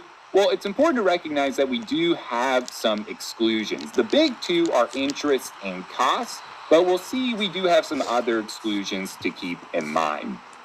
But exclusion of interest and costs is a big one because this is actually right there expressly written into Section 1332 diversity jurisdiction. You open up the statute and you read Section 1332 diversity jurisdiction, you're going to see that the amount in controversy does not include interest and costs, generally speaking. So generally we say here interest and costs are not included as part of the amount in controversy. However, there are some exceptions. So we're thinking about like interest and costs that are not included.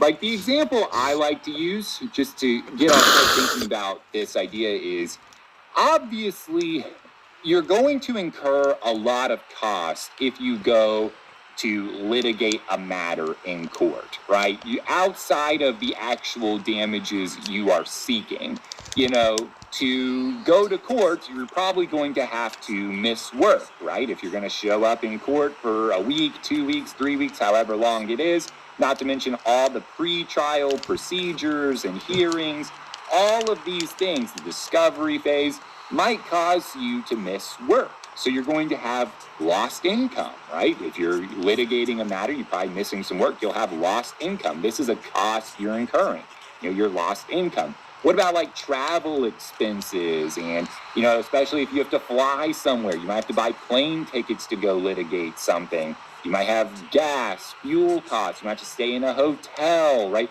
There's all of these like expenses and costs that you might incur as a part of litigating a matter in court. Of course, these types of costs are not included when we're tallying up the value of the amount in controversy for diversity purposes. When we're trying to decide, hey, is the amount in controversy over $75,000 or equal to or under $75,000? We don't think about these kind of ancillary costs that are not, within the allegations on the face of the plaintiff's complaint. So anything like that, outside costs, we typically don't consider. Now, one of the big exceptions here is attorney's fees. Attorney's fees that are recoverable by contract or by statute are included as part of the amount in controversy.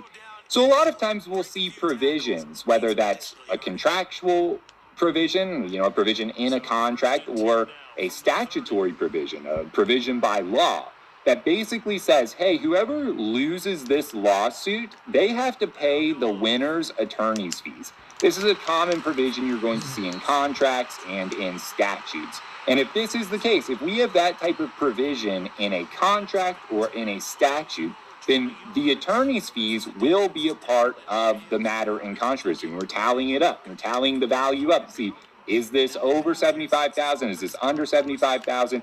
If we have a provision by contract or by law that says, hey, the loser has to pay the winner's attorney's fees, then those attorney's fees do count. And we know attorney's fees can be substantial, so that could be the difference between, being in excess of $75,000 or not.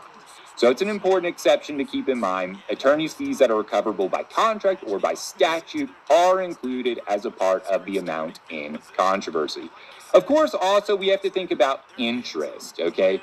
Interest that is accumulated as an agreed upon fee for borrowing money, as opposed to interest imposed as a penalty for delay in payment, is included as a part of the amount in controversy.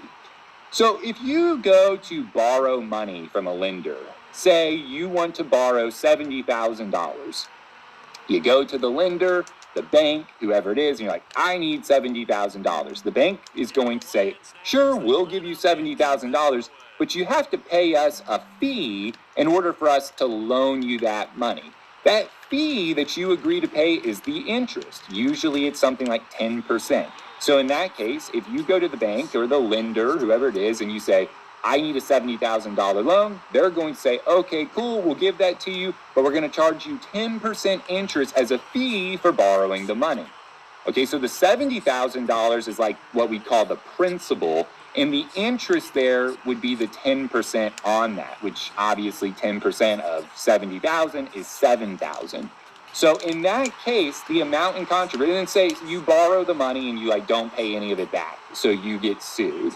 Well, if you get sued, the amount in controversy there is going to be the principal plus the interest, right? It's going to be 70,000 plus 7,000, 77,000 total, which is in excess of 75,000, because the interest that was accumulated there was an agreed upon fee for borrowing the money.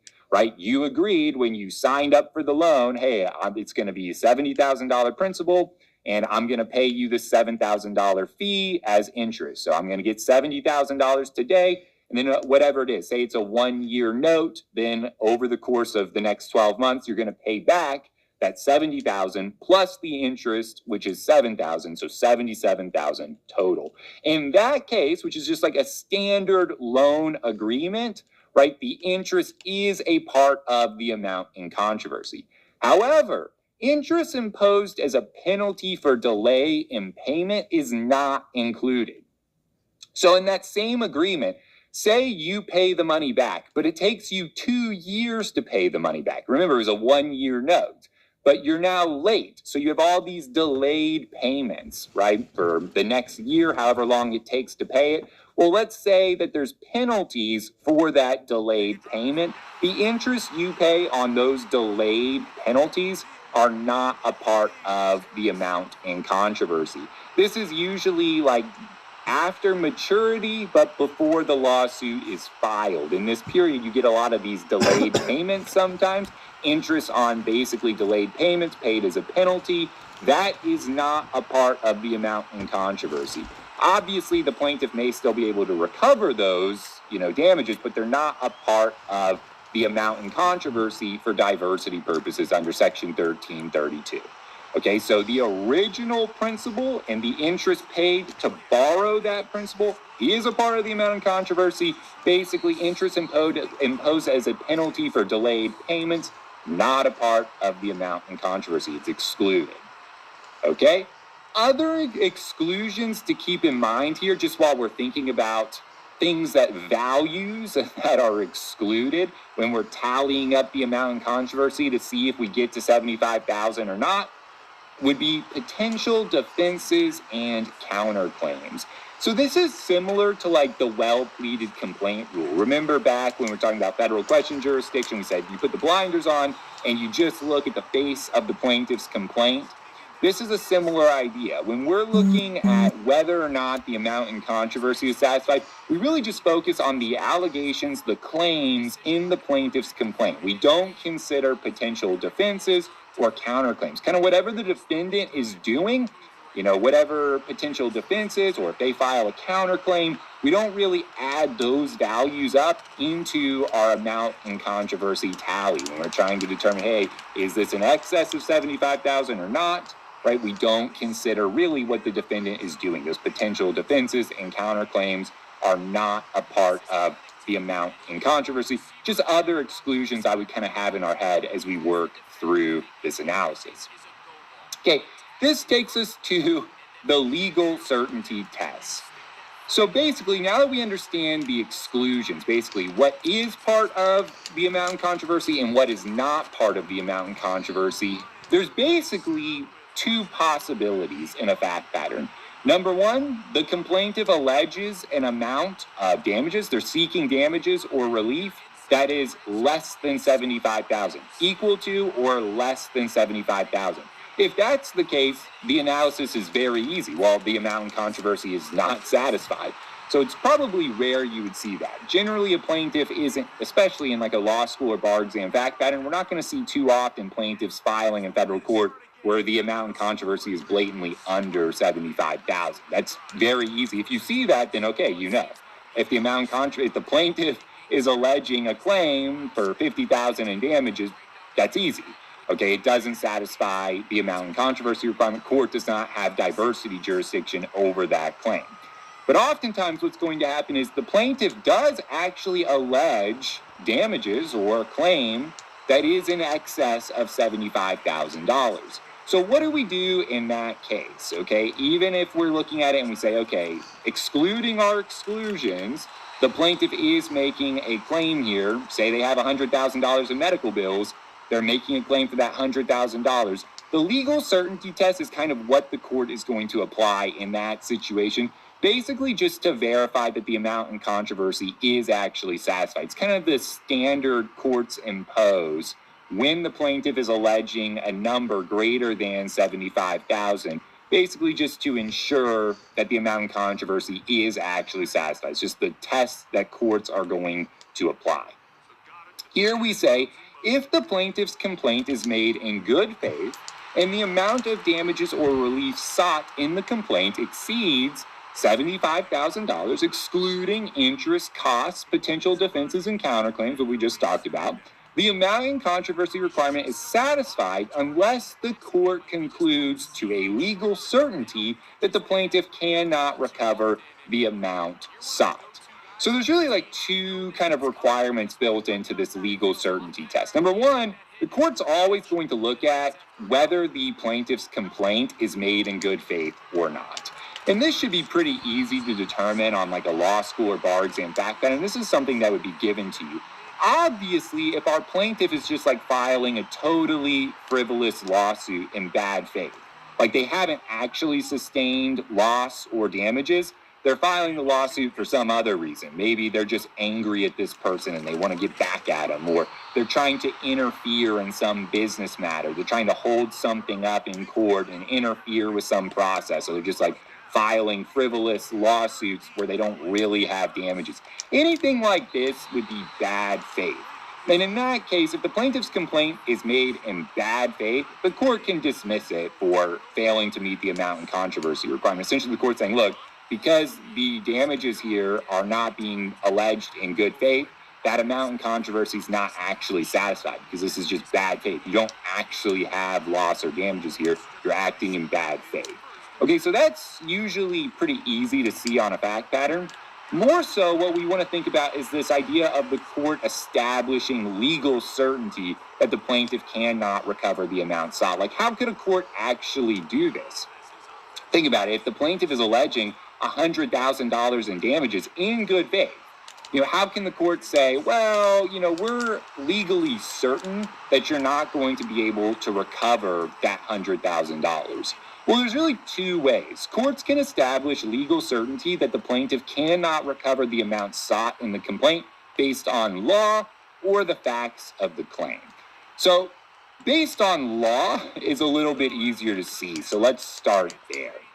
Okay, so let's say we have a fact pattern where our plaintiff is alleging $110,000 in total damages. Let's say they're claiming they have $10,000 in medical bills and $100,000 in pain and suffering. So the plaintiff is alleging in good faith $110,000 in damages. Say it's a medical malpractice case. It doesn't matter. Some state law tort claim.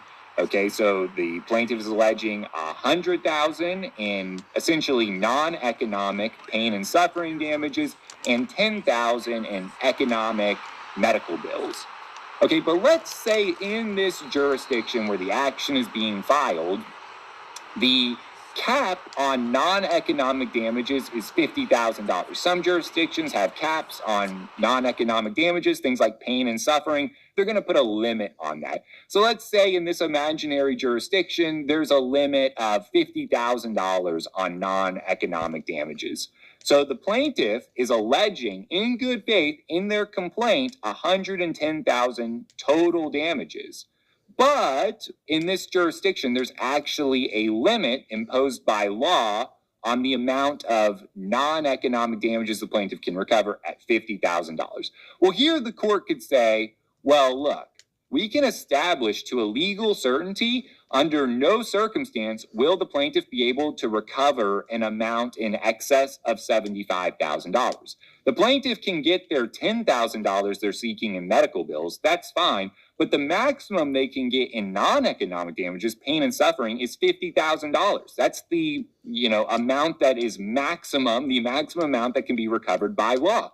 Because in this jurisdiction, we have a law that caps pain and suffering at $50,000. So the total maximum our plaintiff could possibly recover here is $60,000. So the court could step in and say, even though you're alleging $110,000 in good faith, we can establish to a legal certainty you can't recover $110,000. The maximum you can recover is $60,000. Therefore, the court could dismiss the case for lack of diversity jurisdiction, assuming there's no other way the federal court could obtain subject matter jurisdiction of the case. Federal court could dismiss the action and say, look, we can establish to a legal certainty that the plaintiff cannot recover the $110,000 because of this statutory limit on non-economic damages. The maximum plaintiff could recover is $60,000. That doesn't meet the jurisdictional requirement of $75,000 and dismiss the case, even though the plaintiff alleged $110,000 in the complaint in good faith. That is the legal certainty test. Okay, and you'd have to be given all of that in your fact pattern. You'd have to have like a law that's there that caps damages. So it should be somewhat like apparent if you see that. The other way that a court could establish legal certainty is based on the facts of the case. It's important to note here, though, that a federal court is going to be very reluctant to dismiss a case based on the facts, right? Federal courts, especially during a jurisdictional inquiry, are not going to want to make decisions based on the merits of the case, right? Although it's within their power to do so. If the court looks at it and they say, this is egregious, our plaintiff is alleging $110,000 in damages in good faith, but we don't think there's any way based on the evidence that they've alleged or have put in this complaint, we don't think there's any possible way a reasonable fact finder could find that the elements of this claim are satisfied. Therefore, we're just going to throw it out now. Technically, a federal court can do that. They can say, we don't think the plaintiff can recover the amount sought based on the facts. But again, that's exceedingly rare. It would have to be egregious, like the plaintiff has alleged basically no evidence. And usually when it starts to get to that level, like that's where you start to get into like bad faith territory. There might be something else going on. So sometimes that kind of goes hand in hand with our original requirement that the complaint has to be made in good faith. So more often where you would see courts dismiss a case under the legal certainty test where the plaintiff is alleging more than $75,000 in damages in good faith would when there's an issue of law, right? There's a cap on damages and the plaintiff really can't by law recover the amount they're seeking in the complaint. That's the legal certainty test. Just another thing to keep in mind. If we see the plaintiff is alleging more than $75,000, we want to quickly run through the legal certainty test. Well, is there some legal certainty? Could a court establish basically to a legal certainty that the plaintiff can't actually recover the amount they're seeking? The big way would be by law. The other way is by the facts of the case, but we know courts don't typically do that. It would have to be egregious. Okay, that's the legal certainty test. With all of this in mind, we can move on to kind of our two big issues in the amount and controversy requirement. Basically, how do we determine the monetary value at stake in the lawsuit if the plaintiff is seeking equitable relief? And how do we deal with multiple claims and multiple parties? Can we aggregate claims? Let's start with actions for equitable relief first. Here we say, to determine the monetary value of equitable relief, courts consider the value to the plaintiff to have the equitable relief sought granted and the cost to the defendant to comply with the equitable relief sought. Courts have adopted three approaches using these viewpoints.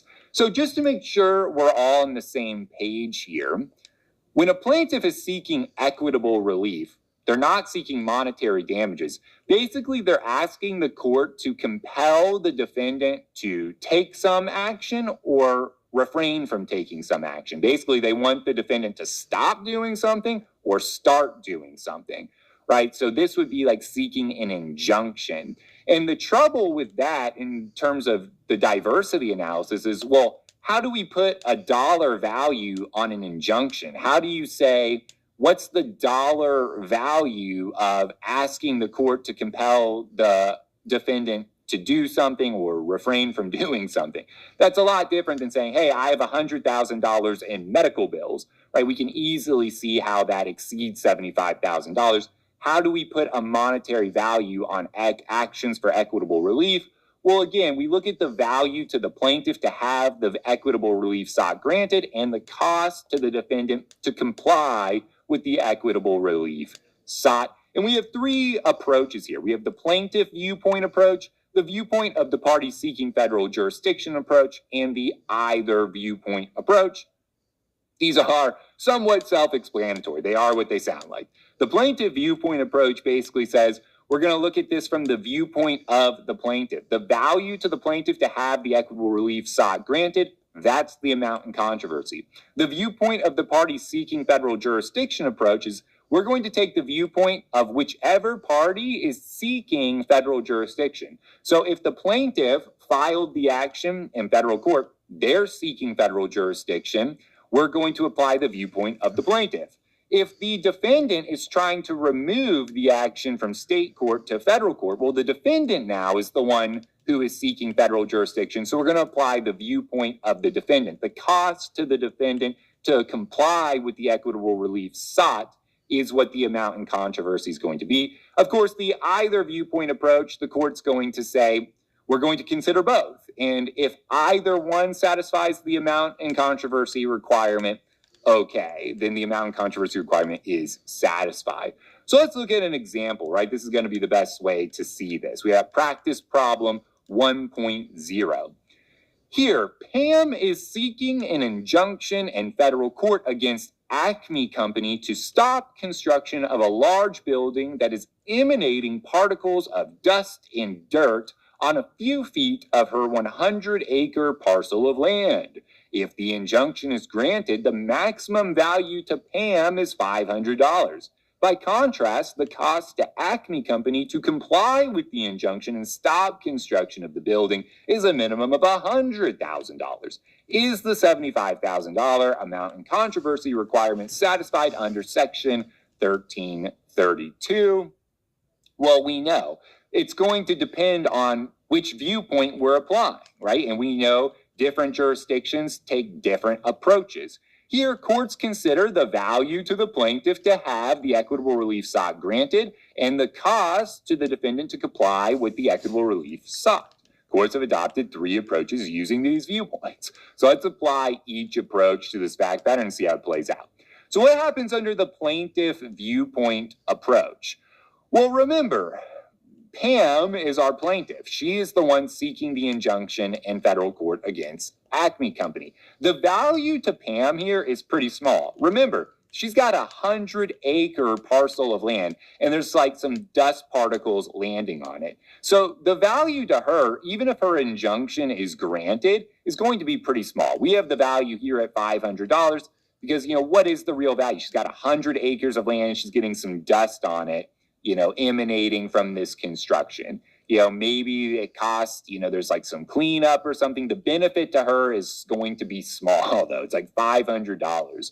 So under the plaintiff viewpoint approach, the amount in controversy is $500. The value to Pam to have the equitable relief sought granted is only $500. So if the court applies the plaintiff viewpoint approach, the amount in controversy is not satisfied. Same thing if the court applies the viewpoint of the party seeking federal jurisdiction approach. Here, Pam is the one who filed the action in federal court. She's seeking federal jurisdiction. So under the viewpoint of the party seeking federal jurisdiction approach, Pam is still the one we're going to apply, the viewpoint of Pam. The value to the plaintiff to have the equitable relief sought granted, which is $500. It's the exact same analysis. Okay, 500 is not in excess of 75,000. So if the court applies this approach, the amount in controversy is not satisfied. Of course, if the court applies the either viewpoint approach, then okay, we can consider the cost to the defendant to comply with the equitable relief sought. Because under the either viewpoint approach, the court is going to look at the viewpoint of the plaintiff and the defendant. If either one satisfies the amount in controversy requirement, then the court's going to say, okay, we have the amount in controversy requirement satisfied. Okay, and of course here we know for a large building to stop construction and start construction, there's going to be huge costs associated with that. The fact pattern tells us it's $100,000, right? Acme Company to comply with the injunction and stop construction of the building is a minimum of $100,000. So under the either viewpoint approach, the court could consider the cost to the defendant to comply with the equitable relief sought, which would be $100,000. $100,000 exceeds $75,000. So under the either viewpoint approach, the amount in controversy would be satisfied. So this is how we deal with, you know, actions for equitable relief. This takes us to our other big issue when we're thinking about amount and controversy. And I'd say this is like the main issue you see tested when we see the amount and controversy really being tested as an issue. And this is going to be aggregation of claims. Basically, what do we do when we have multiple parties and multiple claims involved? Can we aggregate the values of those claims or not? So to kind of illustrate the problem, like what does this issue look like? We have a starting point fact pattern. Suppose a plaintiff joins two claims against a single defendant, a $50,000 breach of contract claim and a $30,000 state law tort claim.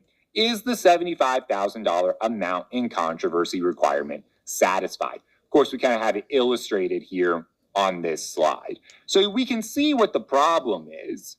Well, neither of these claims independently satisfy the $75,000 amount in controversy requirement. The breach of contract claim for $50,000 is less than $75,000, and the $30,000 tort claim is also less than $75,000. So independently, neither of these claims satisfy the amount in controversy requirement. But of course, if the plaintiff is allowed to add those values together, in other words, to aggregate those values together, then we see, well, 50,000 plus 30,000 is 80,000. Then the amount in controversy does exceed 75,000. So if we're asked, is the 75,000 amount in controversy requirement satisfied? Well, it depends. Is the plaintiff allowed to aggregate the claims, basically add the values together, or not? And that's what our answer is going to be. So how do we make this determination? Can the value of the claims be aggregated? How do we know whether or not the value of the claims can be aggregated? Whether the value of the claims can be aggregated to satisfy the amount in controversy requirement depends on the type of joinder involved. Generally, there are 3 joinder situations where aggregation of claims for diversity purposes can be at issue. So we haven't talked about joinder yet. Don't worry about it. Joinder rules we're going to get into in future lessons basically are just there procedurally to say this is how, in the ways in which a plaintiff can join parties and claims to a lawsuit. But basically all we need to know for now is plaintiffs can do this, right? Plaintiffs can join multiple parties and multiple claims in an action under the federal rules of civil procedure. We have all these different rules that deal with the ways in which this can happen, the joinder rules. But for our purposes right now, all we have to accept is, look, in an action, we can have multiple parties or multiple claims. This is called joinder. Basically, the plaintiff is joining multiple parties or multiple claims in an action. Okay, no problem there. Whether the values can be aggregated, though, depends on the type of joinder situation we have. And there's really 3 different situations here.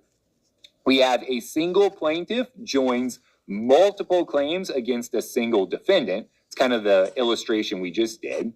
We have multiple parties are joined on one or more claims. And we have the situation where the defendant counterclaims against the plaintiff. Now, this third situation, remember, we already kind of talked about this as an actual exclusion. So this is going to be an easy one at the end. We know kind of whatever the defendant is doing is not going to be a part of the amount in controversy. So we kind of have the answer to number 3 right here, right? The defendant counterclaims against the plaintiff. Whatever the counterclaim is, that's not going to be a part of the amount in controversy. That's just an exclusion.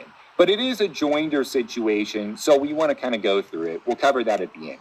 The big 2, though, are we have a single plaintiff joins multiple claims against a single defendant, and multiple parties are joined on one or more claims. So let's work through these joinder situations, kind of see what the rules are in terms of aggregation of claims for diversity purposes. So here, when we have a single plaintiff joins multiple claims against a single defendant, a plaintiff can aggregate the value of all their claims against a single defendant, even if the claims are unrelated, to satisfy the $75,000 amount in controversy requirement. So this is like the hypothetical we opened with, right? Where we have our plaintiff, a single plaintiff bringing 2 claims against a single defendant. Here, the rule is easy. Those claims can be aggregated even if they're totally unrelated.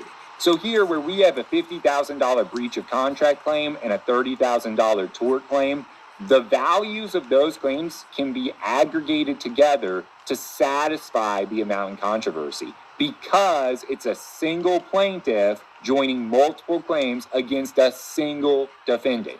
The key is we have one plaintiff and one defendant. So that plaintiff, all those claims that plaintiff is bringing against that single defendant, we can add them all together to get over the amount in controversy requirement. So that's what we would do here. We have two claims, one plaintiff against one defendant with two claims. We can add them together. 50,000 plus 30,000 is 80,000. That exceeds 75,000. Amount in controversy is satisfied. Pretty straightforward. Okay, the next joinder situation is where it gets a little bit more complicated, where we have multiple parties being joined on one or more claims. Here, when a plaintiff joins multiple defendants on the same claim, or multiple plaintiffs join on the same claim against one or multiple defendants, the value of the claims can be aggregated if the parties have a common undivided interest or title. The value of the claims cannot be aggregated if the parties have separate and independent interests. Of course, we also have to consider joint liability when we have multiple parties being joined on one or more claims. Claims against two or more defendants can be aggregated if the defendants are jointly liable to the plaintiff. Okay, so big picture, when we see multiple parties being joined on one or more claims, it's not a single defendant and a single plaintiff, right? One plaintiff suing one defendant with multiple claims. We now have multiple parties being joined on one or more claims. So we have multiple plaintiffs or we have multiple defendants and we have multiple claims mixed in. The big picture way to think about this is, are the claims separate and distinct, or is it more like one big claim that shares a common undivided interest or title? Okay, so this is what, obviously we're going to go through examples. This is one of those things you kind of have to see it, I think, to fully get it. But that's kind of what we're going to be thinking about as we work through these. We're going to go through some examples. Keep in mind, as we read the fact patterns and we work through them, does this look more like multiple separate and distinct claims where the parties all have independent separate interests? If that's the case, then the claims cannot be aggregated. Or does it look more like one big claim where there is some common source of title or undivided interest? Okay, in that case, the claims maybe can be aggregated to get over the $75,000 amount in controversy. And also, we're remembering as we work through these, if the defendants are jointly liable, then it's a bright line rule. Oh, well, if the defendants are jointly liable, then the claims can be aggregated. Okay, and joint liability just means if we have a plaintiff suing two defendants and the defendants are jointly liable, both defendants are fully responsible for the full amount of damages. Okay, and this is why, in that case, the claims could be aggregated. The court kind of treats it almost like one party when the defendants are jointly liable, like one claim and one party against those jointly liable defendants. But the bright line rule is easy. Claims against two or more defendants can be aggregated if the defendants are jointly liable to the plaintiff. Joint liability just means either defendant is fully responsible to the plaintiff for the full amount of the damages being sought. Yeah, let's just look at some practice problems though, and we'll slowly break through all these concepts. Just go to practice problem 2.0. Here, Pam inherits a single tract of land valued at $100,000 from her mother. Without Pam's knowledge, her jealous brother subdivides the entire tract of land into 4 parcels and sells each for $25,000 to 4 different buyers. Pam brings a state law quiet title action against the 4 buyers in federal courts to recover the entire tract of land. The buyers argue that the case should be dismissed because the amount in controversy is less than the requirement for each of them individually. Basically, the buyers are saying, hey, look, it's $25,000 to each one of us, and that's less than $75,000. Is the amount in controversy requirement satisfied under 28 U.S. Code Section 1332? The answer is yes. Question is, why? Okay. If we think about this at a big picture before we jump to the next slide and really break down this answer, just big picture, does this look like when we see Pam is inheriting a single tract of land valued at $100,000, and then that gets broken up into 4 parts and it gets, sent out to all these different people. But then she goes and she sues these 4 defendants and she wants to recover the entire tract of land back. She wants that full $100,000. And all those defendants basically share a common source of title in that original tract of land.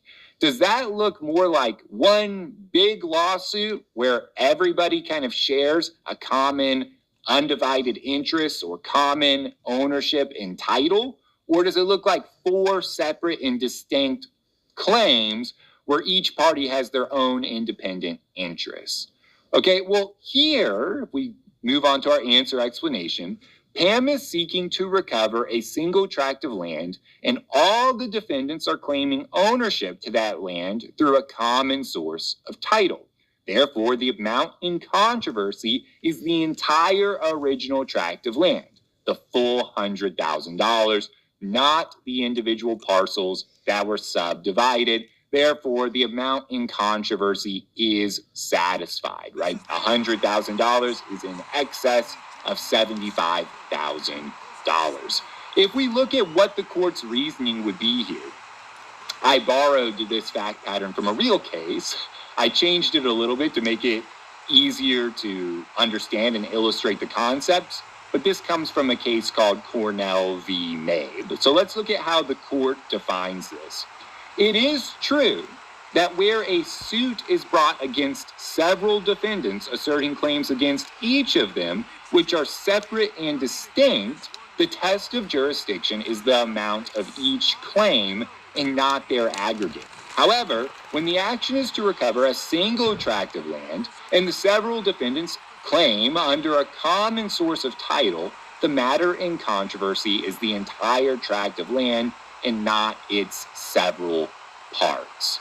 Basically, this is not a situation where we have 4 separate and distinct claims, right? This is a situation where all of our defendants share a common source of title, okay?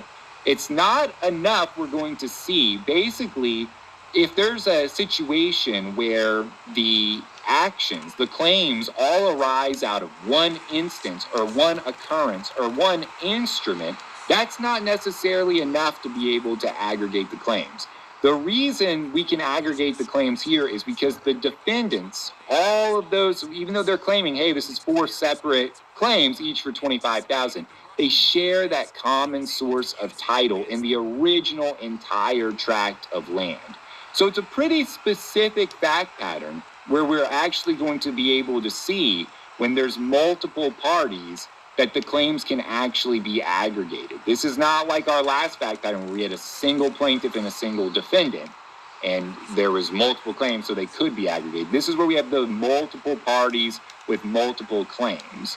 Okay, and here we have to see that common undivided interest or common source of title. So it'll be a fact pattern usually that looks like this, where you have like one tract of land that has somehow been subdivided and the different parties share that common source in the original tract of land. If you see something that looks like this, this is more like Cornell v. Mabe.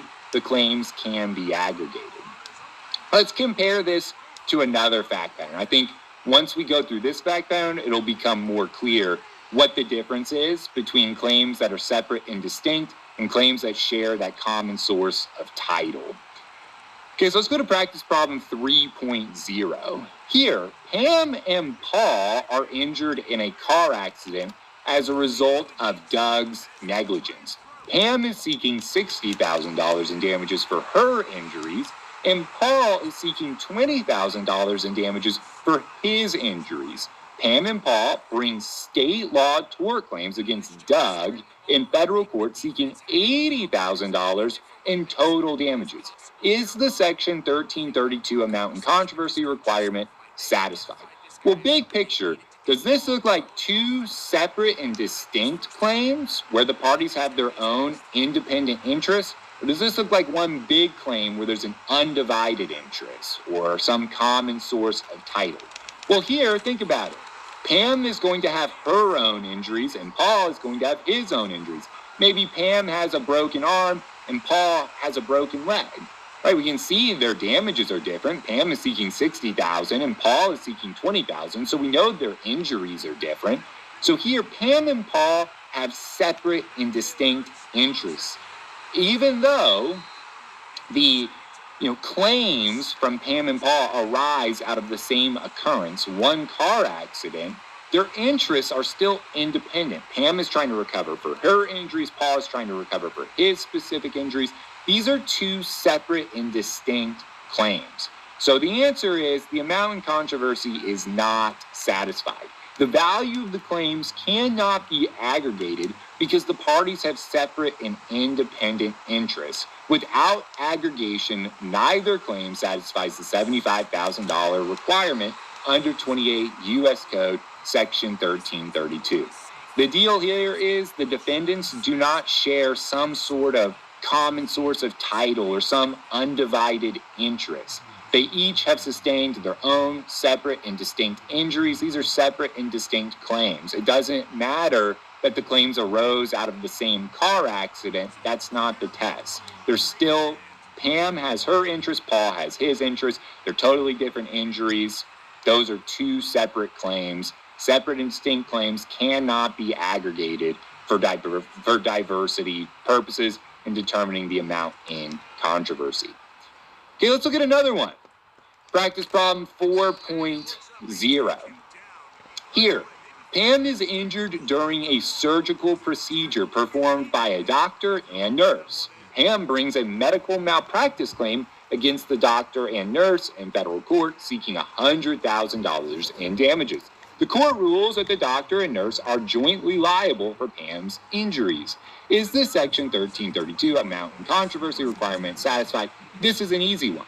We know, hey, the doctor and the nurse are jointly liable here. So it doesn't matter what the doctor and nurse try to argue. If they try to say, oh, our claims are separate and distinct and I'm only liable for this and the nurse is only liable for this, none of that's going to work because the court has ruled they're jointly liable.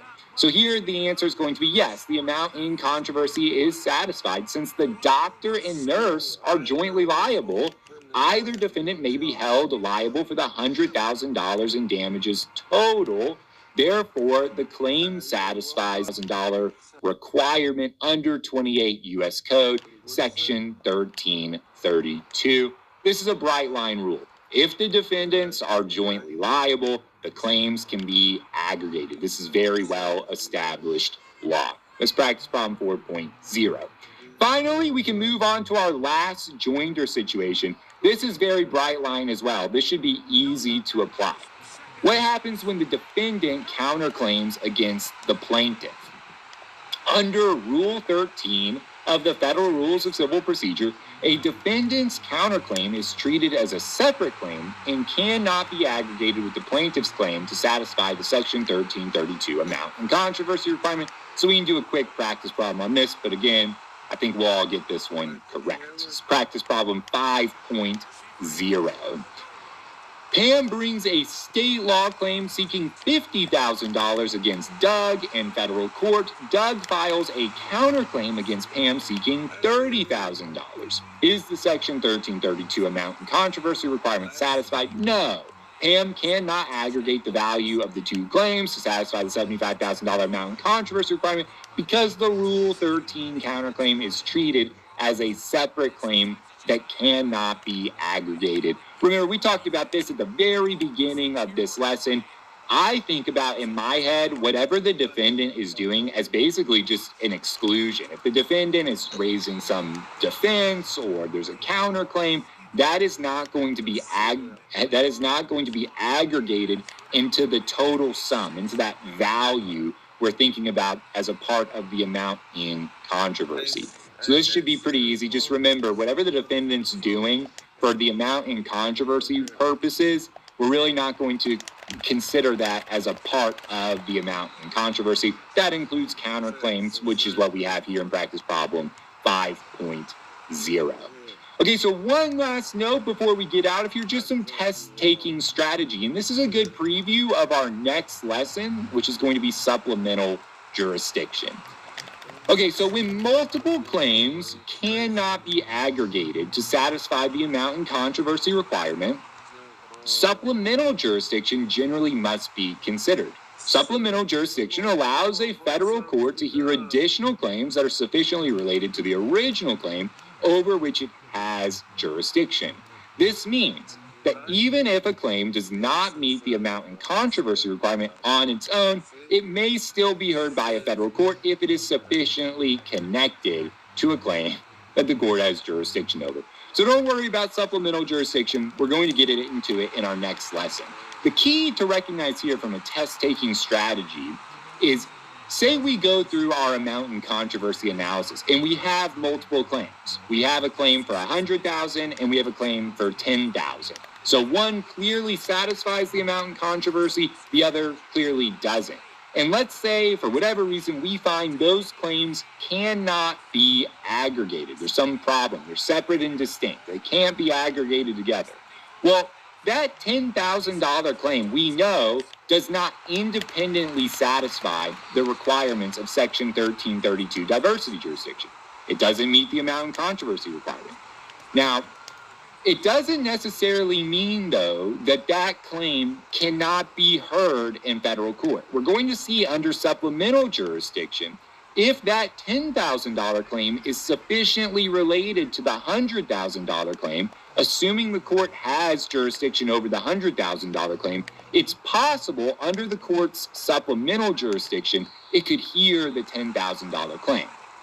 So even though that $10,000 claim does not independently satisfy diversity jurisdiction, court may still be able to hear it under supplemental jurisdiction. All a long-winded way of saying, do not end the analysis. If you go through and you say, oh, the claims cannot be aggregated, therefore the court cannot hear this case, that's not the end of, that's not the way to conclude the analysis, basically. You want to still think about supplemental jurisdiction. What you can say is, in conclusion, the requirements of Section 1332 diversity jurisdiction have not been satisfied.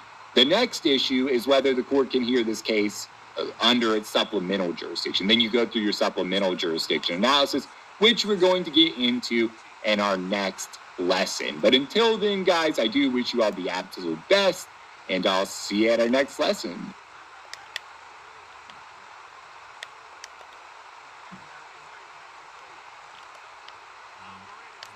In this lesson, we're continuing our discussion of subject matter jurisdiction. Specifically, we're going to focus in on removal. But first, remember, think back to our basic requirements at a really broad, high level. Remember, here we say to hear and decide a case before it, a court generally must have three things. Number one, court needs subject matter jurisdiction of the particular type of case before it. Number two, court needs personal jurisdiction of the defendant. And number three, we know that court needs proper venue based on locality. Of course, in this lesson, we're continuing our discussion of this first basic requirement, which is subject matter jurisdiction. And remember, we're really thinking about subject matter jurisdiction at the federal level, whether this is the type of case that this federal court can hear and decide. And remember, here we say, other than subject matters exclusively allocated to federal courts by law, there are generally four main ways for a federal court to obtain subject matter jurisdiction over a case. And thus far in our series on civil procedure, we've discussed federal question jurisdiction, diversity jurisdiction, and supplemental jurisdiction. Of course, in this lesson, we're moving on to removal. Okay, and the good news here with removal is if we understand federal question jurisdiction and diversity jurisdiction, specifically those two concepts, removal should be a breeze. It's basically a reapplication of the same analyses. We'll see there's a couple nuances thrown in there, but really, for the most part, if we understand federal question and diversity, removal is just reapplying these concepts. So it should be pretty straightforward. Would highly recommend, if you haven't seen our lessons on federal question and diversity, stopping here, go back, watch those, and then you'll be ready for removal. If you haven't seen those, if you don't have federal question jurisdiction and diversity jurisdiction kind of down, removal might not make any sense. So we want to make sure we have those concepts down before we get into removal. Okay, but what is removal at a really broad, just kind of high level? So we know in civil procedure that the plaintiff gets to choose where to file an action, right? The plaintiff essentially selects the forum. The plaintiff can take their complaint and they can file that complaint in any court they want. They can go to any state court, any federal court. The plaintiff gets to choose where to file their action, right? It's kind of a bedrock principle of American jurisprudence. So the unique feature about removal is it's kind of one of these rare instances where the defendant actually gets some say in the forum selection process. We'll see if certain requirements are met. A defendant, not a plaintiff, a defendant can actually take an action that was filed in state court and move that action to federal court, essentially changing the forum. Okay, so remember, plaintiff gets to choose where to file the action. This is a bedrock principle, but if certain requirements are met and that plaintiff chose a state court, defendant can come along and potentially remove the action to federal court. And there's a lot of reasons a defendant might want to do this. The most common would just be that the defendant perceives the federal court is going to be more favorable, or at least more neutral. We know that there's perceptions out there about different states and the different state laws in different states. And so if you're an out-of-state defendant being hailed into some, court you're unfamiliar with, you might think that the federal court in that circumstance is going to be more favorable or a more neutral forum to litigate your case. For instance, if you have a California plaintiff hailing you from Texas to California into a California state court, we know a defendant from Texas might think, hey, this California's court isn't going to give me a fair shake. I want to take this to what I think is going to be a more neutral forum, federal court. And if certain requirements are met, that defendant from Texas may be able to do that, may be able to take the action that was filed by a California citizen in California state court and remove it to federal court in an attempt to get a more favorable forum, or at least what is perceived as a more neutral forum. Okay, and kind of this policy consideration behind it of an out-of-state defendant being hailed into, the plaintiff's home state is something to keep in mind. We'll see this kind of comes up as a theme as we work through some of these requirements for removal. But we can get into more of the basics. So how does a defendant actually go about removing a case from state court to federal court? What are the requirements? Well, we say here, if a case filed in state court could have originally been brought in federal court, usually because the federal court has federal question jurisdiction or diversity jurisdiction, the defendant generally has the option to remove the case from the state court to federal court. And then we get a couple of exceptions here. We have some procedural and timing requirements we need to think about. And we'll see certain actions are not eligible for removal when the source for such removal is Section 1332 diversity jurisdiction. Okay, really important with this kind of second exception here, where certain actions are not eligible for removal. That only applies when we're dealing with, or at least when the sole basis for removal is Section 1332 diversity jurisdiction. So if the basis for removal is federal question jurisdiction, right? If the plaintiff files a claim that arises under federal law, we don't have to worry about this eligibility requirement under number 2 here, okay? And that's something to keep in mind as we work through some of these practice problems. But as a starting point rule outside of these exceptions, it's very straightforward, right? If a case filed in state court could have originally been brought in federal court, the defendant generally has the option to remove it from the state court to federal court. So if federal question or diversity jurisdiction is satisfied, our starting point rule is, well, then the defendant can remove it from state court to federal court. So let's apply this to a really easy practice problem. We have practice problem 1.0. Let's say here, Pam brings a claim that arises under federal law in state court against Doug. Can Doug remove the case from the state court where it was filed to federal court? Well, the question is, could Pam have originally brought that claim to federal court? And the answer is yes. Assuming all procedural requirements are met, Doug can remove the claim from state court to federal court because the federal court has original jurisdiction over the claim under Section 1331 federal question jurisdiction. Essentially here, Pam chose to bring this claim to state court, but she could have brought it in federal court, right? The federal court has jurisdiction to hear this claim under federal question jurisdiction. Her claim arises under federal law. We know that satisfies Section 1331 federal question jurisdiction. So Pam just so happens to file this in state court, but she could have filed it in federal court.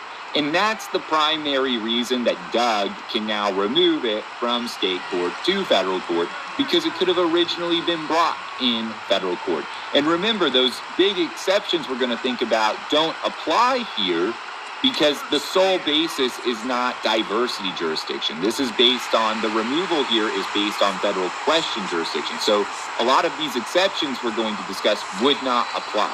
So removal as an analysis is really straightforward when the basis for the removal is federal question jurisdiction. We have a claim that arises under federal law.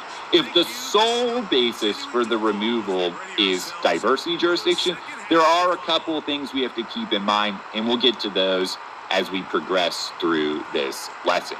Well, let's just start with some of the basic kind of procedural and timing requirements that apply either way, whether the basis for removal is based on federal question or diversity. These kind of rules, these procedural and timing requirements would apply. Our first one is that only defendants can exercise removal. Only defendants can remove a case from state court to federal court, not plaintiffs. This is very straightforward. There's really no circumstance where you could see a plaintiff who's filed an action in state court use removal to move the case from state court to federal court. This is basically just a bright line rule. We can apply it to a practice problem. Let's see if I can trick anyone with this really bright line rule with practice problem 2.0. Okay, let's say Pam brings a tort claim in state court against Doug. Doug files a counterclaim against Pam that arises under federal law. Can Pam remove the case on the basis that the federal court has federal question jurisdiction over Doug's counterclaim? Well, there's a lot of problems here, but the short answer is no. Remember, Pam is a plaintiff. Only defendants can remove a case from state court to federal court, not plaintiffs. So this whole thing about Doug bringing a counterclaim doesn't matter, right? Pam is the plaintiff. She cannot remove a case from state court to federal court. She filed it in state court. She's the plaintiff. She cannot remove it from state court to federal court based on really anything the defendant is doing. It doesn't matter what Doug is doing. So even though Doug has filed this counterclaim against Pam and it involves federal law, that's not going to allow Pam, the plaintiff, to remove the case. Only defendants can remove a case from state court to federal court. So that's the short answer, but it's also worth pointing out here that under the well-pleaded complaint rule, the federal court cannot exercise federal question jurisdiction over Doug's counterclaim to begin with. Right here, the federal court does not have original jurisdiction over this claim.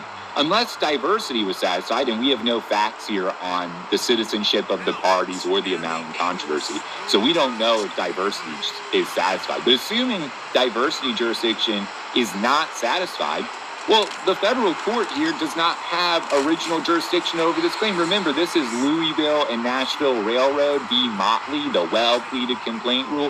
Whatever the defendant is doing is irrelevant in our federal question analysis. Remember that whole thing I said about putting the blinders on and only looking inside the four corners of the plaintiff's complaint? Remember here, Pam brings a tort claim in state court against Doug. So Pam is bringing a state law tort claim in state court. The federal court does not have federal question jurisdiction over a state law tort claim. Doesn't matter that Doug's bringing this counterclaim. Under the well-pleaded complaint rule, we only look at the claims being brought on the face of the plaintiff's complaint when we're trying to decide whether federal question jurisdiction is satisfied. So for several reasons, the answer here is no. Pam cannot remove the case on the basis that the federal court has federal question jurisdiction over Doug's counterclaim. Number one, Pam is a plaintiff. Plaintiffs cannot remove cases. Only defendants can exercise removal. Number two, the federal court does not have federal question jurisdiction over Doug's counterclaim. That's the well-pleaded complaint rule in Louisville and Nashville Railroad v. Motley. Okay, so next kind of procedural rule to think about here is consent when there are multiple defendants. Generally, if there are multiple defendants to the action, all of the defendants who have been properly joined and served must join in or consent to the removal of the action. Again, this is a really kind of bright line, straightforward rule. If you have a plaintiff suing two defendants, and one of the defendants exercises removal, if the other defendant does not join in or consent to that removal, then the case will not be removed. Basically, all of the defendants have to consent or join in, or the case cannot be removed. Really straightforward. There is an exception to keep in mind here when defendants are separate parties to federal and state law claims joined in the action. Again, we haven't gone into a lot of detail on joinder rules, and I'm not going to get into that here, but we do understand in civil procedure, at least we can accept that claims can be joined in one action. Basically, you can have multiple claims joined under the rules of federal rules of civil procedure in one lawsuit. And if you have a claim against a defendant and another defendant, and one of the claims is a state law claim. Basically, against one defendant, you have a state law claim, and against the other defendant, you have that federal law claim. Well, if the defendant who wants to remove the case from state court to federal court, once that case goes to the federal court can sever the lawsuit that's been joined. So you have two claims that have been joined. You have a state law claim and a federal law claim that have been joined. It gets removed from the state court to the federal court. The federal court can sever the action back into two claims, hold on to that federal law claim, and basically remand the state law claim back to state court. So it's kind of this unique exception where all of the parties would not necessarily have to consent to have it removed. Basically, just the federal law defendant, whoever that one is, right? The defendant who's on the defendant to the federal law claim would be the only one that really has to consent there, because the federal court can sever the action and remand the state law claim and the defendant to the state law claim back to state court and basically keep that federal law claim in federal court.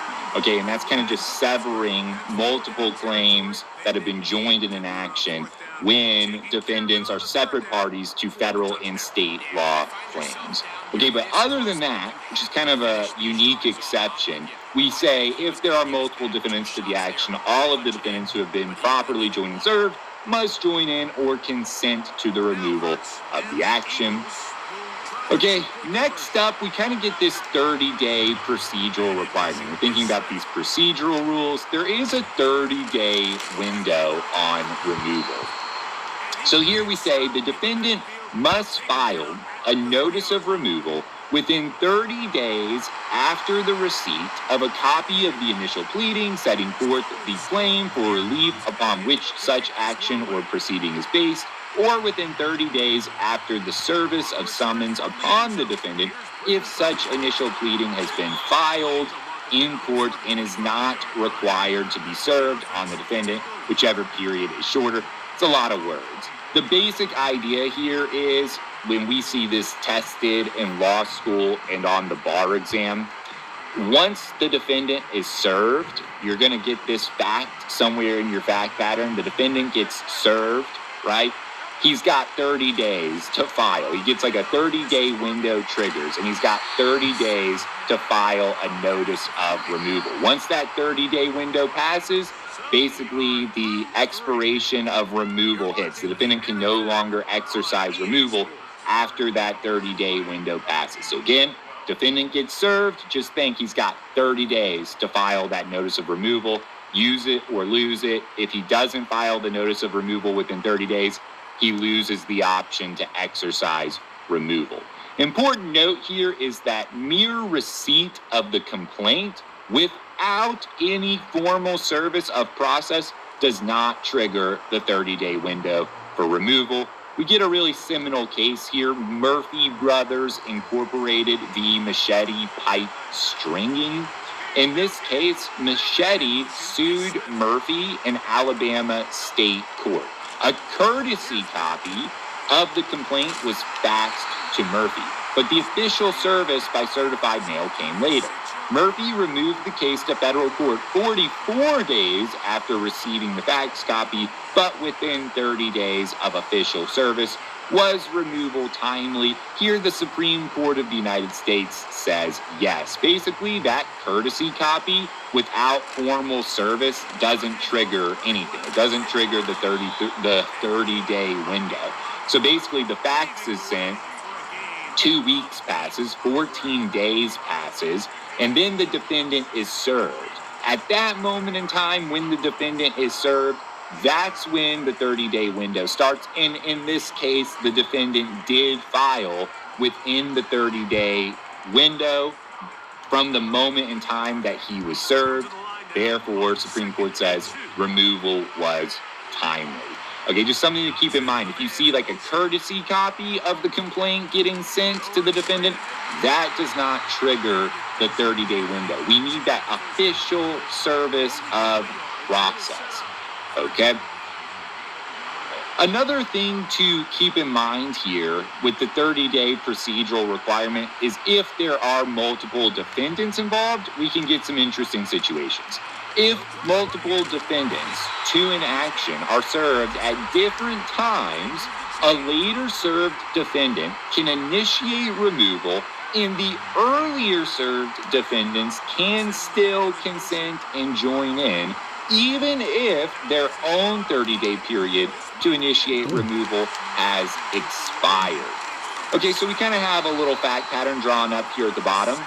Imagine that our first defendant is served and 40 days passes. So our defendant is served and 40 days passes. Well, we know after day 30, defendant 1 can no longer remove the action. His 30-day window has passed. But let's say 40 days later, a second defendant is served, right? Well, at this point, that second defendant now gets 30 days to file for removal. Okay, and let's say 20 days passes and defendant 2 initiates, right? So within the 30-day window, our second defendant has now filed his notice of removal. Well, at that point, even though our first defendant's 30-day window has expired, he can still consent and join in. Okay, this is just something to keep in mind if we have multiple defendants. Those earlier served defendants can consent and join in, even if their 30-day window has passed. Okay, just something to keep in mind with the 30-day requirement if we have multiple defendants.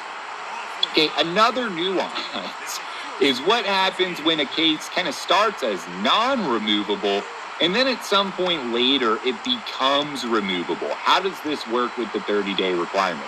And there's a lot of ways, right? A case can start as a non-removable case and become removable. Obviously, the big two would be when the court does not have federal question jurisdiction to start, but the plaintiff basically amends their complaint in such a way where now the court does have federal question jurisdiction, or the same with diversity jurisdiction, right? The original complaint as filed, court does not have diversity jurisdiction, but then there's some amendment. Usually it would be like a non-diverse party is dropped from the lawsuit, and now the court would have diversity jurisdiction. So in these cases, how does that play with the 30-day procedural requirement, where you could have a situation where the lawsuit starts as non-removable, but later on it's ascertainable that this is now removable?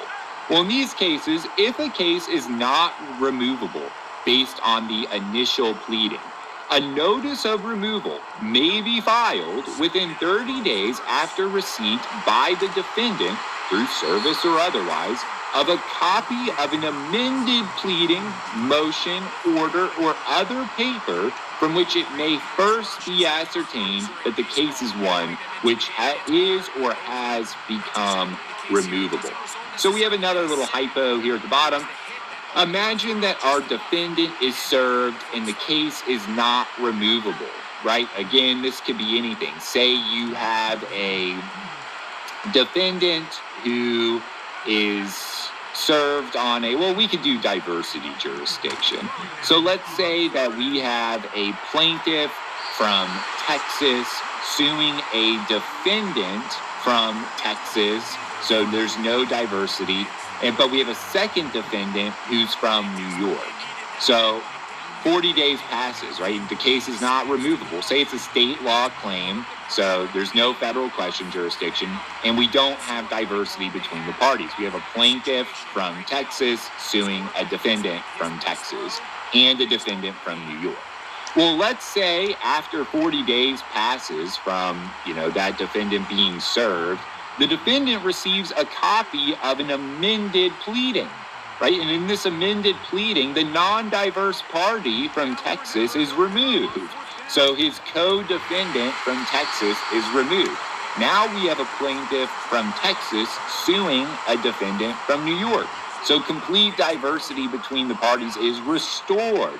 Well, at that moment, right, when the defendant receives a copy of that amended pleading, that's the moment where it was first ascertainable that the case is one in which it has become removable. So when the defendant receives the copy of that amended pleading, the 30-day window starts. So even though it was 40 days had already passed since the defendant was originally served, because the case has been amended, and now, or at least because the pleading has been amended and it's now ascertainable that the case is removable, the 30-day window starts from the moment the defendant receives the copy of that amended pleading. If the defendant files his notice of removal within that 30-day window, okay, removal can be timely. Okay, that's the 30-day kind of procedural requirement we need to keep in mind. That would apply whether the grounds for or the basis for removal is federal question or diversity. Now we can get into the situation where removal is based on diversity of citizenship. Certain actions are not eligible for removal when the sole basis for such removal is Section 1332, diversity jurisdiction. Here we're going to have the home court rule and the 1-year limitation. So we can start with the home court rule. This is Section 1441B2. Notably, home court is in quotations because this is what I call the rule, right? This is not something you're going to see courts use. So if you're writing an essay, do not use home court rule. You can refer to this as Section 1441B2. But again, I think this will just make it easier to remember in your head. Okay, so if an action under Section 1441B2, if an action is eligible for removal solely based on diversity jurisdiction, the action cannot be removed from state court to federal court if any of the defendants are a citizen of the state where the action was originally filed. Okay, this should make a lot of intuitive sense. If the action is eligible for removal solely based on diversity jurisdiction, a defendant who is at home in the forum state cannot remove the case from state court to federal court. Okay, and the idea here is really, why would the defendant want to do that? Okay, if you have a California plaintiff suing a New York defendant in New York State court, right? So the plaintiff is the out-of-state party. Why would that defendant who's at home in the forum state and potentially has home court advantage, so to speak, why would that defendant want to remove the case from his home court to federal court? Okay, so if an action is eligible for removal solely based on diversity jurisdiction, the action cannot be removed from state court to federal court if the defendant is essentially at home where the action was originally filed. Okay, so we can just apply this rule to a practice problem to kind of see how it plays out. This is practice problem 3.0. Here we have Pam, a citizen of state A, brings a state law tort claim in a state court of state B against Doug. Of course, Doug is a citizen of state B, seeking $100,000 in damages. Can Doug remove the case from the state court of B to federal court? This is what we just talked about. The answer is going to be no. Here, the action is eligible for removal solely based on diversity jurisdiction, and the defendant, Doug, is a citizen of the state where the action was originally filed. Doug is at home in state B.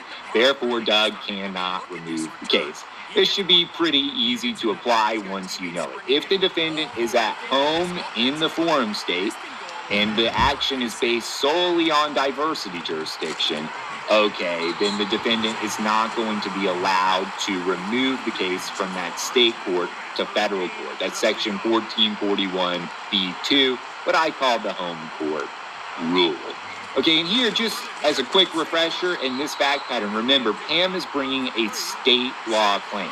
If Pam had brought a federal law claim, right, a claim that arose under federal law, then potentially Doug could remove the case because the action would not be based solely on diversity jurisdiction, or at least the eligibility for removal would not be based solely on diversity jurisdiction. It'd be eligible based on federal question jurisdiction.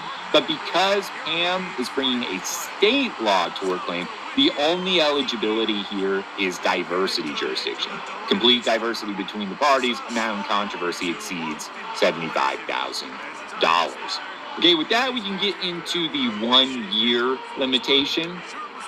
If an action is eligible for removal solely based on diversity jurisdiction, the action may not be removed more than 1 year after commencement of the action unless the district court, the federal court, finds that the plaintiff has acted in bad faith in order to prevent a defendant from removing the action. Again, this should be a somewhat easy rule to apply once we know it. Basically, once an action is commenced that is eligible for removal solely based on diversity jurisdiction, again, so you're going to have some state law claim where the parties are diverse and the amount in controversy exceeds $75,000. After 1 year, the action is no longer eligible for removal. It's just a hard cap. 1 year passes, it's no longer eligible for removal. So we can apply this to a practice problem. We have practice problem 4.0.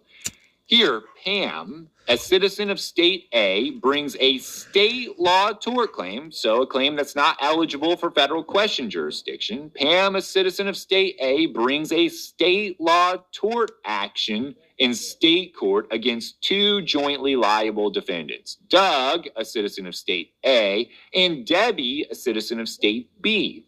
Pam is seeking $100,000 in damages. 14 months after Pam files the state law tort action, Doug is dismissed from the suit, restoring diversity. Without Doug, Debbie recognizes complete diversity is restored between the parties. Consequently, within 30 days of Doug's removal, Debbie files a notice of removal on the basis of diversity jurisdiction. Is the removal timely?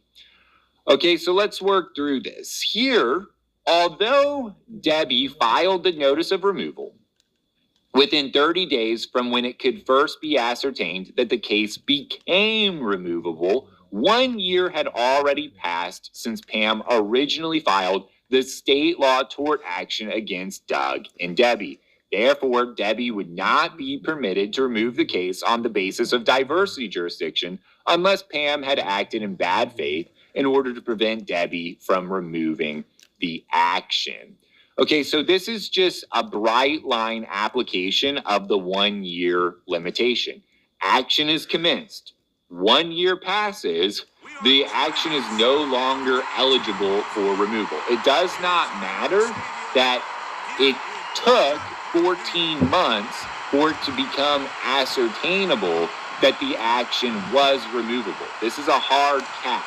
Once 1 year passes, you cannot remove the case. If eligibility for removal is solely based on diversity jurisdiction, which in this case we know that's true because the plaintiff brought a state law action. So federal question is not triggered. So because eligibility for removal was based solely on diversity, once that 1 year passes, you cannot seek removal. The defendant cannot seek removal in those cases where the eligibility for removal is solely based on diversity jurisdiction. So even though the 30-day requirement would be satisfied, remember we talked about this, the pleading is amended, the non-diverse party is dropped, it now becomes ascertainable that the case is removable, so defendant files for removal within 30 days, that all works. Problem is, because the eligibility is solely based on diversity jurisdiction, that 1 year limit has passed, that's a hard cutoff, okay? It's no longer eligible for removal. Again, the only exception there would be if Pam had acted in bad faith in order to prevent Debbie from removing the action, but we have no facts that would suggest bad faith.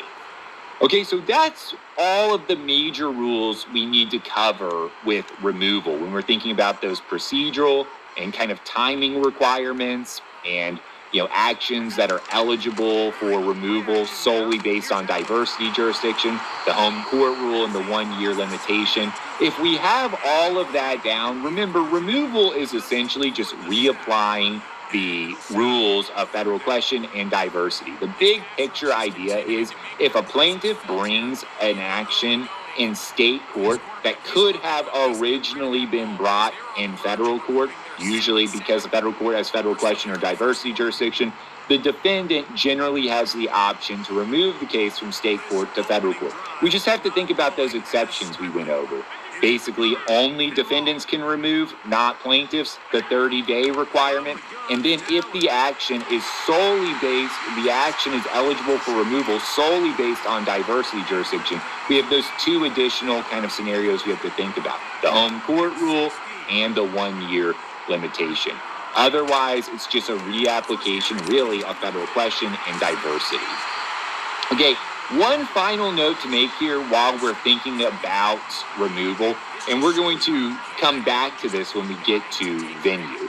So I don't want to get too much into the rules of venue in this lesson because we're going to have a whole different segment on venue. But it is worth noting, when we're determining proper venue for removed cases, we apply a different kind of statutory framework than our typical venue analysis. So here we say proper venue for an action that has been removed under Section 1441A is in the federal court for the district and division embracing the place where such action is pending.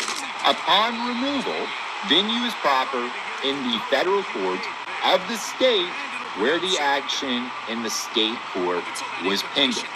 Okay, this is really important because it means Section 1441A dictates proper venue in removal cases as opposed to Section 1391, which is the conventional statute used for determining proper venue in non-removal cases. So when we get to venue, right, in future lessons, we're going to do this whole breakdown of how you determine where venue is proper. And we're going to use section 1391. And that applies to all non-removal cases. But if we have a removal situation, venue is proper where 1441A says venue is proper, which is going to be the district and division embracing the place where such action is pending. So venue analysis in removal cases is very easy. It's like a legally ascertainable fact. It's given to you. You don't have to go through the whole 1391 analysis that we're going to talk about in a future lesson.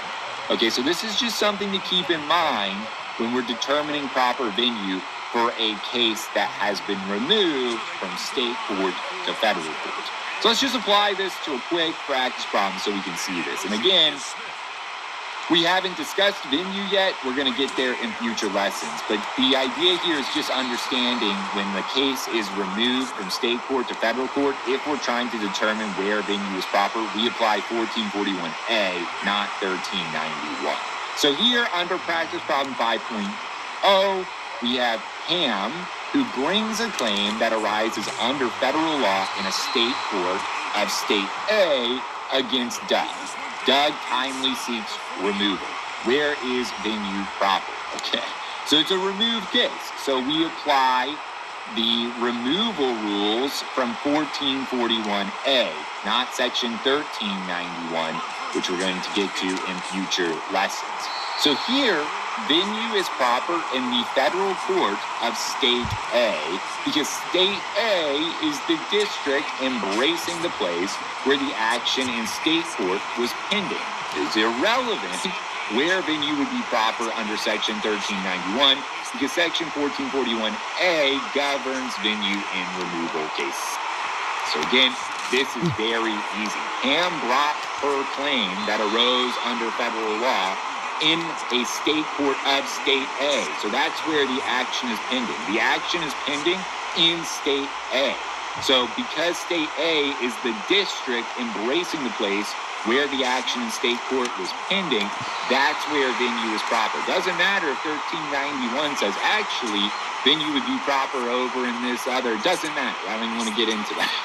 We don't even look at 1391 when we're dealing with a case that has been removed from state court to federal court, okay? And again, it's going to be given to you. You're going to know where the state is, where the action was pending.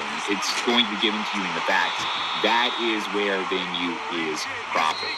Okay, so that's the last note we need to make on removal.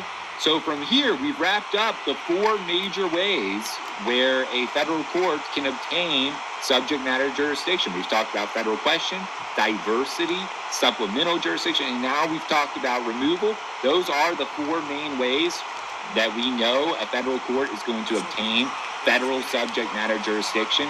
So with that, I think we're going to be finally ready to move on from subject matter jurisdiction to personal jurisdiction. So I'm really excited to get into personal jurisdiction. But with that, I do wish you all the absolute best. And until then, I'll see you at our next lesson. It's not easy taking the field mic for the first time in the game, and you find yourself already down a score. They watch their opponent kind of march down the Grammarly field. doesn't just help you with polishing your emails, it also lessens the mental load of replying to emails. When you start replying to an email, click this button to tag in.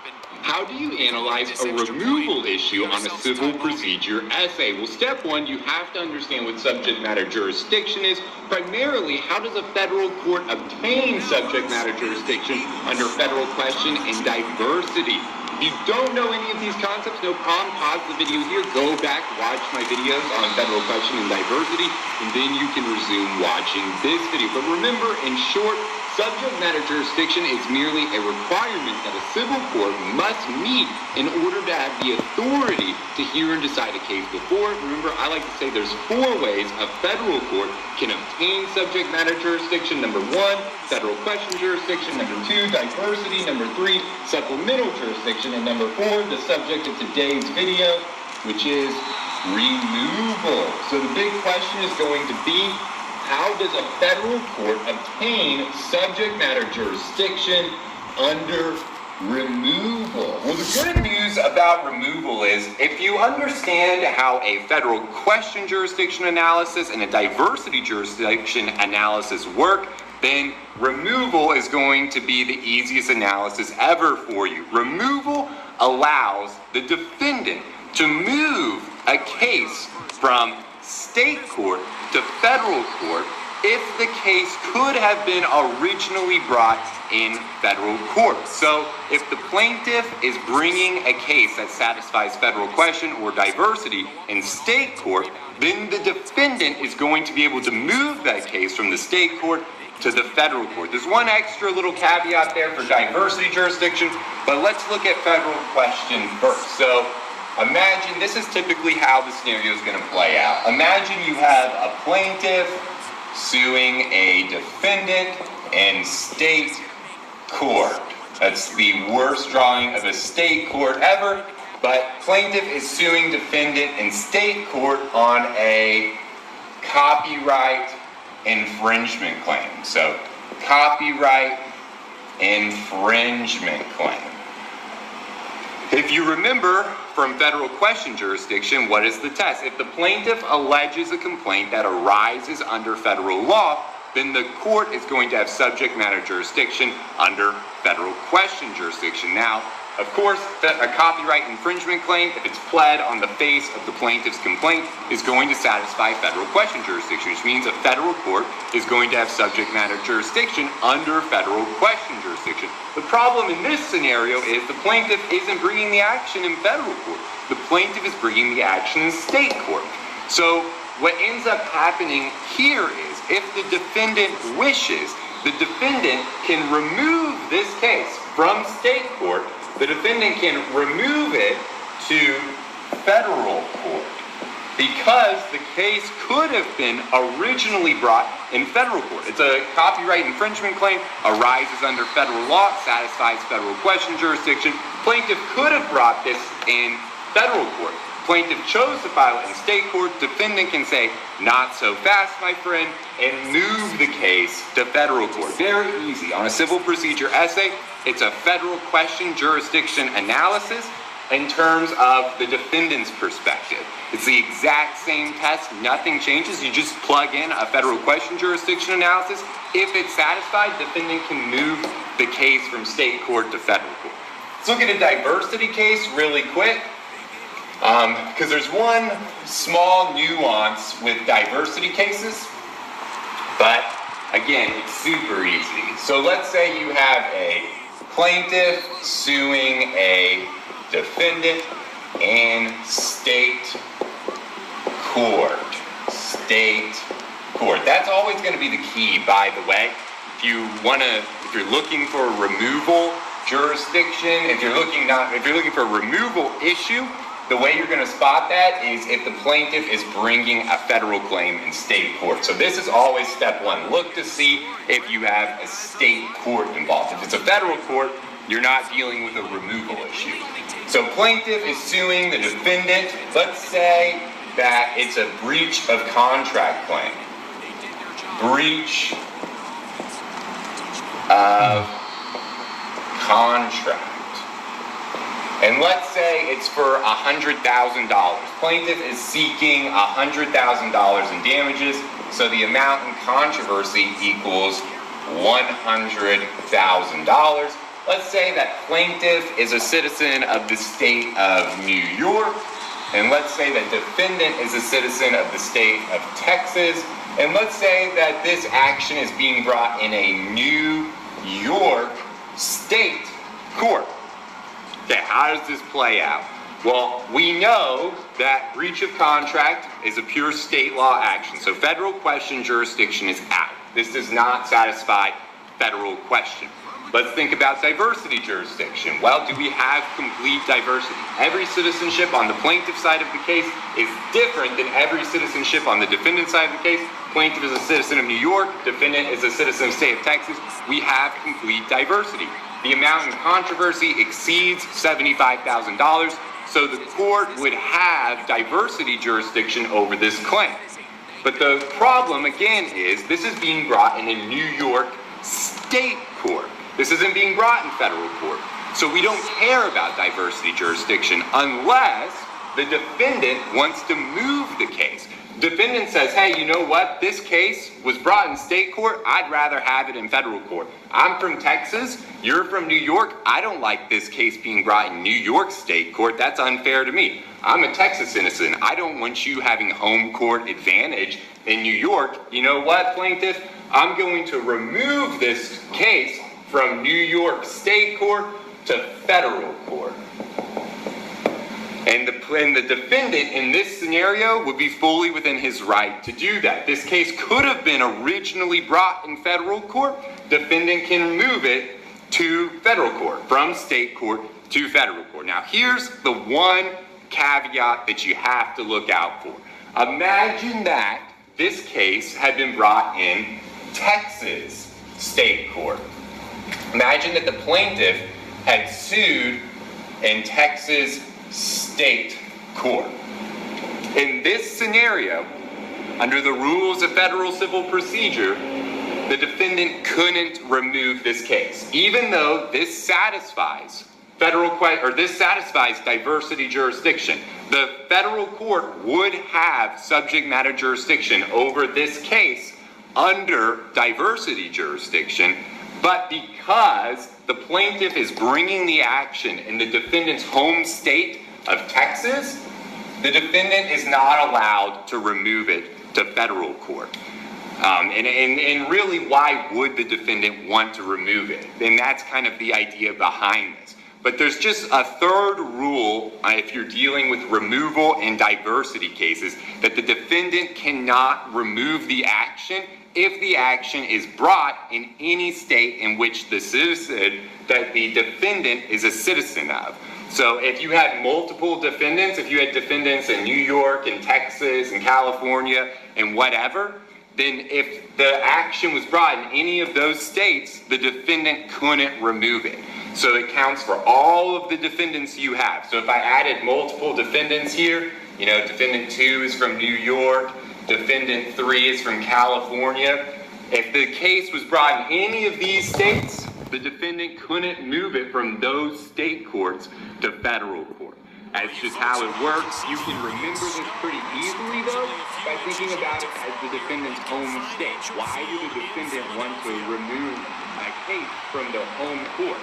If you're in Texas, if you're a citizen of Texas, and the case is being brought in the state of Texas, you're happy about that. This plaintiff from New York is going to have to come down to your state and litigate under your home court advantage. So you don't have any need to remove that to federal court. You're happy with the situation. So think about it in terms like that. Just remember, in a diversity jurisdiction case, if you're dealing with a removal issue, the defendant is not going to be able to remove the case from state court to federal court if the defendant is a citizen in the state in which the action is brought.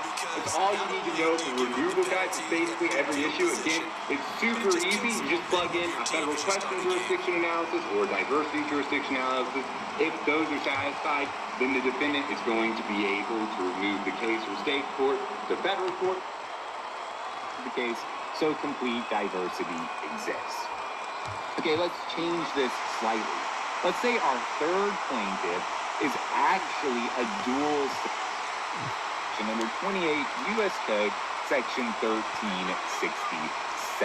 But before we get into it, remember, we can start with our big picture basic requirements. Remember, here we say, to hear and decide a case before it, a court generally must have subject matter jurisdiction over the particular type of case before it, personal jurisdiction over the defendant, and proper venue based on locality. Of course, in this lesson, we're continuing our discussion of subject matter jurisdiction, and we're really thinking about subject matter jurisdiction at the federal level. Is this the type of case that a federal court has the authority to hear and decide?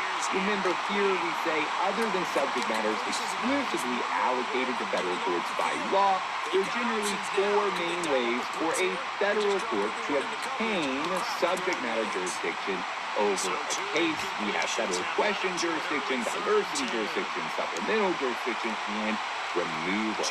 And up until this point, we've been focused on federal question jurisdiction and diversity jurisdiction. These are the main two ways a federal court obtains subject matter jurisdiction over a case. And before we jump into supplemental jurisdiction, it's very important that we have a firm understanding of federal question and diversity jurisdiction. If we don't understand these concepts, supplemental jurisdiction is not going to make any sense. Supplemental jurisdiction is an extension of federal question and diversity jurisdiction. So if you haven't seen our lessons on federal question and diversity, or you're just not comfortable with those concepts, I'd go back, watch those lessons first, and then you're going to be ready to go for supplemental jurisdiction in this lesson. But with that, we can just jump right into it. What is supplemental jurisdiction? Here we say, when a federal court has subject matter jurisdiction over a claim, supplemental jurisdiction allows the court to hear additional claims that are sufficiently related to the original claim, even if the additional claims do not independently satisfy the requirements for federal subject matter jurisdiction on their own. Okay, so we can kind of draw a basic example, right? This is kind of the fact pattern we're looking out for when we're thinking about supplemental jurisdiction. Let's say we have a plaintiff who is a citizen of Texas suing a defendant who is also a citizen of Texas in federal court. Okay, so off the top, right, if we have a plaintiff who's a citizen of Texas suing a defendant who is a citizen of Texas in federal court, for that federal court to have subject matter jurisdiction over the case, what do we need? Well, we're going to need an ingredient of federal law, right? Because diversity jurisdiction is off the table. So a state law claim, a claim that does not arise under federal law, is not going to be able to be heard by the federal court when we have non-diverse parties. So we know as we start to look at this illustration, we need a federal law claim, right? The federal court is not going to be able to exercise diversity jurisdiction. So if a state law claim comes in, we know the federal court's not going to be able to hear that, right? We need the ingredients of federal law. So let's say we get that. Let's say the plaintiff brings a federal law claim that satisfies Section 1331, federal question jurisdiction. Okay, no problem. If the plaintiff, who's a citizen of Texas, is suing a defendant who is also a citizen of Texas in federal court, but the plaintiff brings a claim that arises under federal law, great. We know that the federal court has subject matter jurisdiction to hear and decide that case. So let's say the plaintiff doesn't just bring one claim. Let's say a plaintiff brings two claims against this defendant. Let's say the second claim is just a state law claim. It could be a breach of contract claim, it could be a tort claim, negligence, whatever. Right? Our plaintiff brings an additional claim that's just state law. It does not arise under federal law. Well, independently, does the federal court have jurisdiction over that second claim? The answer is no. They don't have diversity jurisdiction over the claim. We know the plaintiff and defendant share citizenship in Texas, so the federal court cannot exercise diversity jurisdiction over that state law claim. And obviously, the federal court cannot exercise federal question jurisdiction over a state law claim that does not arise under federal law. So on its own, in a vacuum, the federal court cannot exercise subject matter jurisdiction over that state law claim. However, right, that state law claim is not in a vacuum. It's being brought with a federal law claim.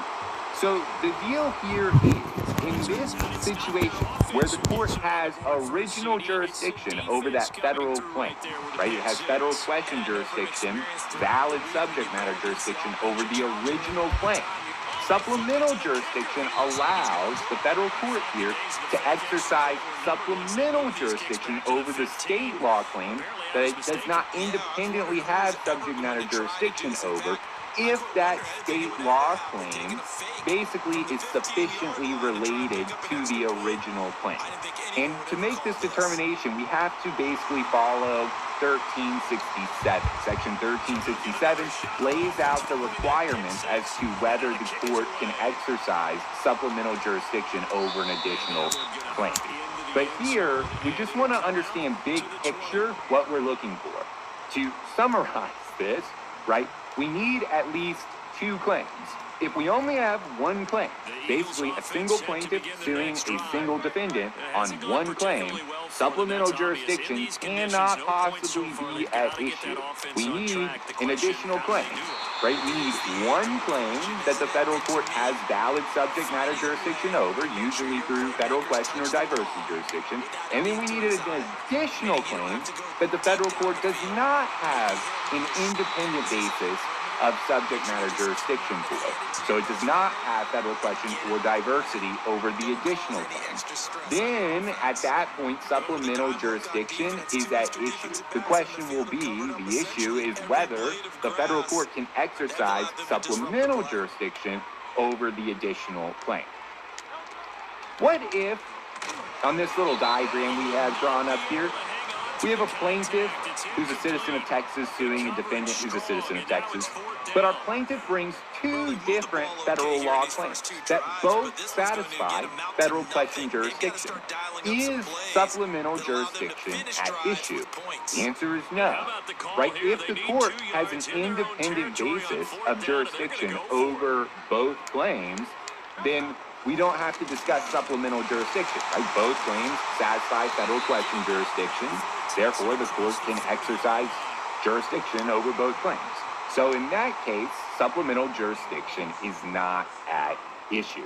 So just because we see multiple claims in a fact pattern, that doesn't necessarily mean supplemental jurisdiction is at issue. If the court has an independent basis for jurisdiction, basically if each claim satisfies federal question or diversity on its own, we're not dealing with supplemental jurisdiction. Supplemental jurisdiction is only at issue when we have a situation like we have on this slide. Kind of as we have signified here with a green arrow and a red arrow. The green arrow means, hey, this claim, this green arrow claim, independently satisfies federal subject matter jurisdiction.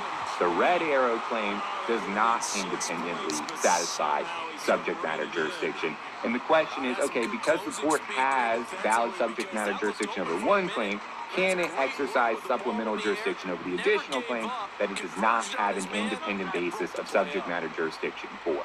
That is supplemental jurisdiction from an issue spotting perspective. Let's actually get into the analysis. Okay, so we have one claim that the court has jurisdiction over, and we have an additional claim the court does not have an independent basis of jurisdiction over. How do we determine whether that federal court can exercise supplemental jurisdiction over the claim? We go to section 1367, which provides a 3-step inquiry. Step number 1, under section 1367A, we need to determine whether the claim qualifies for supplemental jurisdiction. Step number 2, under 1367B, we have to determine whether the claim is disqualified for supplemental jurisdiction when the court's original jurisdiction is based solely on section 1332 diversity jurisdiction. And finally, step number 3, under section 1367C, we have to determine whether the court at its own discretion should decline to exercise supplemental jurisdiction.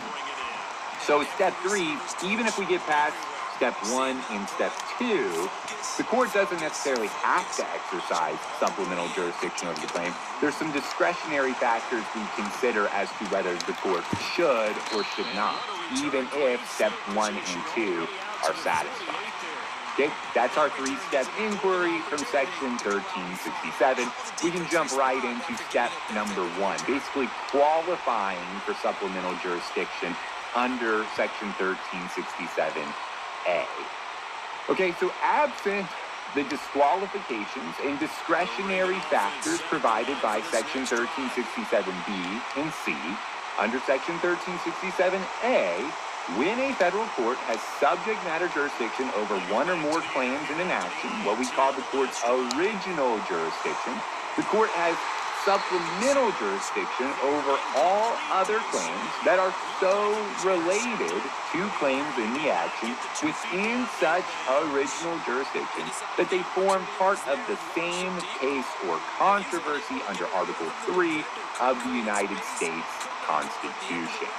Okay, so basically, when we're trying to determine whether that additional claim qualifies for supplemental jurisdiction, the big question is, do these claims form part of the same case or controversy? Are they so related that the claims actually form part of the same case or controversy? If so, then that additional claim to the original claim qualifies for supplemental jurisdiction. So how do we make this determination? Well, we have the common nucleus of operative fact test.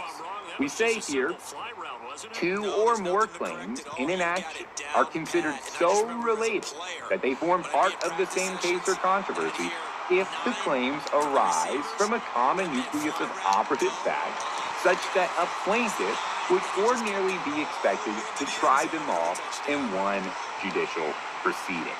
So we're looking for a connection between the claims. We're looking for a relationship, a nexus, a connection, a common nucleus of operative fact between the original claim that the court has jurisdiction over and the additional claim that the court lacks an independent basis to have jurisdiction over. We need that connection such that a plaintiff would ordinarily be expected to try them all in one judicial proceeding. This idea kind of highlights the entire purpose of supplemental jurisdiction. As we work through these fact items, and we're about to jump into just some practice problems so we can see how this all plays out, I think it's important to recognize the reason we have supplemental jurisdiction is to promote judicial efficiency, right? If you think about the old idiom we have in the English language, killing two birds with one stone, kind of the whole purpose of supplemental jurisdiction, right? If we have two claims that are so related, they essentially form part of the same case or controversy, supplemental jurisdiction says no need to litigate these in separate lawsuits, right? You can just form them in one and knock both claims out at the same time. We're killing two birds with one stone. No need to bring a claim in state court and another claim in federal court if the claims are so related, they really form part of the same case or controversy. If they arise out of that common nucleus of operative fact, let's just knock both of the claims out at once, right? Killing two birds with one stone. It's all about promoting judicial efficiency. And I think that will, if we think about supplemental jurisdiction through that legislative intent, I think a lot will make sense as we work through some of these practice problems. Okay, so we can start with our first one. All right, practice problem 1.0. Here, Pam works for a large company. One day, Pam's car is unintentionally hit in the company's parking lot. Since the damages were minor, Pam took no legal action. 5 years later, Pam is fired by the company on the basis of her age. Pam then files a lawsuit in federal court alleging age discrimination under federal law and negligence under state law for damages from the car collision. Both parties are citizens of Texas. Does the state law tort claim qualify for supplemental jurisdiction under Section 1367A? Okay, well, we can draw this up, see kind of what's going on, right? So we have a plaintiff who's a citizen of Texas suing a defendant who's a citizen of Texas on two claims. We have a federal claim that arises under federal law, right? Probably the ADEA, the Age Discrimination in Employment Act. This is federal law. So we know the age discrimination claim arises under federal law. That satisfies Section 1331 federal question jurisdiction. But Pam is also bringing this state law tort claim that arises out of the car accident 5 years earlier, right? And we know because the plaintiff and defendant are both citizens of Texas, well, this federal court cannot exercise diversity jurisdiction over the state law tort claim. The parties are not diverse. And we know that the federal court cannot exercise federal question jurisdiction over the state law tort claim because the state law tort claim does not arise under federal law. So the only way that the federal court can hear and decide this state law tort claim is through supplemental jurisdiction. Because the federal court has valid subject matter jurisdiction over the federal law claim, the age discrimination claim, basically, if that state law tort claim is sufficiently related, right, under Section 1367, then we know that the federal court could potentially exercise supplemental jurisdiction over the state law claim. But we start with step one. Does it even qualify for supplemental jurisdiction? Does it form, are the claims, is the federal law claim so related to the state law claim that they form part of the same case or controversy? How do we make that determination? Well, we have to think, does the state law tort claim arise out of a common nucleus of operative fact as the federal law claim, the age discrimination claim? And so we kind of have the answer here on the next slide. You say here, there is no evidence that the car collision is so related to Pam's termination of employment that they form part of the same case or controversy. Although the collision happened at Pam's place of work, the collision was unintentional and occurred 5 years prior to her termination of employment. Thus, the claims do not arise out of a common nucleus of operative fact, and Pam would not be reasonably expected to try both claims in a single proceeding. So in other words, our state law tort claim does not qualify for supplemental jurisdiction. In this case, Pam would have to file the federal law claim. She could file the federal law claim in federal court. That's fine because it satisfies federal question jurisdiction. But the court cannot exercise supplemental jurisdiction over the state law claim because it's not sufficiently related to the federal law claim. So if Pam wanted to bring that action, she'd have to do so separately in state court, right? She can't bring both claims at the same time in federal court. So she could file one in federal court, and then she could file the state law claim in state court. She wanted to pursue both claims. But the federal court is not going to be able to exercise supplemental jurisdiction over the state law claim. It's because they're not really related. Right, if we think about these claims, they don't arise out of a common nucleus of operative fact. They both kind of live in their own universe. We have a car accident in a parking lot, and then 5 years later, Pam is wrongfully terminated. Although both technically, involve her workplace, right? The parking lot is at her office. That is not enough of a connection here. Think about the idea of promoting judicial efficiency. What we're really looking for is like evidence to overlap. Like if you're going to litigate that car collision case and you're saying, look, the defendant here, my company I work for, is somehow negligent. Maybe you're arguing that the parking lot is constructed in such a way that it encourages car collisions. It's just not a properly constructed parking lot. Well, maybe you need to bring in like evidence of the blueprint, like how was this built? Maybe you need pictures of the parking lot. Maybe you need witnesses or cameras that were recording what was happening in the parking lot. Maybe you need statistics of accidents in the parking lot. None of this has anything to do with her being discriminated against on the basis of her age and terminated 5 years later. The evidence you would need for that claim is like in its own different universe. You need like, okay, how was she treated in the workplace? What evidence is there of this company's history of employees of a certain age, That would all deal with her treatment in the workplace and the actions that gave rise to her being terminated. So there's just like no nexus, there's no connection between the car accident 5 years earlier in the parking lot and the age discrimination claim. So for that reason, the state law tort claim is not going to qualify for supplemental jurisdiction. We can't really kill two birds with one stone here. They don't have anything, these claims don't have anything to do with one another. Therefore, Pam really wouldn't reasonably be expected to try both claims in a single proceeding. Okay, so hopefully we can kind of see that, right? Their claims just are not related enough. So we can go to a different fact pattern, kind of change it up, and see if we can make the claims a little bit more related. So let's go to practice problem 2.0. Here, Pam, a 60-year-old woman, was employed by Doug. Doug regularly criticized her work and made derogatory comments about her age publicly. Eventually, Doug fired Pam in front of her colleagues, falsely claiming that she had stolen supplies. Pam filed a lawsuit in federal court, again alleging age discrimination under federal law and defamation under state law on the basis of the false accusations. Both parties are citizens of Texas. Does the state law defamation claim qualify for supplemental jurisdiction under Section 1367A?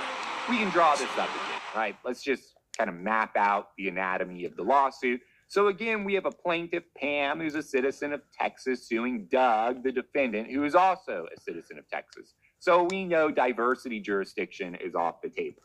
All right, she's bringing a federal law claim that satisfies federal question jurisdiction, and she's bringing a state law claim that does not satisfy either federal question jurisdiction or diversity jurisdiction. So obviously the question here is, can the federal court exercise supplemental jurisdiction over that state law defamation claim? They have federal question jurisdiction over the age discrimination claim, but the question is, can they exercise supplemental jurisdiction over the state law defamation claim, right? Because they don't have federal question jurisdiction over a state law claim, and they don't have diversity jurisdiction where both parties are citizens of Texas. So the only way a federal court can hear that state law defamation claim is going to be through supplemental jurisdiction.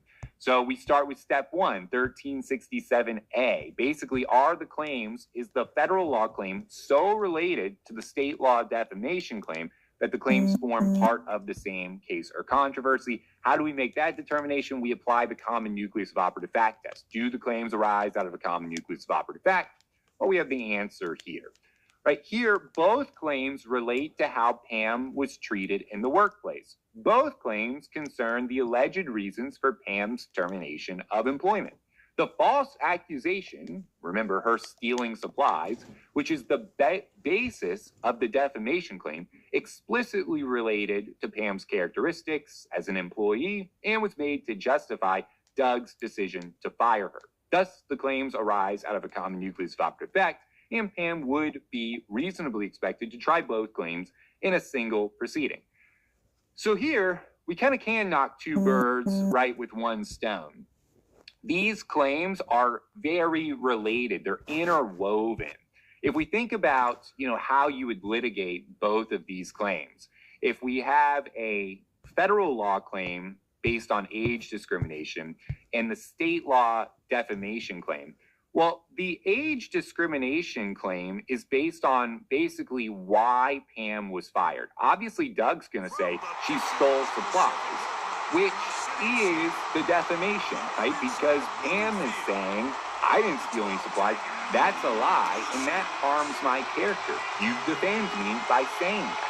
So you really can't have the federal law claim without bringing in the evidence of the defamatory statements. The claims are so connected here, right, that Pam would be reasonably expected to try them both in one proceeding, right? You're going to have lots of the same witnesses, lots of the same evidence. It all overlaps, right? They all arise out of a common nucleus of operative fact, which basically all of it deals with how Pam was treated in the workplace, right? And that's why Pam could probably knock, or the court would say, she would be reasonably expected to try both of these in one proceeding. We can knock both out with one stone. There's enough overlap. Both these claims arise out of a common nucleus of operative fact. So hopefully we can kind of compare those two problems in our head, problem 1.0 and 2.0, and kind of see the difference. With our first practice problem, we have a car accident that's pretty much unrelated to an age discrimination claim that happens 5 years later. And in the second practice problem, we see this correlation, this connection, this nexus between the two claims. We see that the defamatory statements, the false accusation, directly relates to the age discrimination claim. It goes to the reason Pam was actually fired. Was she fired on the basis of her age or because she stole supplies? Well, the fact that she didn't steal supplies, and that makes this basically publication of a false statement that harms her reputation, right? It's all interwoven. You can't basically have like one litigation without bringing in evidence of the other. Okay, so for that reason, we'd say these arise out of a common nucleus of operative fact. The court, well, at least the state law defamation claim, therefore, would qualify for supplemental jurisdiction under Section 1367A. We're not ready to say, remember, whether the court can exercise supplemental jurisdiction over the claim. Remember, we have two other steps. We have to go to Step 2 and Step 3 in our analysis. But we are ready to say, okay, that state law defamation claim does qualify for supplemental jurisdiction under step number 1.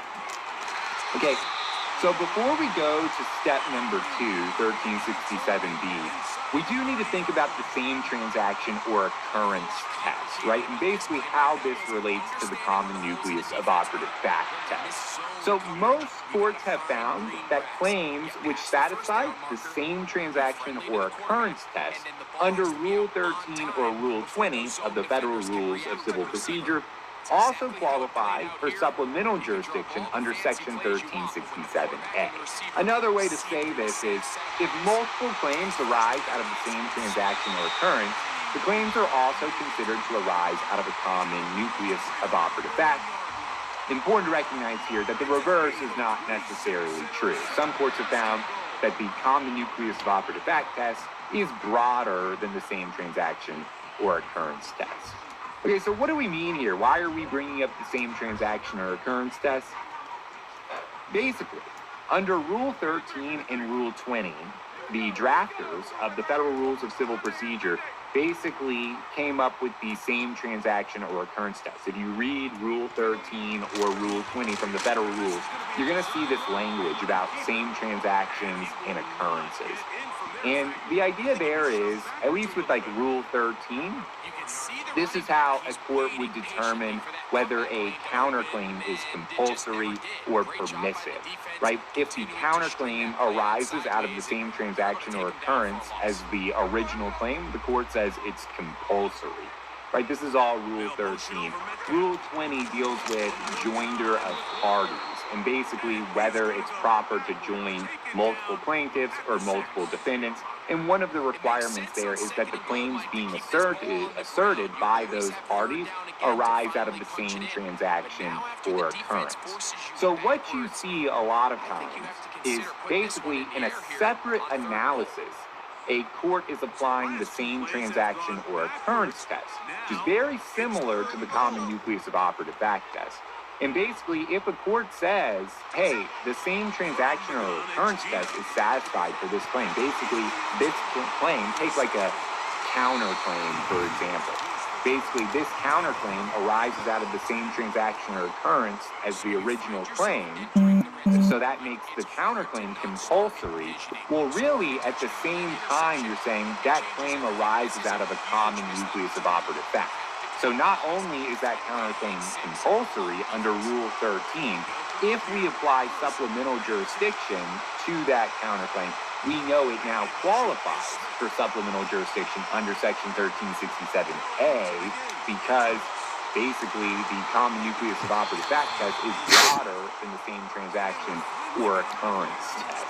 Okay, so we'll break this down with some examples. I know that's confusing. First, though, we can just visualize the two tests. We have a little chart here. Right, if we think about the common nucleus of operative fact test, we think of it as broader than the same transaction or occurrence test. So we see here like the same transaction or occurrence test is kind of fully encapsulated. It's a concentric rectangle inside the common nucleus of operative fact rectangle. Right, basically, if we were to pinpoint claims on this chart, any claim that falls in that same transaction or occurrence test box also, by definition, falls in the common nucleus of operative fact box. So again, it's possible procedurally, and you might do this in your analysis, right? And we're going to break down Rule 13 and Rule 20 in a lot of detail when we get to basically joinder of parties and claims. We're going to talk a lot about Rule 13, Rule 20, and how the same transaction or occurrence test is satisfied and when we really apply it. But the point is, if the same transaction or occurrence test is applied by a court, you don't necessarily then have to reapply the common nucleus of operative fact test. Like if a court says, hey, this counterclaim arises out of the same transaction or occurrence as this original claim, therefore the counterclaim is compulsory, then the court can also say, therefore, we can also exercise supplemental jurisdiction over this counterclaim under 1367A. Because if a counterclaim arises out of the same transaction or occurrence as the original claim, it also arises out of a common nucleus of operative fact as the original claim. So let's just go through a practice problem and see how this plays out, okay? Here, practice problem 3.0. Let's say Pam contracts Doug to write a book for $10,000. However, Pam never pays Doug. Upset by this, Doug posts excerpts from the book on his blog without Pam's consent.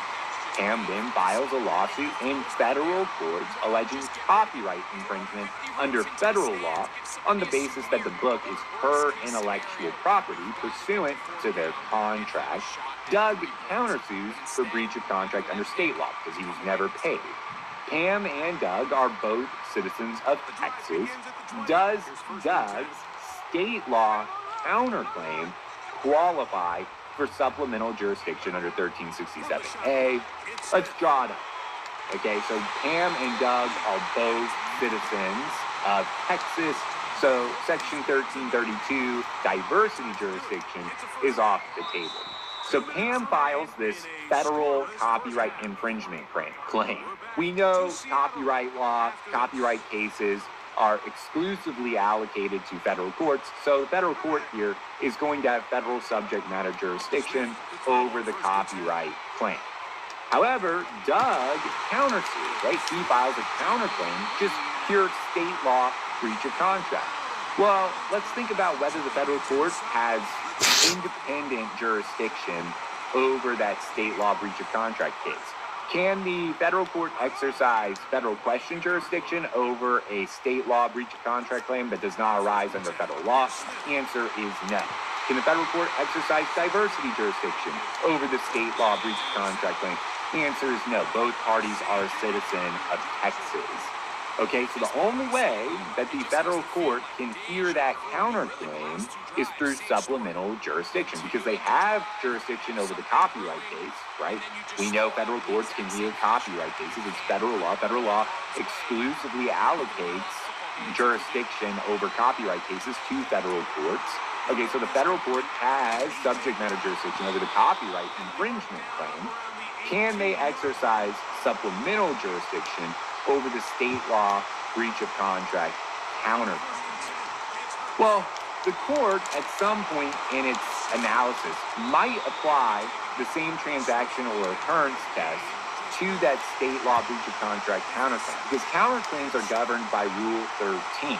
And Rule 13 says, look, a counterclaim is compulsory if the counterclaim arises out of the same transaction or occurrence as the federal copyright infringement claim, as the original claim. Okay, so if the court says, basically, we can go to the answer. Here, Doug's counterclaim arises out of the same transaction or occurrence as Pam's copyright claim, as both claims arise out of the same contract. So by the way, the same transaction or occurrence test, we're going to break down in a future lesson, like what the outer limits of the same transaction or occurrence tests are, like defining that test in full detail. But for now, we can accept if two claims arise out of the same, legal document, the same transaction, basically the execution of a contract, one party's basically saying, hey, you breached this clause of the contract, and the other party's saying you breached this different clause in the same contract. We say those claims arise out of the same transaction. They come from the same contract. With occurrences, think like in tort law. If we have two parties injured in one car accident, right, well, we say both of their claims are going to arise from the same occurrence, the same car accident, right? The parties are injured in the same car accident. accident, the same occurrence. If they both file a claim, their claims arise out of the same transaction or occurrence. Okay, so that's like the basic understanding of same transaction or occurrence. We'll break it down in more detail in a future lesson. The point here is Doug's counterclaim very clearly arises out of the same transaction or occurrence as Pam's copyright claim because both claims come from the same contract. Pam is saying the contract defines the book as my intellectual property. You've breached basically this clause of the contract, which has resulted in this copyright infringement as you've gone now and published my intellectual property without my permission. And Doug's saying you never paid me under the terms of the contract. So really, these claims arise out of the same contract, the same transaction, the interpretation of this contract. So here the court would say Doug's counterclaim is compulsory under Rule 13. And remember, most courts have found that claims which satisfy the same transaction or occurrence test under Rule 13 or Rule 20 also qualify for supplemental jurisdiction under Section 1367A. As such, Doug's counterclaim would likely qualify for supplemental jurisdiction. If we put this on our chart, right, if we pinpoint Doug's counterclaim in that same transaction or occurrence box, we can see it's also within the common nucleus of operative fact box. That's how kind of simultaneously the counterclaim can qualify as compulsory under Rule 13 and can also qualify for supplemental jurisdiction under Section 1367A contemporaneously. Okay, so this is how you see the same transaction or occurrence test kind of interwoven in the supplemental jurisdiction analysis. The important takeaway, though, that I would think about here, if we're not dealing with, say you have this same practice problem 3.0, and you don't have to determine whether the counterclaim is compulsory or permissive, right? You're not really applying Rule 13 to this counterclaim. Say you get a fact pattern that only asks you whether the court can exercise supplemental jurisdiction over the counterclaim. You could just apply the common nucleus of operative fact test directly to the counterclaim and come to the same conclusion. Right? You could do exactly what we did in practice problem 1 and 2. You could apply that same analysis to the counterclaim. You could also apply the Rule 13 same transaction or occurrence test and then say, look, most courts find that if a counterclaim arises out of the same transaction or occurrence as the original claim, then that means the counterclaim arises out of a common nucleus of operative fact as the original claim. So it qualifies for supplemental jurisdiction. Both ways are going to get you to the same conclusion, right? And different courts analyze it differently, but this is how you see the same transaction or occurrence test kind of interwoven in the supplemental jurisdiction analysis. So I wanted to at least cover this so we know, because sometimes you're going to see the same transaction or occurrence test used in the supplemental jurisdiction analysis. That's usually what's happening. When we see a court do this in real life, it's because they've already established under Rule 13 or Rule 20 that two claims arise out of the same transaction or occurrence. So then they basically just use like the transitive property, math, not to bring in math concepts, but basically if they say, you know, hey, this arises out of the same transaction or occurrence, it also arises out of a common nucleus of operative fact, rather than like redoing the whole analysis. Okay, so that's how we see it interwoven. Last point I would make here is it is possible, according to some courts, that a counterclaim, for example, you could have a permissive counterclaim that does not arise out of the same transaction or occurrence as the original claim. So it's permissive.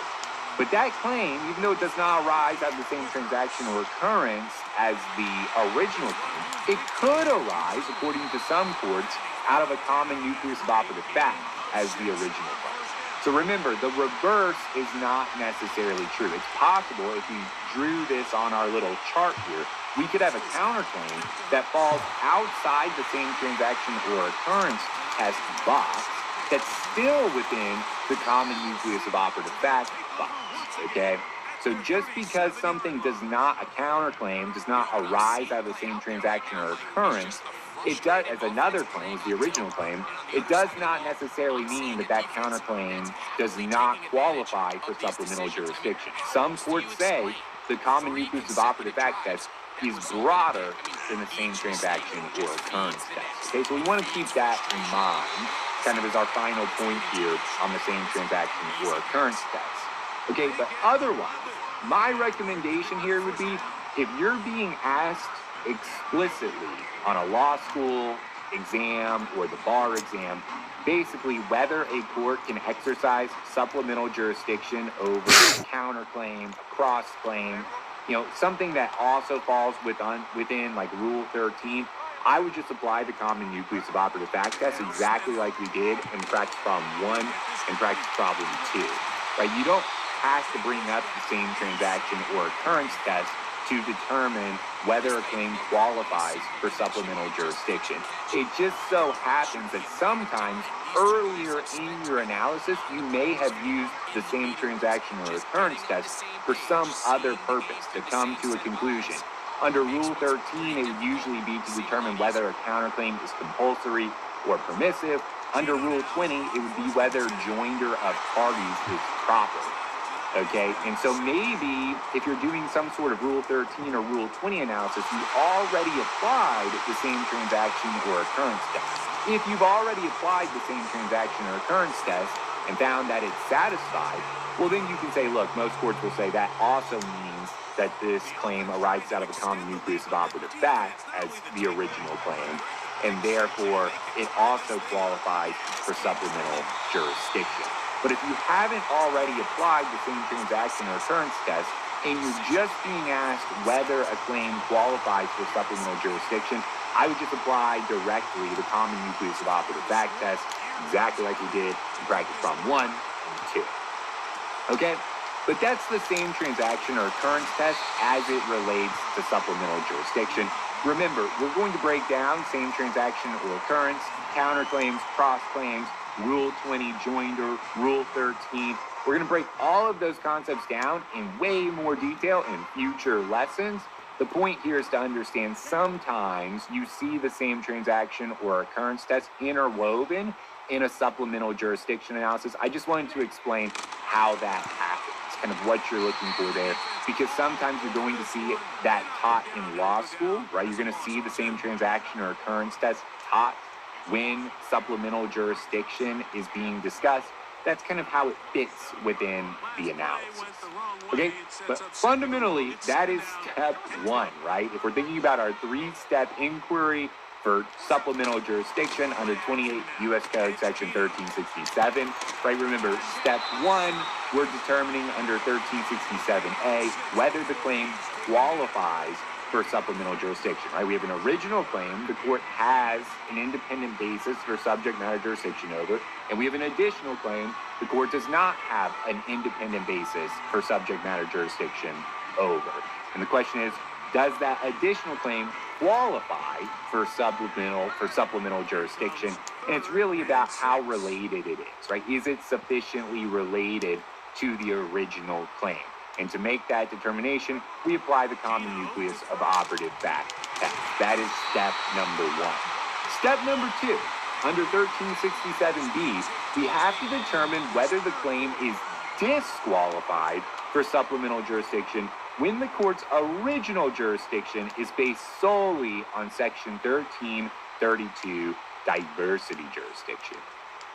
Okay, so I find when we move to step number 2, and we're thinking about 1367B, basically as a disqualifier, okay, for supplemental jurisdiction, I find it's best to start with the legislative intent.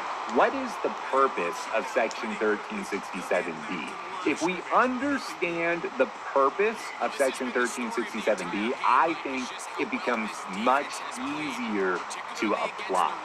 So here we say the purpose of Section 1367B is to prevent plaintiffs from being able to evade the jurisdictional requirement of 28 U.S. Code Section 1332 diversity jurisdiction by naming initially only those defendants whose joinder satisfies diversity jurisdictions requirements, and later adding claims not within original federal jurisdiction against other defendants who have intervened or been joined on a supplemental basis. Okay, so let's break this down. Like, what does this look like if we're trying to understand the purpose of Section 1367B? So let's say, okay, for a second, let's pretend that Section 1367B does not exist. And let's say I'm a really crafty plaintiff. I know the rules of civil procedure really well. However, 1367B does not exist. And let's say that I really want to sue a non-diverse party in federal court on a state law claim, right? Which we know generally you can't do, right? How can I sue a non-diverse party on a state law claim in federal court? Federal question jurisdiction is not satisfied, diversity jurisdiction is not satisfied. Well, maybe I can attempt to use supplemental jurisdiction to get that claim in. I really want to smuggle that claim into federal court. I could do this. If 1367B did not exist, I could do the following. So let's actually, map this out with a real fact pattern to make it even easier to see. So let's say I am injured in a car accident. Let's say I'm hit by a truck driver. And this truck driver is employed by a really large trucking company. And so let's say I have millions of dollars in damages based on this car accident. Well, I know that, most Americans don't have millions of dollars lying around. This truck driver likely does not have millions of dollars for me to recover. So really, I want to sue the truck driver's company, his employer. Maybe they have millions of dollars and I can get it from, the company he works for. But let's say there's a problem.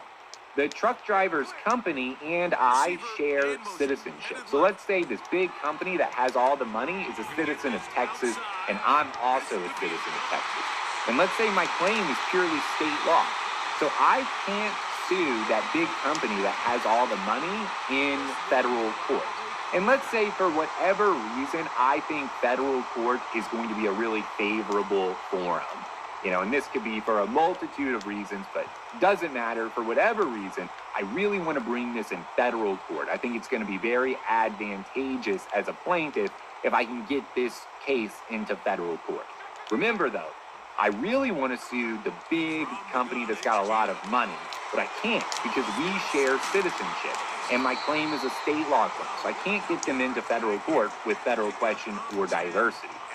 But let's say I'm clever as a plaintiff and I recognize that the truck driver is actually a citizen of Florida. So what I could do is I could sue the citizen of Florida in federal court, right? I could take the truck driver and I could sue him for negligence. I could say, hey, you rear-ended me, and I'm going to sue you for $100,000 in federal court. Well, I'm a citizen of Texas. The truck driver defendant is a citizen of Florida, so we're diverse, and I'm suing him for $100,000. So the amount in controversy exceeds $75,000. So I can go to federal court with this lawsuit, and the federal court would look at it and they say, okay, we can hear this, right? This is diversity jurisdiction. We have a plaintiff from Texas suing a defendant from Florida, so we have complete diversity, and the amount in controversy exceeds $75,000. So the federal court's going to say, great, we can hear this case. And so let's say we start the litigation process, and at some point I say, oh, you know what? I forgot to add this other defendant to the claim, right, or to the lawsuit. So using some rule of civil procedure, doesn't matter. I guess here it could be well, it depends, right? If, say, to make this easy, right, say at some point the truck driver says, you know what, actually, I have, this truck driving company that's really responsible. Say that the truck had like faulty brakes or something on it.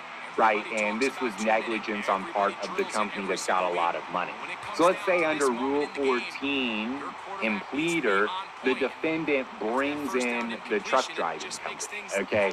And now I say, oh, wait, you know what? I forgot this thing in my complaint. I forgot to mention that I have millions of dollars of damages against the big company with a lot of money. I'm going to amend my complaint, and I'm going to file a claim for millions of dollars against the truck driving company now that they've been included into the lawsuit. So essentially, right, I've smuggled the claim I really wanted into federal court, right? I used the truck driver basically as a patsy, right, to establish jurisdiction in federal court because I have diversity with the truck driver. So I bring him into court, I establish federal subject matter jurisdiction, and I know he's going to bring in the defendant I really want brought in that's got millions of dollars. I wait for that defendant to be brought in, and then I amend my complaint, file a claim for millions of dollars, and now the court can exercise supplemental jurisdiction over this defendant that's been added in, right, the person I wanted. And I've basically completely defeated the purpose of Section 1332 diversity jurisdiction. I've circumnavigated the rules and found a way to bring a non-diverse party into federal court and sue him purely on a state law claim, right? So I've ultimately gotten what I've wanted. I have a non-diverse party that I'm suing on a state law claim in federal court. I basically just used supplemental jurisdiction as my gateway to achieve this.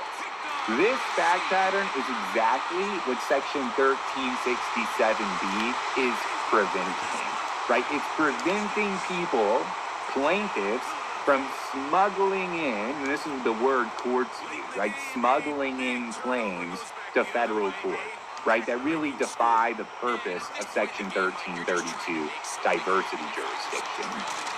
Okay? So this is the fact pattern we're looking out for, right? We're looking out for a situation where the litigation starts kind of with, you know, a plaintiff suing one defendant on the basis of diversity jurisdiction. That exists, and then something happens and the complaint is amended, and now there's like an additional claim getting filed that destroys diversity. But hey, the court can still exercise supplemental jurisdiction if we don't have 1367B. This is what 1367B is preventing. Like, that's the fact pattern we're watching out for. So we can actually get into 1367B as a disqualifier, like the language of the statute.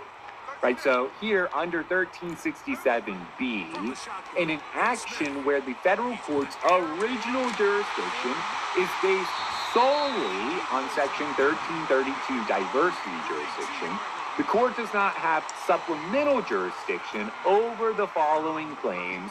When exercising supplemental jurisdiction over such claims would be inconsistent with Section 1332, diversity jurisdiction. Claims by plaintiffs against persons made parties under Rules 14, 19, 20, or 24, persons proposed to be joined as plaintiffs under Rule 19, and persons seeking to intervene as plaintiffs under Rule 24. So, obviously, to like fully understand Section 1367B, we have to kind of understand these joinder rules, Rules 14, 19, 20, and 24. I can give a very quick summary of these, but important to recognize, we're going to discuss all of these rules in a lot more detail in future lessons. When we get into our discussion of counterclaims, cross-claims, and joinder of claims and parties, we're going to get into Rules 14, 19, 20, 24 in way more detail. But just so we have a baseline and we can kind of understand here, these rules, 14, 19, 20, and 24, all deal with joining plaintiffs and defendants in a lawsuit. Rule 14 would be in pleader. So basically, if you're sued as a defendant and you know there's a third party out there that's also liable or responsible for the damages you've been sued for, you can implead that third party defendant. Maybe it's like an employer, right? You've been sued as an employee, and you know the employer is vicariously liable for the harm. You could implead that employer into the lawsuit. This would be common in indemnification cases. Maybe you have a contractual relationship with a third party who's agreed to indemnify you. You might seek indemnification against that party by impleading them under Rule 14 into the lawsuit. Rule 19 is compulsory joinder. Basically, sometimes a party can be so indispensable to the adjudication of the lawsuit that justice requires basically mandatorily joining this party into the lawsuit. The court can actually do this on its own, sua sponte. A court can say, hey, plaintiff, you left out a party here. And by the way, it doesn't have to be a defendant being joined, but that's classically what you see when you see Rule 19. Basically, the plaintiff has left out a defendant, and the court says, hey, we can't really adjudicate this lawsuit unless this party who's absent is brought in, right? They're indispensable to the lawsuit. This would be compulsory joinder. Basically, that party is forced to join the lawsuit. That'd be Rule 19, compulsory joinder. Rule 20 is permissive joinder. Basically, plaintiffs have the option to join together with other plaintiffs or join multiple defendants in the lawsuit permissively at their discretion if certain requirements are met, usually that the claims being asserted by all those parties arise out of the same transaction or occurrence, and there's a question of law or fact common to all those claims, right? So the permissive joinder under Rule 20. Rule 24 is intervention. This would be like a third party, basically one way or another, hears about the lawsuit and is like, hey, you can't litigate this without me present. The outcome of this lawsuit affects my rights and liabilities, and I'm not being adequately represented. So I have to intervene in the lawsuit. That would be Rule 24. Okay, the basics there, and by the way, a lot of that gets kind of complex. We'll discuss all of those in way more detail in future lessons. The point is just understanding the different ways kind of parties can be joined to a lawsuit for supplemental jurisdiction purposes. And what we're thinking about here with 1367B is when the court's original jurisdiction is based on diversity jurisdiction, if some party is being joined by one of these rules, 14, 19, 20, or 24, into the lawsuit, and that party destroys diversity between the parties, and then our plaintiff files a claim against that party who's now destroyed diversity, 1367B basically disqualifies the federal court from exercising supplemental jurisdiction over that claim because it circumnavigates the entire purpose of Section 1332, diversity jurisdiction. We can go to practice problem 4.0, see this in an actual, fact pattern. Here, Doug, a citizen of State A, rented a car from Auto Company, a citizen of State B. While driving the rental car, Doug applied the brakes, which failed, causing Doug to rear-end Pam. Pam is a citizen of State B. Pam brought a state law negligence claim against Doug in federal court, seeking $100,000 in damages. Doug filed a third-party complaint seeking indemnification against Auto Company for the brake failure. Pam then amended her complaint to assert a state law products liability claim against Auto Company. Can the federal court exercise supplemental jurisdiction over Pam's product liability claim against Auto Company? This is basically exactly what we just discussed. Hopefully we all see the answer to that is no under 1367B, but we can map it up and break this down. Right, so we have Pam, a citizen of State B, bringing a state law tort claim for $100,000 against our first defendant, who's a citizen of State A, who is Doug, right? So we have Pam, a citizen of State B, suing Doug, who's a citizen of State A, for $100,000. So boom, right there we know the federal court has subject matter jurisdiction under diversity jurisdiction over that claim. No problem, okay? Pam, citizen of State B, suing Doug, citizen of State A. Complete diversity is satisfied, amount of controversy exceeds $75,000. Federal court can exercise subject matter jurisdiction over that claim. No problem. However, what happens? Doug impledes auto company into the lawsuit. Doug, under Rule 14 impleader, impledes auto company into the lawsuit. So Pam then amends her complaint and files this products liability claim, which is pure state law, against auto company.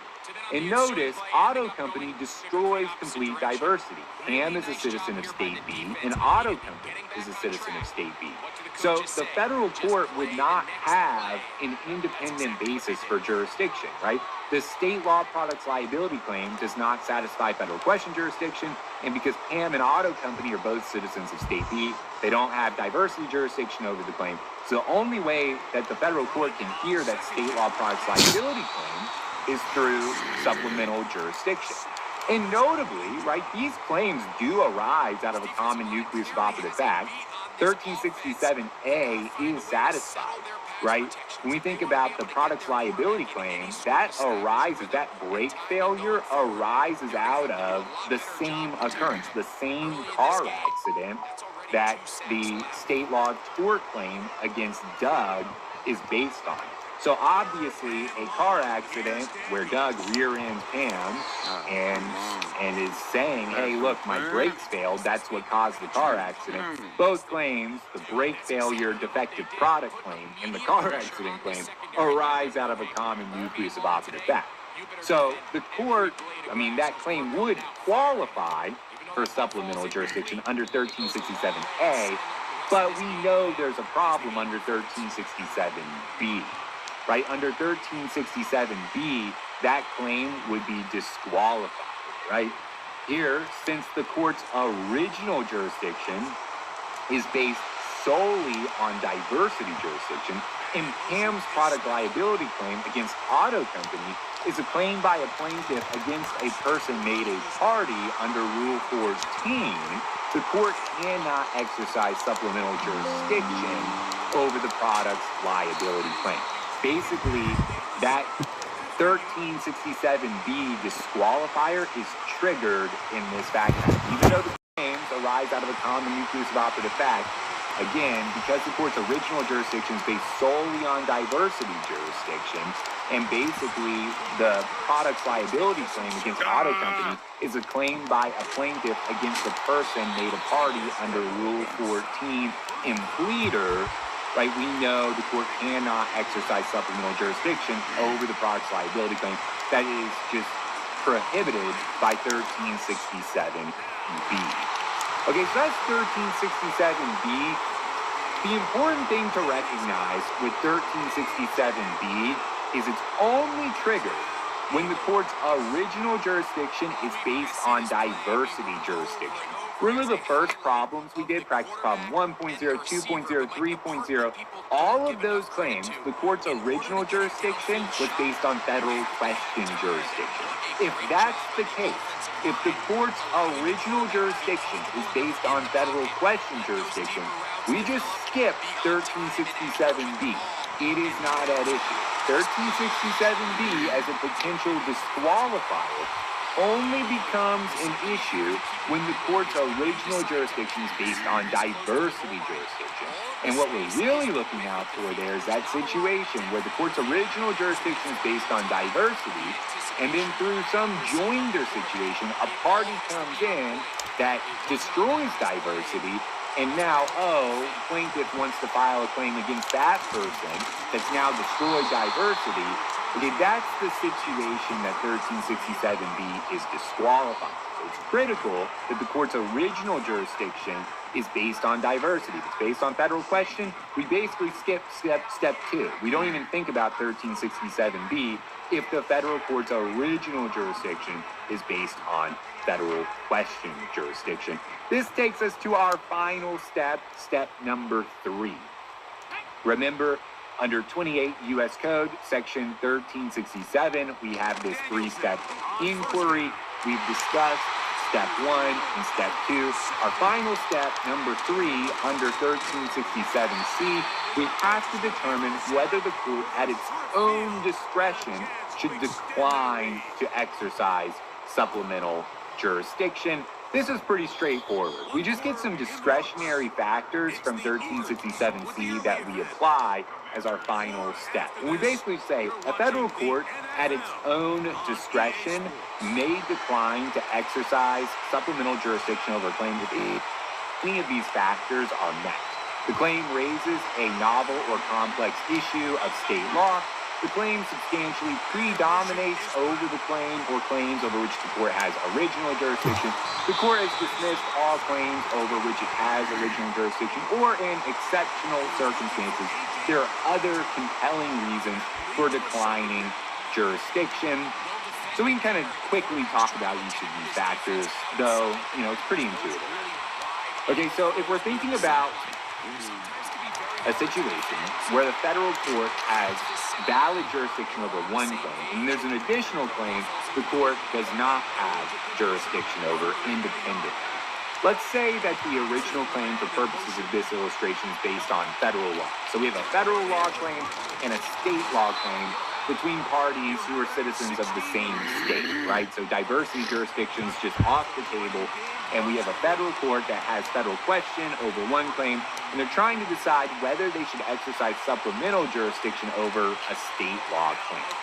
Okay, well, even if A and B are satisfied, we know in that analysis, B, 1367B, step 2, isn't even triggered because the court's original jurisdiction is based on federal question jurisdiction.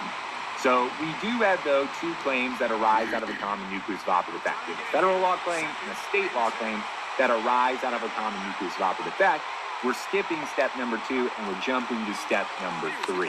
Well, we would ask very quickly whether any of these factors raise an issue, right? Does that state law claim basically raise a novel or complex issue of state law? Sometimes the court might say, hey, look, we have the authority, right, to exercise supplemental jurisdiction of the state law claim.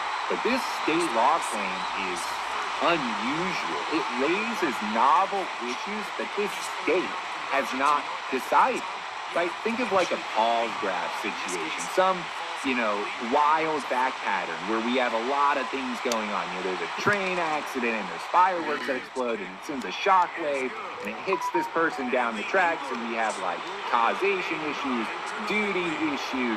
We have all these like novel issues that have not been decided. Maybe like a meteorite falls from the sky and it hits something, and this causes something to happen and something else to happen, and then the doctor at the hospital is like negligent and makes the injury worse. And so there could be all these like facts and questions of law that this state has not adjudicated. They don't have precedent set for. And the federal court might say, hey, look, even though this arises out of a common nucleus of operative fact as the federal law claim, we think the state court should adjudicate this matter because the issues here are complex and novel, and this state hasn't decided these issues. They need to set this precedent, basically. So we're going to let the state hear it. We're going to decline to exercise supplemental jurisdiction over the claim. That'd be your first factor. The second one would just be where basically that state law claim substantially predominates over the federal law claim. So this would be a situation where, and typically, a lot of times what you see here is like there's one federal law claim and then like a bunch of state law claims. And all the state law claims really predominate over the federal law claim. It could be in terms of damages, in terms of the facts, in terms of the litigation process. For whatever reason, those state law claims really are just substantially more integral to the lawsuit than the federal law claim is. And there the court might say, hey, look, these claims, the state law claim arises from a common nucleus of operative fact, it's a federal law claim. We have the authority to exercise supplemental jurisdiction over it, but really these state law claims just predominate so substantially over the federal claim, we think the state court should hear it. We're going to decline to exercise jurisdiction over the state law claims. Another common way you see a court decline to exercise supplemental jurisdiction, and I might say this is one of the most common ways when you see 1367 triggered and a federal court actually declines to exercise supplemental jurisdiction. I've seen a lot of cases where you actually have this third factor, where basically the federal court has dismissed all the claims over which it had original jurisdiction. So in that case, imagine very simply, you have a federal claim and a state claim. So the federal law claim establishes the subject matter jurisdiction of the federal court, and then the federal court's deciding, okay, we're going to exercise supplemental jurisdiction on the state law claim. But before they can make the determination as to whether the state law claims, they should exercise supplemental jurisdiction on the state law claim, the federal claim is dismissed for whatever reason. Maybe the plaintiff just drops it, maybe it's dismissed on some other grounds, who cares? But now you just have a state law claim, right, between non-diverse parties in federal court. At that point, right, the federal court would likely dismiss the case, right? They'd say, look, the court, we as the federal court have dismissed all the claims over which we had original jurisdiction, so we're not going to exercise supplemental jurisdiction over the additional claims where the claims we had original jurisdiction over have been dismissed. And then finally, you have this exceptional circumstances where, there could be other compelling reasons for declining jurisdiction. From the case law that I've read, typically this is just a combination of the first three factors, where you see a court say, look, this is exceptional because there's novel issues being raised, the state law claims substantially predominate over the federal law claims, and, certain claims have been dismissed.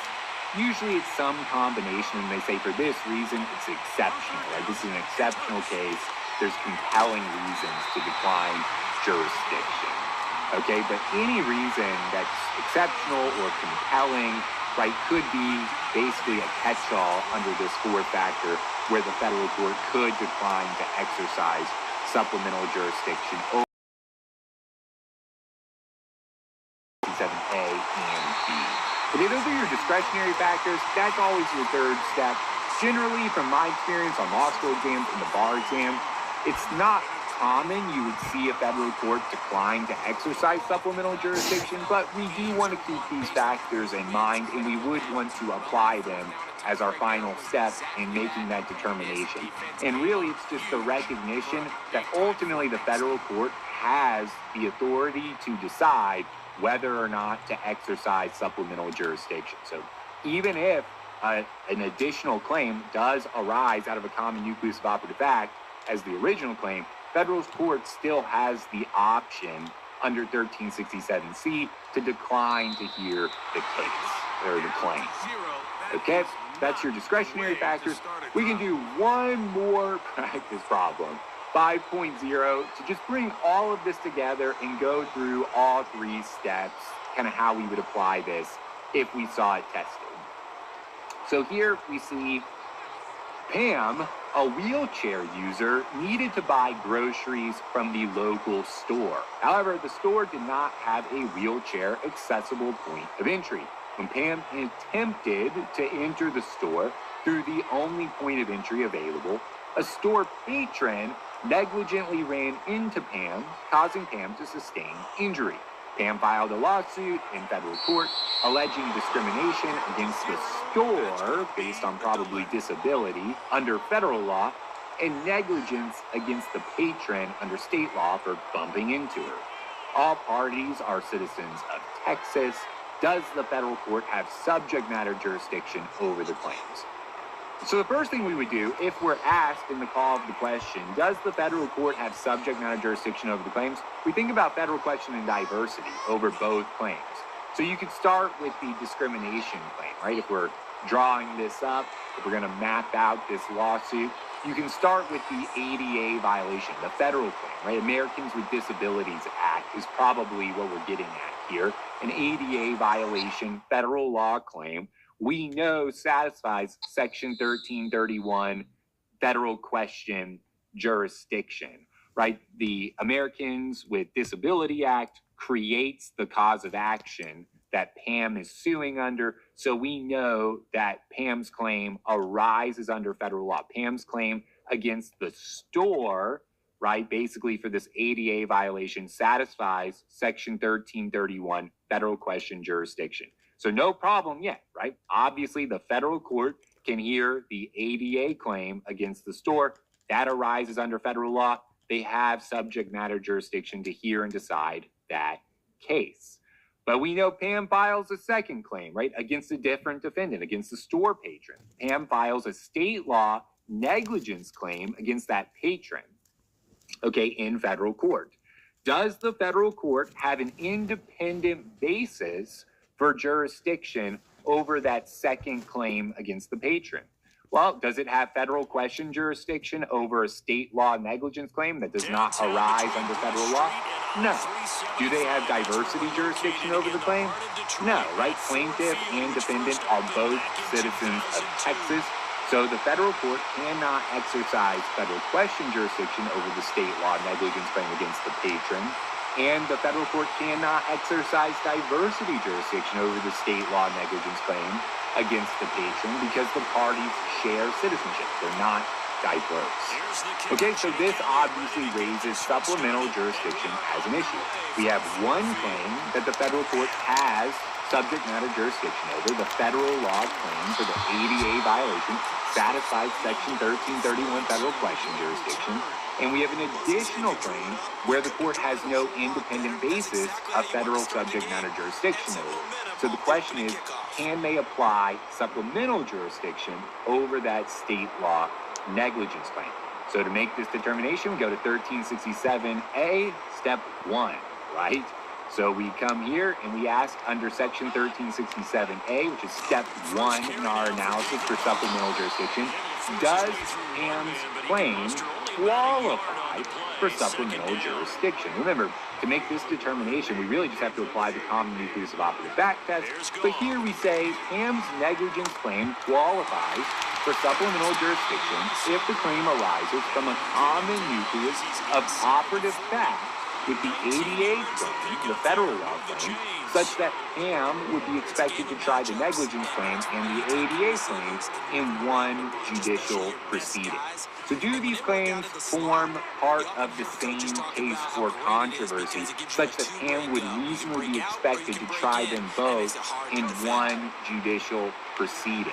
Do the claims arise out of a common nucleus of operative fact? Remember, I always think about this in terms of like, how would you litigate each of these claims, right? So we have a negligence claim, the patron bumps into Pam. But why is Pam using that point of entry in the first place? Because the store didn't have a wheelchair accessible point of entry. So Pam is forced to go into this congested point of entry that's not designed for wheelchair users, and she ultimately gets bumped into by this person. Right, so the evidence between those claims is going to overlap a lot. Like, it almost arises out of the same components, right? The same nucleus of operative fact. Pam can't use a wheelchair accessible point of entry, has to go into this congested point of entry. This results in her being bumped into. The claims overlap significantly. We have a connection, we have a nexus between those claims. We would say those claims arise out of a common nucleus of operative fact, such that Pam would expect reasonably to try them both in one judicial proceeding. So 1367A, we can say that state law claim qualifies for supplemental jurisdiction. Then we'd have to go to step 2, 1367B. Is Pam's negligence claim disqualified for supplemental jurisdiction? This is an obvious no, right? The court's original jurisdiction in this case is based on federal question jurisdiction, not diversity jurisdiction.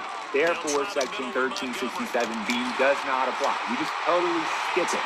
Right, remember 1367B is only at issue when the court's original jurisdiction is based on diversity. Here, the court's original jurisdiction is based on a federal law claim, right? Section 1331, federal question jurisdiction. So we skip step 2. When we go to step 3, we apply our discretionary factors. Would any of those be an issue here when we're thinking about the discretionary factors from section 1367C? Does the state law negligence claim raise a novel or complex issue of state law? No, right? People bump into each other all the time. Like, this is a common lawsuit people sue for, right? People in crowded areas, whatever, you get bumped into by another person and then there's injury. That's pretty garden variety negligence, right? There's not going to be any novel or complex issues. It's not like we have a Paul's graph back out of there, you know, fireworks explode on the train and there's a shockwave. and equipment falls and hits something, like, it's not a fact pattern that raises novel issues. So no, first factor really wouldn't be an issue. Does the state law claim substantially predominate over the federal claim? We don't really have any evidence that would support that. If anything, the federal law claim seems to be more substantial than the state law claim here. You know, just a patron bumping into someone versus, you know, this store not having a accessible point of entry for wheelchair users. You know, I don't see the state law claim there substantially predominating over the federal law claim. We don't have any evidence that any claims have been dismissed, so no, the third factor wouldn't be at play. The court has not dismissed all the claims over which it had original jurisdiction. Really no exceptional circumstances I can think of here that would, you know, warrant the federal court to decline exercising supplemental jurisdiction. So for all of these reasons, right, the claim qualifies for supplemental jurisdiction because it arises out of a common nucleus of opposite fact as the federal law claim. We skip step 2. It's not disqualified because the court's original jurisdiction is based on federal question jurisdiction, not diversity jurisdiction. And step 3, we don't have any factor, any compelling reason for the federal court to decline exercising supplemental jurisdiction over the state law claim. So here we would be confident saying, yes, the court has subject matter jurisdiction over both claims. It has federal question jurisdiction over the ADA violation claim, and it can exercise supplemental jurisdiction over the state law claim that arises out of a common nucleus of operative fact as the federal law claim. That's the answer to this question. That is supplemental jurisdiction.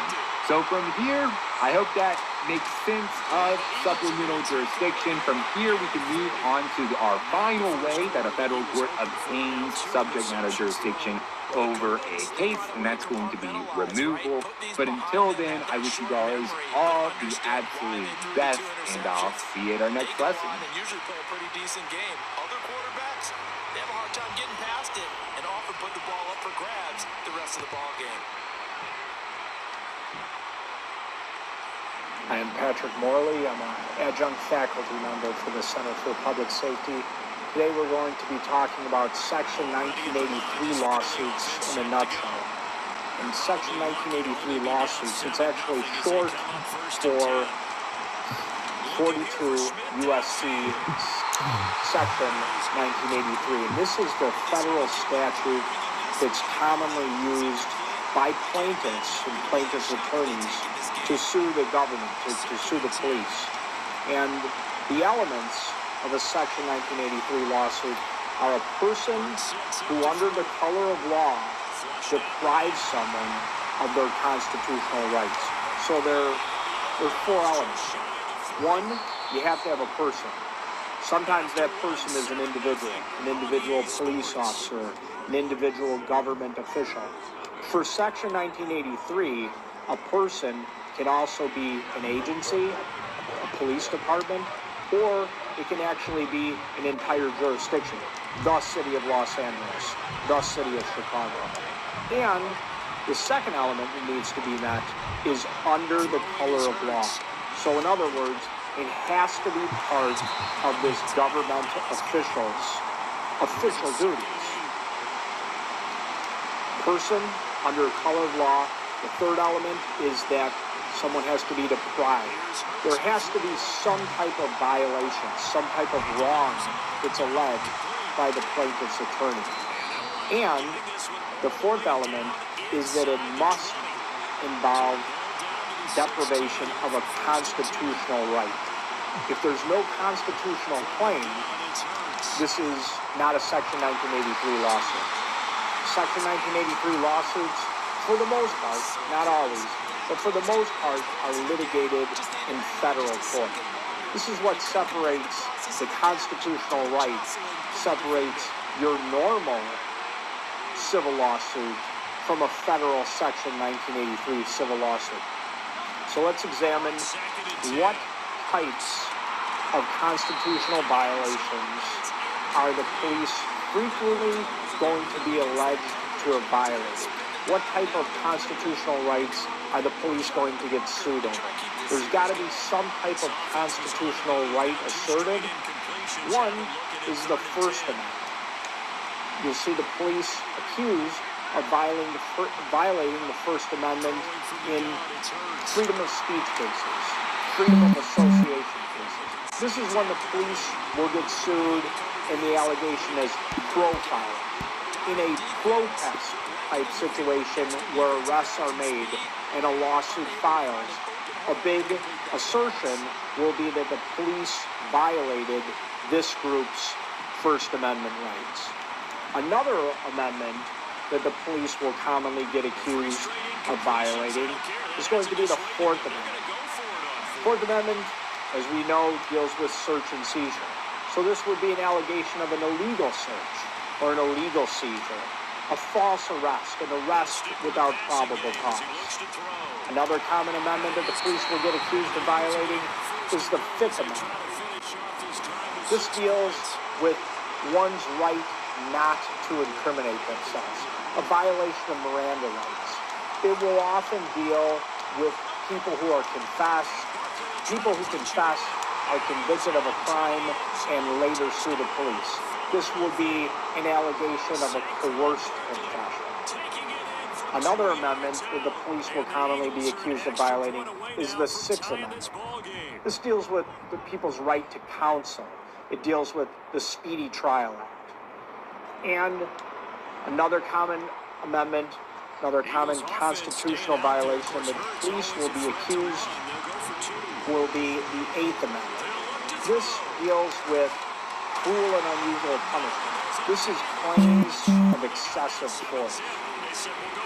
It's important to break down these elements. Person under color of law violates constitutional rights.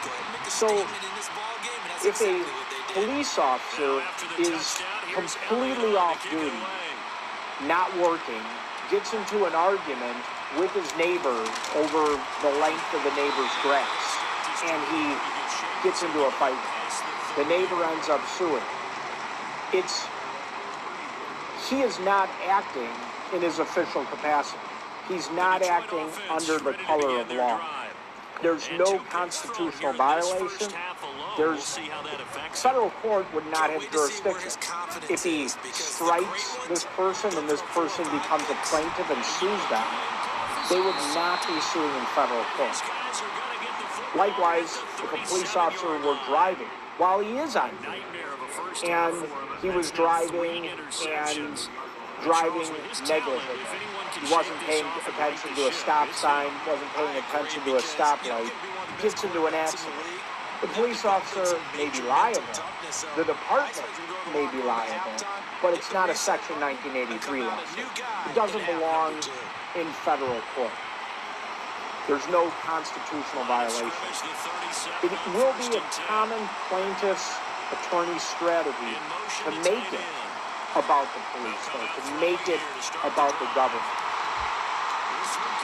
If it's alleged that the police officer who gets into a fight with his neighbor then tried to assert his influence over the police that responded to the incident, that is something that a plaintiff's attorney could possibly litigate in federal court. The plaintiff's attorney strategy is going to try to demonstrate that it occurred under the color of law because one of their strategies is going to be to find the deep pockets. There's what's known as a Monell case, M-O-N-E-L-L. And what that hits at is the policies and practices of a police department in an effort to go after the department, not just an individual, but go after the San Diego Police Department or the San Francisco Police Department and the city itself, the city of San Diego. Go after the customs. This department tolerates excessive force. This department has a lax policy on police chases. And of course, it's very important to remember that it's not a governmental worker. If it's not a situation where the person has any association with the government with the police, that's not a Section 1983 lawsuit. A bouncer who gets too heavy-handed in throwing out a patron, a security guard at Target who uses too much force to place the shoplifter in custody, there's a remedy, and one can file a lawsuit in those cases, but it's not a Section 1983 lawsuit. That's not a person acting under the color of law. So the strategy is to try to go after the money, to find the deep pockets. In the Rodney King case, it was individual Los Angeles police officers that were accused of using excessive force on the plaintiff, on Rodney King, after a police chase. The strategy of the defense, of the plaintiff, was to go after not just the individual officers and to try to collect from them, but go after the department as a whole, go after the city. Their strategy is to try to send a message to the department saying, this is what the Los Angeles Police Department does in cases where someone runs from the police, where someone resists the police. Common lawsuits filed against the police are going to have to do with excessive force, batteries, malicious prosecution, false arrest, negligent hiring, failure to train, failure to supervise. And these are going to be big lawsuits in years ahead. The plaintiff is going to have a strategy of trying to show that it's a system-wide or department-wide problem. For those of us who have been sued, we know that one of the first things that the plaintiff's attorney will subpoena is training records, personnel records, discipline records of the officers involved. A lawsuit against the police, a Section 1983 lawsuit, also differs from those filed against civilian citizens because the police can be sued both for their actions and also their inactions. In a civil lawsuit, most citizens are not going to be liable for inaction. If I'm walking down, if Joe Citizen is walking down Lake Michigan and he sees someone drowning and he fails to take action and he fails to call the police, in most cases, there will not be any liability. The police, however, have taken an oath to act in those situations, and police inaction, can also present liability for them. Going back to the Rodney King case, there were 3 officers that were using force on Rodney King, but they were also being supervised by their sergeant. It was the allegation of the plaintiff, Rodney King, and his attorneys that Sergeant Stacy Kuhn, in that situation, he was liable for his inaction, for his failure to supervise, for turning a blind eye to the behavior of those who worked for him.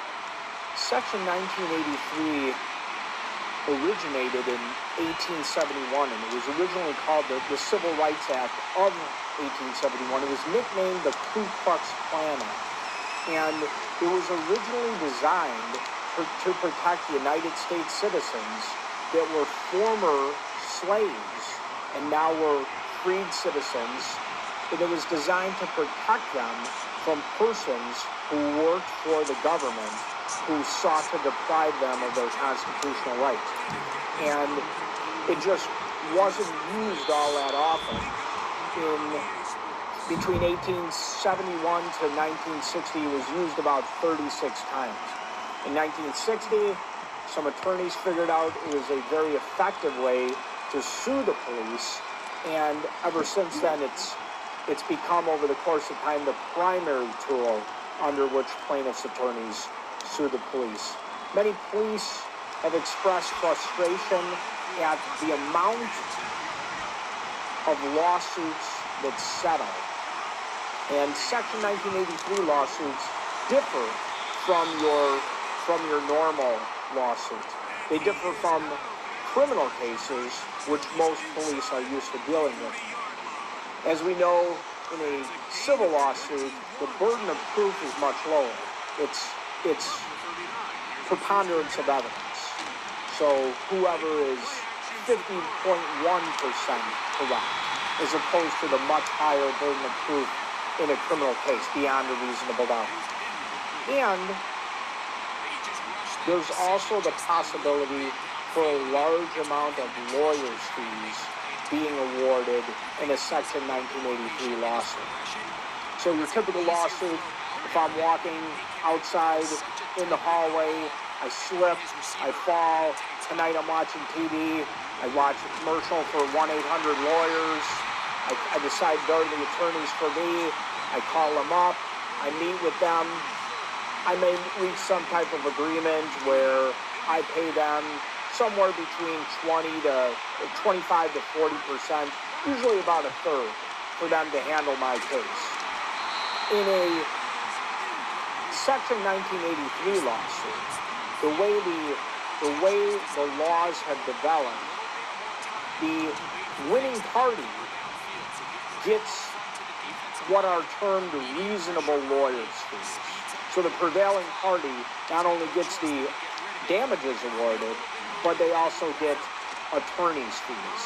And what you've seen over the years are some very disproportionate cases where there's a low amount of damages awarded to the plaintiff, but an extremely high amount of attorney's fees given to the attorney that took the case. So there's a possibility for a great amount of liability on the part of the government in these cases. The police, there are certain defenses, such as qualified immunity, good faith, assumption of the risk that are available to the government, to the police, in these Section 1983 lawsuits. But there's also the possibility for a very large amount of liability. And that, in part, is why a large amount of these lawsuits end up settling. So in closing, what distinguishes a Section 1983 lawsuit from a normal civil claim is that, one, the Section 1983 lawsuit, it's going to involve a constitutional violation. A Section 1983 lawsuit is going to be heard in federal court. It won't be heard in state court. And the elements are different. It's a person under the color of law who deprives someone of the constitutional rights. 4 elements: person, color of law, deprives, and constitutional right. One has to assert a constitutional violation. Otherwise, it's not a Section 1983 lawsuit. Otherwise, it's not going to end up in federal court. With a Section 1983 lawsuit, there exists a very large amount of liability on the part of police departments. The possibility for heavy punitive damages, the possibility for attorney's fees. So given this large amount of liability for individual officers as well as police managers and the department as a whole, anybody in this day who is involved in police management should be well aware of a Section 1983 lawsuit, what makes it up, and how to be aware of defending such a suit.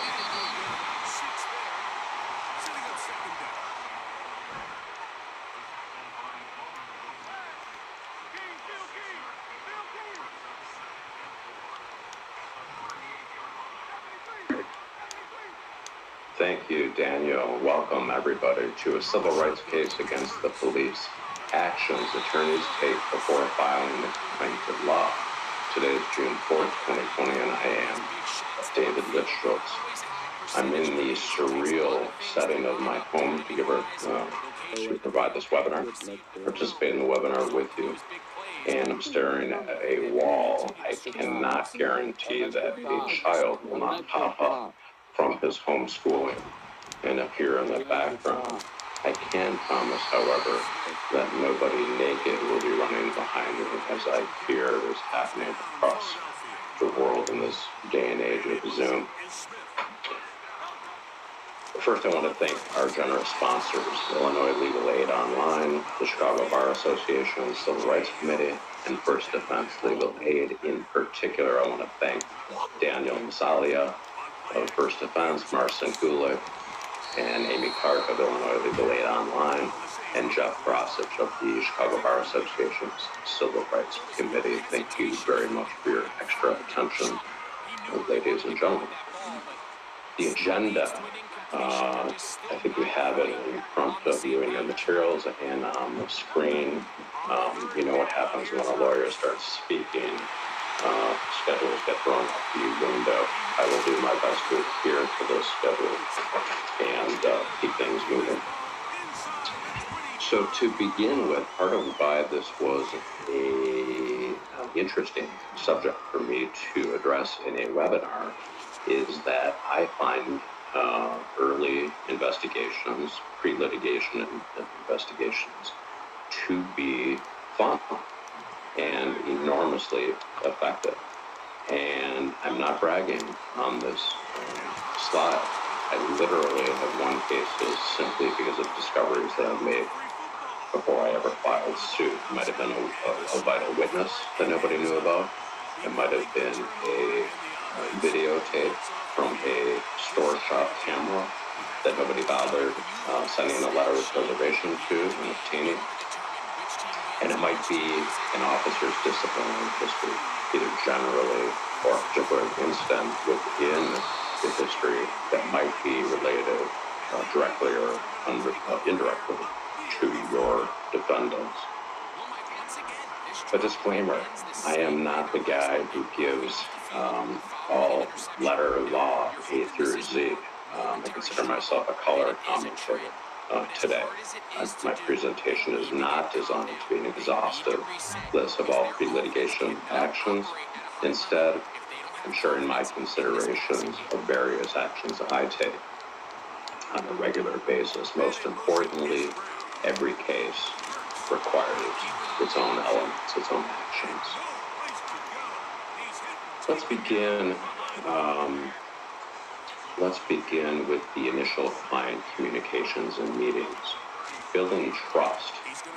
I pause to say what you all know, which is that we are living in most extraordinary times in this country and in this world. First, we were hit with COVID-19, massive health problems, death, illness, suffering, economic slide, and then we have blood on the streets of America with police misconduct being exposed and racial injustice being exposed. The reason I talk about this historic moment is because of what I'm presenting with regards to building trust. When you meet your client, there is a 99.9% chance that your client comes from a world other than yours. Most of my clients have grown up in communities where they are denied justice, where they are denied access to the economy, to culture. And it's an awkward first meeting because the attorney and the client are coming from such different worlds.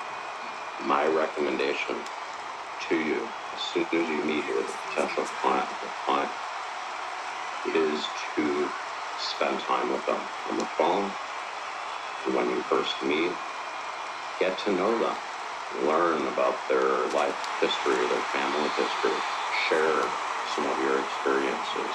These are communications that all of us need to have, not only in attorney-client meetings, but in fact, if this country is ever going to recover from 400 years of slavery and Jim Crow and inequality, we're all going to have to start speaking with each other with kindness and gaining an understanding into each other's lives. It's particularly important with your clients because you need to know, you need to have their trust so that you can learn all of the details of their case. Sell yourself, not to brag. You don't want to brag in these meetings, or at all. But you want to sell yourself because many of our clients have never met with attorneys before. They don't know the questions to ask. And you should lead them through questions. Why should they hire you? Explain your experience as an attorney. How many cases have you litigated? What fields of law have you practiced? Why should they pick you over another attorney? And it's also a chance to begin explaining the possible outcomes of the case. Explain the stages of litigation. I often will explain to clients pre-litigation, pleadings, the pleading stage of discovery, written discovery, oral discovery, giving them examples of each of these activities, expert discovery, trial. Really break it down for them in layman's terms, and they will greatly appreciate it, and I suggest it is our obligation. Balance expectations. This is a tough one to do early because many of our clients come into the door of our office for the first time wanting millions. They've seen headlines in newspapers, often from the lowly firm, with millions of dollars in jury verdicts. And their case often has no chance of reaching that level of success. It might be a $25,000 case, it might be a $100,000 case, but it's important, at least for me, to not let the client walk away from the first meeting thinking they're going to make $1.2 million. Wrongful death cases, when you are meeting with your client initially and you are working on a wrongful death case, the first conversation with your client is critical. You have to identify who within the family is legally qualified to be the administrator. So obtain from the client literally a family tree. You want to verify who the dependents are, who the heirs are. You want to consult with wills and estates attorneys. You want to possibly refer out the creation of the estate to an attorney who lives and breathes in probate court. But this is an essential part of the initial client communications in a wrongful death case, obtaining the next of kin. Media issues.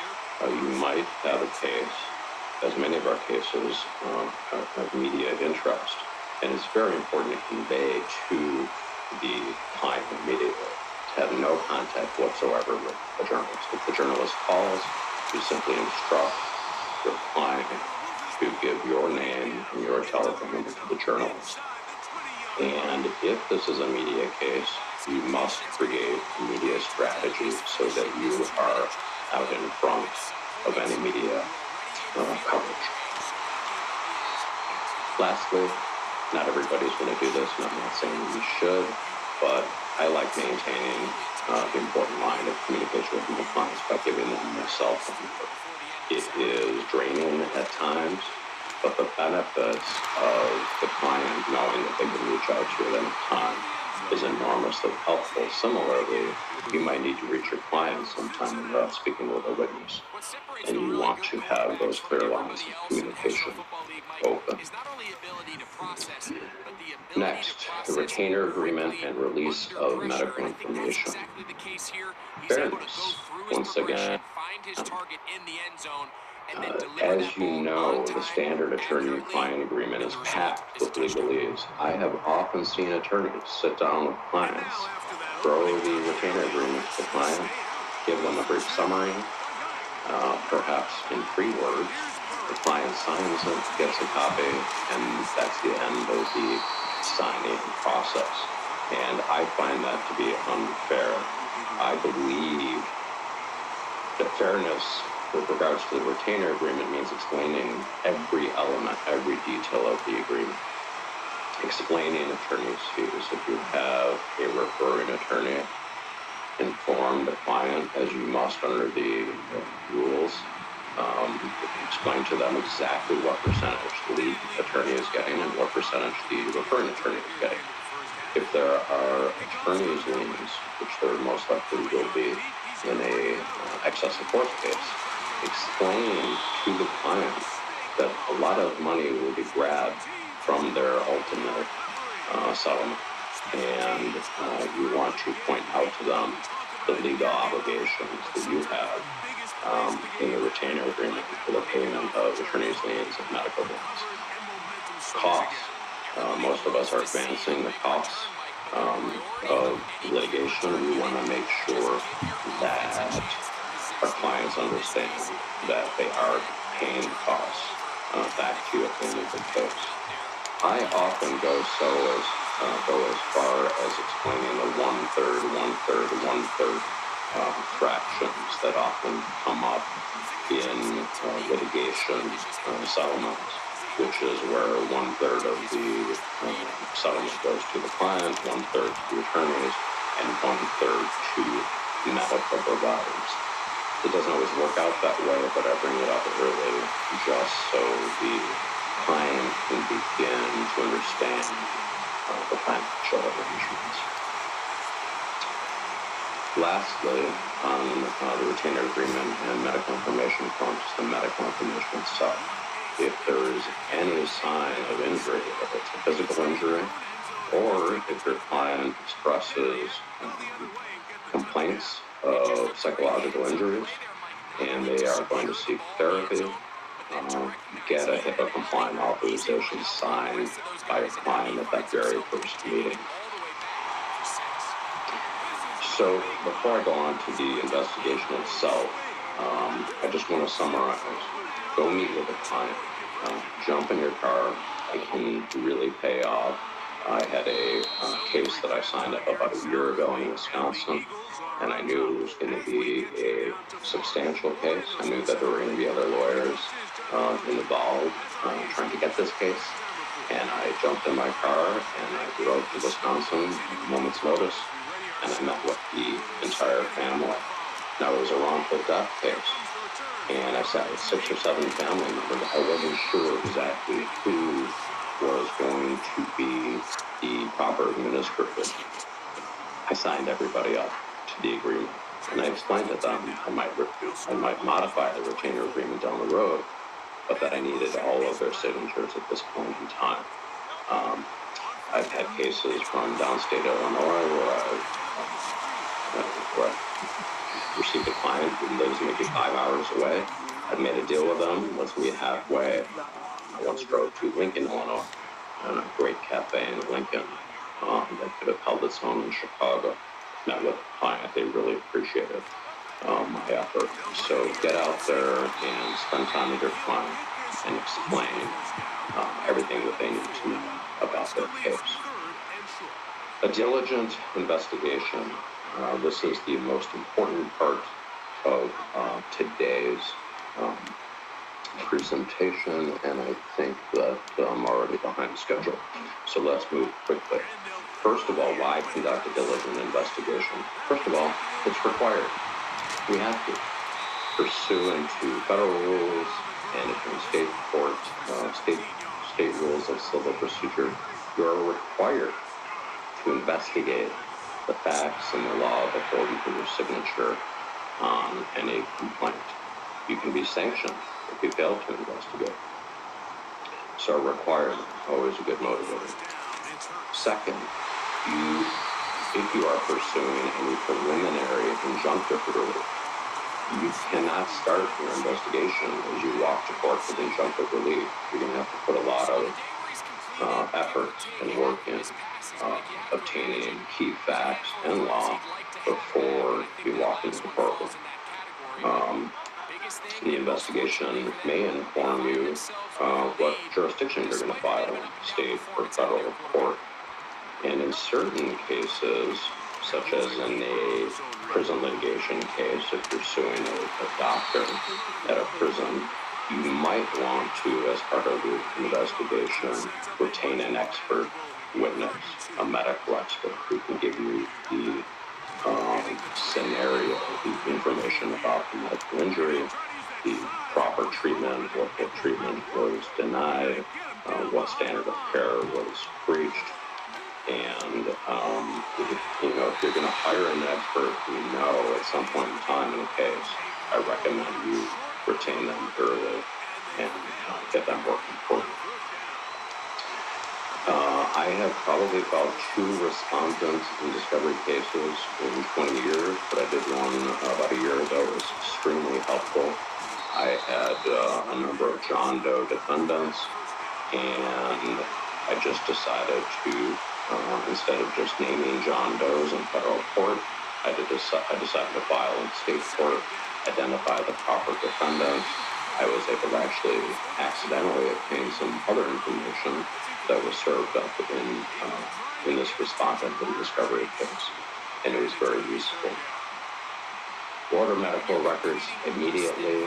I am confident in my clients, but 90% of the time. However, I have had clients tell me in the past that they had a broken bone or they had a ruptured disc, only to obtain the medical records to find out that no such injury was sustained. So you need to know the facts directly about the damages in your case. A private investigator. I highly recommend that you invest in a relationship with a good private investigator and invest in using that investigator. On almost every case, I use my private investigator, Lynn Marie Bagley, who is phenomenal. I use her on almost every case. Sometimes it's just a quick background report. Private investigators are able to access a number of databases that we can't access. And for a very small amount of money, your private investigator can give you a 10, 20, 50-page report packed with information about your client, possibly defendants, witnesses, locations. So do consider hiring a private investigator. Your client often has more information than they realize. And this circles back to why you want to spend so much time with your client. You really want to talk through the incident time after time to make sure your client has informed you of every witness that they have access to, that they know who was present at the scene. Every document that might be out there in their possession or not, videos, social media. Social media, as you all know, is huge right now. And I'm actually at a bit of a disadvantage because I'm not on social media very much. I'm not on Facebook. But your client likely has a lot of information on social media about their incident. Get that from them. And then very importantly, tell them to not say another word anywhere on social media about their case. As you know, the defense attorneys will find on social media if there's anything negative in there. You can be sure it will be used against your client. I'd like to actually dispatch my client, make my client become a private investigator and make inroads on the investigation that you or your investigator probably cannot make. You want your client's help with identifying witnesses, and you got to go out there and meet with the witness. You have your investigator meet with them. You could. I know many attorneys, many more experienced and more intelligent attorneys on this webinar who will often lock witnesses in early before litigation, lock them into written statements. An investigator can help with that. And again, when you meet with a witness, same rules apply. You have to build trust with this witness. Many of them will likely be afraid of informing on the figures. You might want to bring a client with you as you beseech them to do justice. You need their help to obtain justice. Spend time with your witnesses. Go to the scene. This is probably my most important message today. Go to the scene immediately after you get the case. Go there more than once. Speak to neighbors. Speak to witnesses. Look around for pod cameras. Become a private investigator yourself. Whether you want to be Columbo or Olivia Benson, put on your private iPad and walk the the streets. I had a shooting case in Englewood about 10 years ago, and it was a nice summer day, and I walked up and down a street in Englewood, and it was one of my favorite days in my 5.5 decades in Chicago, because almost every other resident in Englewood during the summer invited me into their home for coffee, lemonade, or water. I guarantee you, if I would canvass homes in the Lincoln Park neighborhood, not a single person would open their door for long, and they certainly would not be offering coffee. This is the fun part of our work, where we get to go out and try to heal the city, even by bringing, in my case, the north side, white guy, to the south side, and learn that we are all the same and deserving of respect. So go to the scene and go often. Letters of preservation. I have provided a sample letter for preservation. After I've gone to the scene and I see that there's a business with a video camera, I will race back to my office and send a letter of preservation. It's a full sample letter. Here's one to the famously named John Kennedy. I'm explaining to him that I've been retained by the plaintiff to investigate a shooting on a certain date at a certain location. I asked that Mr. Kennedy hold, therefore maintain, preserve, and do not alter any evidence whatsoever for the 6-hour period before and after the incident. And I informed them in my letter that it is our intention to use these items at trial, and their failure to preserve the evidence could result in a cause of action for spoliation of the evidence. So that's a terrific instrument, the letter of preservation. Excuse me while I try to figure out. Okay.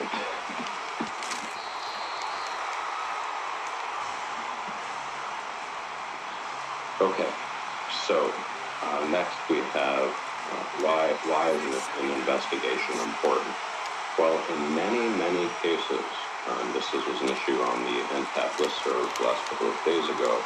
For instance, in the federal tort claim action, I had a case against ICE several years ago. And for these FTCA claims, you must file an administrative claim before you file a suit or file a Bivens action. So you must conduct an investigation before suit, because it's required. Similarly, if you had a small personal injury case against the CTA, it's a similar type of requirement where you have to give the CTA notice of a personal injury case prior to filing suit. So do check notice requirements, pre-suit notice requirements before you take on in case. FOIAs. Issue FOIAs until you have carpal tunnel. We live in dark times, ladies and gentlemen, with regards to transparency and democracy and oversight. Oversight officials being fired left and right. We still have a strong FOIA. And I have provided a sample rather crude FOIA request with the materials that just shows you how simple just a few words on a freedom of information request, 4 sentences, got me a tremendous amount of information in a case. Every agency has their own FOIA forms. Use them, and you will benefit greatly.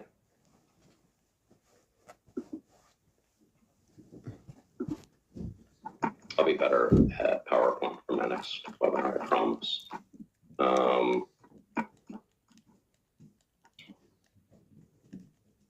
Criminal cases.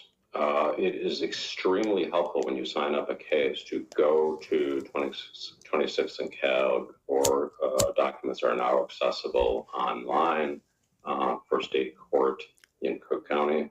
Go take a look at the file. Look at the criminal defense attorney's file. It's a great source for information. Also, part of your diligent investigation, you must, pursuant to the rules and pursuant to your interest in being well organized and benefiting from your investigation, keep the product of your investigation extremely well organized. This applies to electronic information on hard drives and backup and thumb drives. It goes to multiple copies of documents. Be well organized. Number 17, this one item can be a webinar on its own, but most of your work as part of your investigation will be privileged work product. However, a good defense attorney at times will try to breach the shield of the work product stuff. Read up a little bit on this area when you have a chance and educate yourself on what steps you can take to preserve the work product doctrine so it doesn't get lost. And I reference an article there that was helpful to me. Finally, conduct a diligent search into defendants' litigation and disciplinary histories. We have in our city two incredible, inspiring civil rights leaders, Professor Craig Butterman and Jamie Calvin. And thanks to their work and the work of many, many others on their teams and on other teams, we now have enormously valuable databases where you can look up Chicago police officers and find out details about their disciplinary history. I must tell you that while the City of Chicago Inspector General's office has a database online, I have found discrepancies. Here is the Inspector General's website.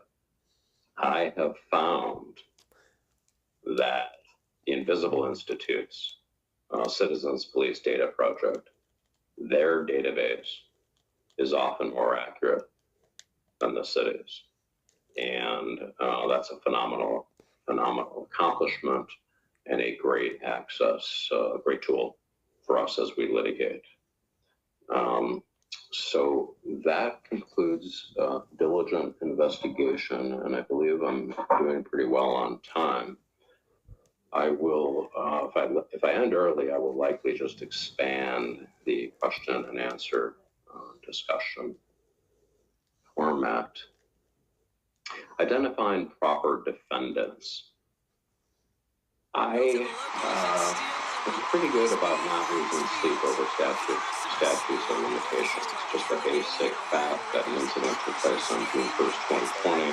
I know I have to file by June 1st, 2021 or 2022, depending on the applicable statute of limitations. And I document a calendar of my diary and put 17,000 reminders and make sure I don't miss a statute. But what's a little more difficult is you file your case, but what if you haven't named all of the increased misconduct cases? What if you haven't named all of the officers? And this is what drives me crazy sometimes and makes me nervous. One really good thing to do to make sure you have named all of the tortfeasors is to file your action as soon as possible. Because as soon as you file your case, you will get initial discovery, you'll engage in discovery, and if there is another tortfeasor, hopefully you'll learn the identity of that person before the statute. But you can't risk it. So you have to work diligently through many of the actions we discussed earlier about identifying witnesses, identifying documents. But this is a critically important aspect of litigation and getting sleep at night. I want to just go to a redacted CPD arrest report And this is a very simple example I'm going to give you, but I'm going to show you who the obvious tortfeasors are in this case. We have an arrest report, and this is a standard Chicago Police Department arrest report. It's 3 pages, and it has the date of the incident, it has the charges against my client of robbery, warrant. We go to page 2, we learn about the victim, and then critically we get the narrative, which is which officer has done what.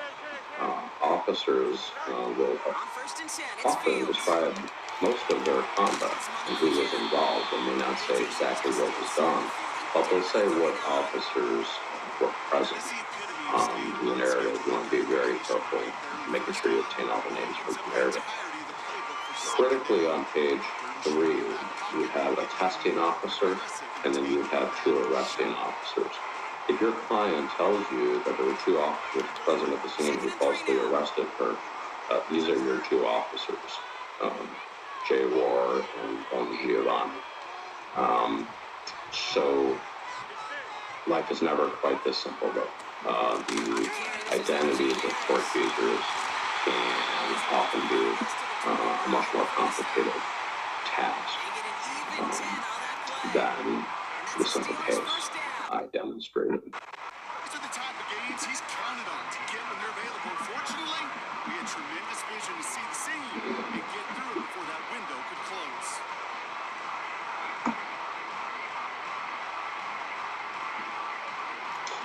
So, here we are at the end of our discussion. I am going to pull up the webinar program and see if I can start responding to any questions that have been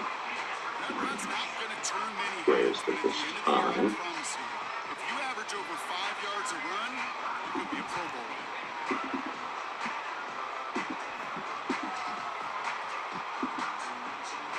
After a good pickup, they've got 2nd and 4.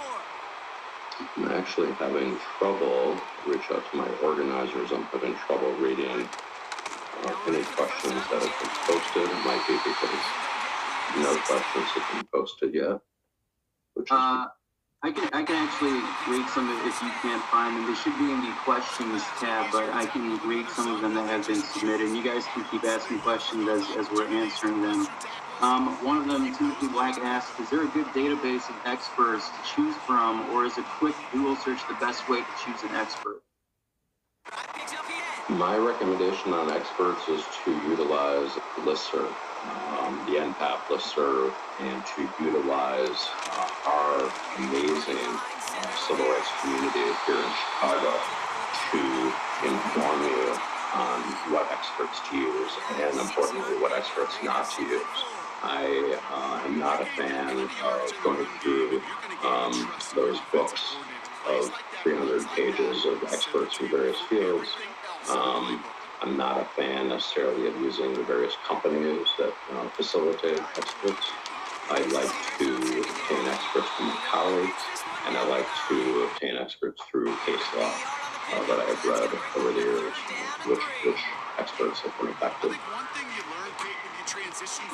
This one was answered by Dan, but maybe you can have your own perspective on this. So Maria asked on Saturday during a protest, police officer took her camera away and never gave it back, and she was filming for journalistic purposes and filed a complaint. What can they do next? Well, this is an egregious violation of their rights, and they should immediately contact an attorney, the ACLU, and get representation.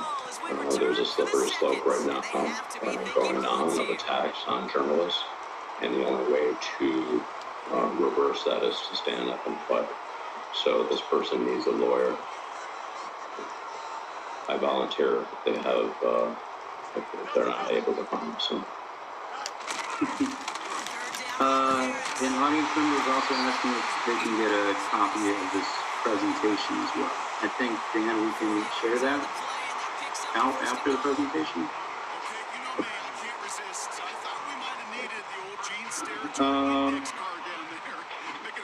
That should be it in terms of questions, unless anyone else has any that they're asking about. There are some that are coming up. Can you explain how you cover the risks that a non-prevailing plaintiff will be responsible for costs of clients when discussing retainer agreements? Yes, very good question. My understanding is that if the plaintiff loses his or her case, the plaintiff is responsible for the defendant's costs, all costs, litigation-oriented costs that the defendants have incurred throughout litigation. It is useful, relieving to the heart to inform them that they will not be responsible for defense attorneys' fees, just costs. Can you explain or expand upon about locking witnesses into their statements early? Yes, and this is a time when I wish we were in a conference room because, again, there are so many very experienced police misconduct litigators in this webinar. But many attorneys I know, as soon as they find a witness, and if the case has not been filed yet, they will send a private investigator out and lock that witness in to, just like in a deposition, to a recorded transcript that will be typed up that says exactly what that witness saw, where they were standing, any biases that might be involved. And the point is that you're doing it for several reasons. One, if you don't want that witness to disappear. You don't know if the witness is going to be available at the time of trial, if they may move to another state. There may be problems admitting the statement, but you want to have them locked in. You might also have a witness who changes his or her story, and the change may not be advantageous to a case. Having a witness locked in, written testimony, denies them the ability later to change their story. Can you give us best practices for ensuring that pre-suit investigation remains a work product?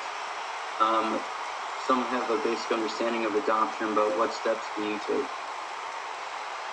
Well, I think the most important thing that I had in mind when I included that element was,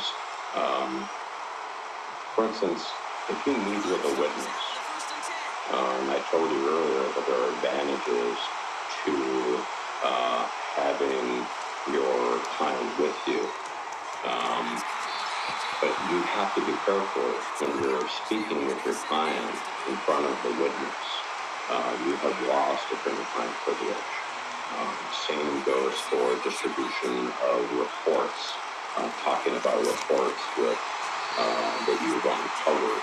If you acquired a report and it's part of your investigation, great. But if you start distributing this report, sharing it, using the report in ways that go beyond your particular use for litigation, this investigation document that you recovered and found will possibly not be protected. This one's from Louis Meyer, sorry if I mispronounced that. If you know the attorney that represents the police department in Port County, do you reach out to them to see if you can get documents or reports prior to filing suit? Hey, Louis, this just happened to me recently. I had a case just from the pandemic, stay-at-home orders kicked in, and my client insisted that while I was naming 4 police officers to file as defendant law, that there was actually a 5th officer. And I reached out to the Cook County State's Attorney, a very, very high supervisor who does not like me right now, which is fine. But I bothered the supervisor with letters, faxes, phone calls to obtain as many documents as I could before filing suit, because I had to get this right and the statute of limitations was coming up. So yes, I often will reach out to defendants before filing suit. for documentation. And most of the time, not always, but quite a bit of the time, you can get limited materials, especially pursuant to FOIA. But sometimes the defense attorneys will know that it's subject to FOIA, and will just hand them over. They know that they have to stand in front of a judge sometime soon in their case, and they don't want to appear necessarily as with obstructions. This one's from James Dolber. I'm sorry if I'm butchering your last name. When physical evidence is in police custody but belongs to the client or a state representative, and the police offer to let you or your client pick up the property, is there anything that you should do to preserve the integrity or usefulness of that evidence? Well, it's a great question. I think that you want to make sure, just like in a criminal case, that the piece of evidence is not being passed from hand to hand, location to location. So when I was mentioning earlier about protecting and organizing all of your evidence, this is a perfect example where you want to take an evidence, you want to be able to bring it right back to your office, put it in an envelope or a box, mark it evidence, put the date on it, and you sealed it. It's not quite the same high standard as a criminal case, but very good practice. This one's from Henry Rose. Could you explain more about the impact listserv and how to access it? The impact listserv, absolutely. NPAP is an amazing organization, a National Police Accountability Project. It is a national organization run by the National Lawyers Guild. And in the city of Chicago, we have what's called the Chicago chapter of NPAP. And we have a remarkable community of civil rights lawyers in Chicago. And the Chicago NPAP listserv is a treasure. So if you want to, whoever wants to email me, I can get you on the listserv. But essentially, you want to reach out to Ken Flaxman or Joel Flaxman, and they will get you if you fit the criteria of being an advocate for civil rights on the plaintiff side. This one's from David Serta. How responsive is the city to responding to your FOIA requests? What do you typically receive in response? Do they give you supplemental reports, and do they heavily redact documents? Well, hi David, and David is one of the people who inspired me to get into the field of civil rights. David knows this area of law much better than me, but I will say that FOIA is a great tool for getting a lot of information, but I think you're hinting accurately, David, it's problematic. You're going to get a lot of redacted documents. There are going to be a lot of supplementary reports that the city should be supplementing. In response to the FOIA, they won't. So you really have to stay on top of them. If the question, David, regards COVID and FOIA during COVID, I've been getting really fast responses from a lot of government agencies during the pandemic. So I know there was talk earlier on of municipalities delaying responses, which was a scary scenario to not have transparency, not to have oversight during the pandemic. But in my limited experience in the last few months, FOIAs are being processed pretty quickly. But you have to stay on them. You have to send supplemental FOIAs to make sure you get supplementary documents. Here's another question. What do you do when you don't have time for a respondent in discovery suit in the state court prior to a federal SOL? Are you trying to identify defendants if you want to file your case in federal court? Can you file both? Well, this is a very complicated, good question. If you do not know the identities of the officers, in federal court, I've had a lot of success naming, so the case was entitled John Smith versus John Doe 1 and Jane Doe 2.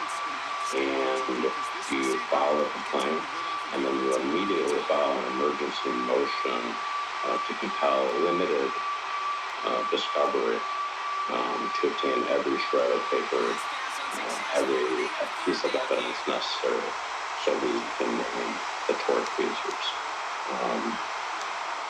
Get into court quickly and get that information. Just as from a practicing point of view, I would recommend to people to be careful not to take cases that are very close to the termination of the statute of limitations, because it strikes me as a recipe for disaster. You may not be able to conduct a proper investigation, name all the actors in time for the statute.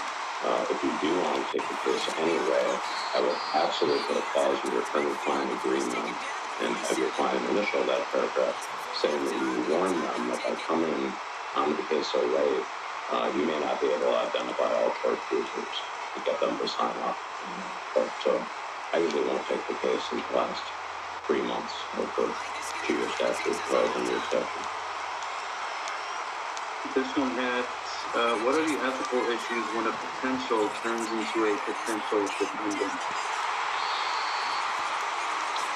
I'm sorry, a potential plaintiff becomes a potential defendant? I didn't quite get that. I'm not quite sure. It just says potential turns into a potential defendant. Perhaps they missed the word there. If that's not really too clear, there's also another question asking, do you write a demand letter prior to filing suit? It depends on the defendant. When you have cases against the city of Chicago, it will be, I suggest, a complete waste of time to write a demand letter before suit. I don't think, I can count on one hand in 20 years the number of times I have been able to settle a case without filing suit. And it's not really an attack. I don't mean this is an attack on the city. It's just that the city usually likes to have the full tools of federal rules of civil procedure and rules of evidence to really uncover what happened and to defend the city properly. However, by investigation, pre-litigation investigation, find an officer, and this happened to me about a year ago, who was just so very corrupt, and I was able to connect him to another officer with a troubling history. I wrote a letter to the city. I attached, by the way, a draft complaint law. And I've said, here's the case that I'm going to file in the next number of days. If you want to talk about settlement, give me a call, otherwise we'll just pursue litigation. But with smaller towns in some collar counties, there are opportunities to settle before filing suit. And actually, if you think a lawsuit might be damaging to the defendants, it could give you quite a bit of leverage to raise possibility of settlement before suit and say, hey, let's address this before I file suit so it doesn't go so wildly public. Be careful though, ethically, I always wrestle with this because you don't want to be involved in covering something up. So if there's an injustice that has been committed to your client, you should make sure that the news gets out somehow. I'm not asking to violate any confidentiality agreements at all, but there's a balance there about maintaining confidentiality of the settlement, but also making sure the public has access to the wrongdoing, essentially, of the government official who answers to the people. So the previous question that we weren't sure was actually sent again and clarified. Let me pull that one up. So they asked, what are the ethical issues about contacting potential defendants as part of pre-litigation investigation? Oh, well, I highly recommend you do not contact any independent police officers before filing suit. Most importantly, they're not going to give you anything. And it could be looked at as harassment, perhaps. Whatever goals you have in mind in reaching out to a defendant pre-litigation, I would suggest that there are other ways to get that information. This one's from Jordan Marsh. When you draft a demand letter, how much detail do you include and how much do you hold back so that you're not providing the defendant too much information regarding the case? Jordan, another highly experienced, talented attorney on the webinar.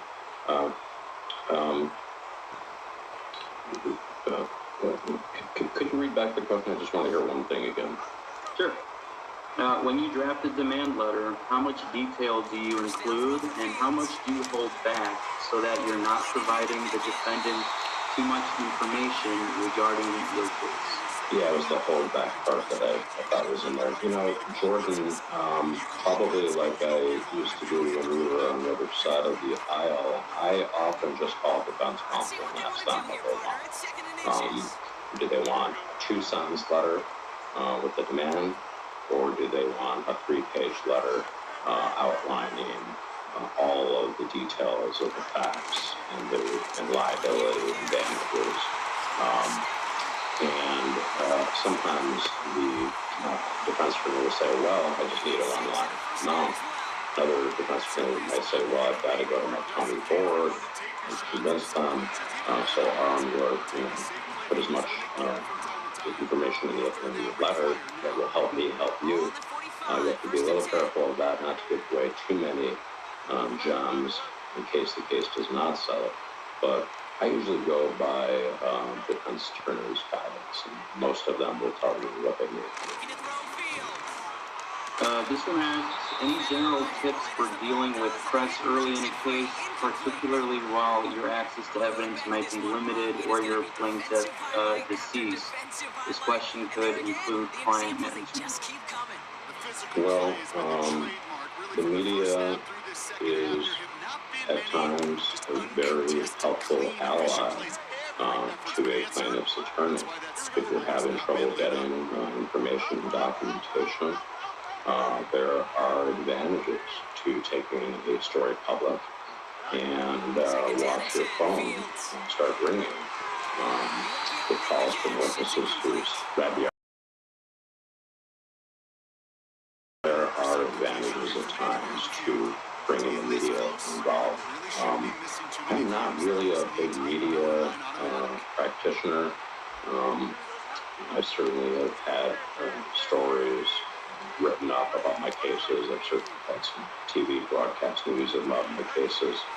I tend to like pretty low with regards to media, unless I really need it for information if the person asked me a question.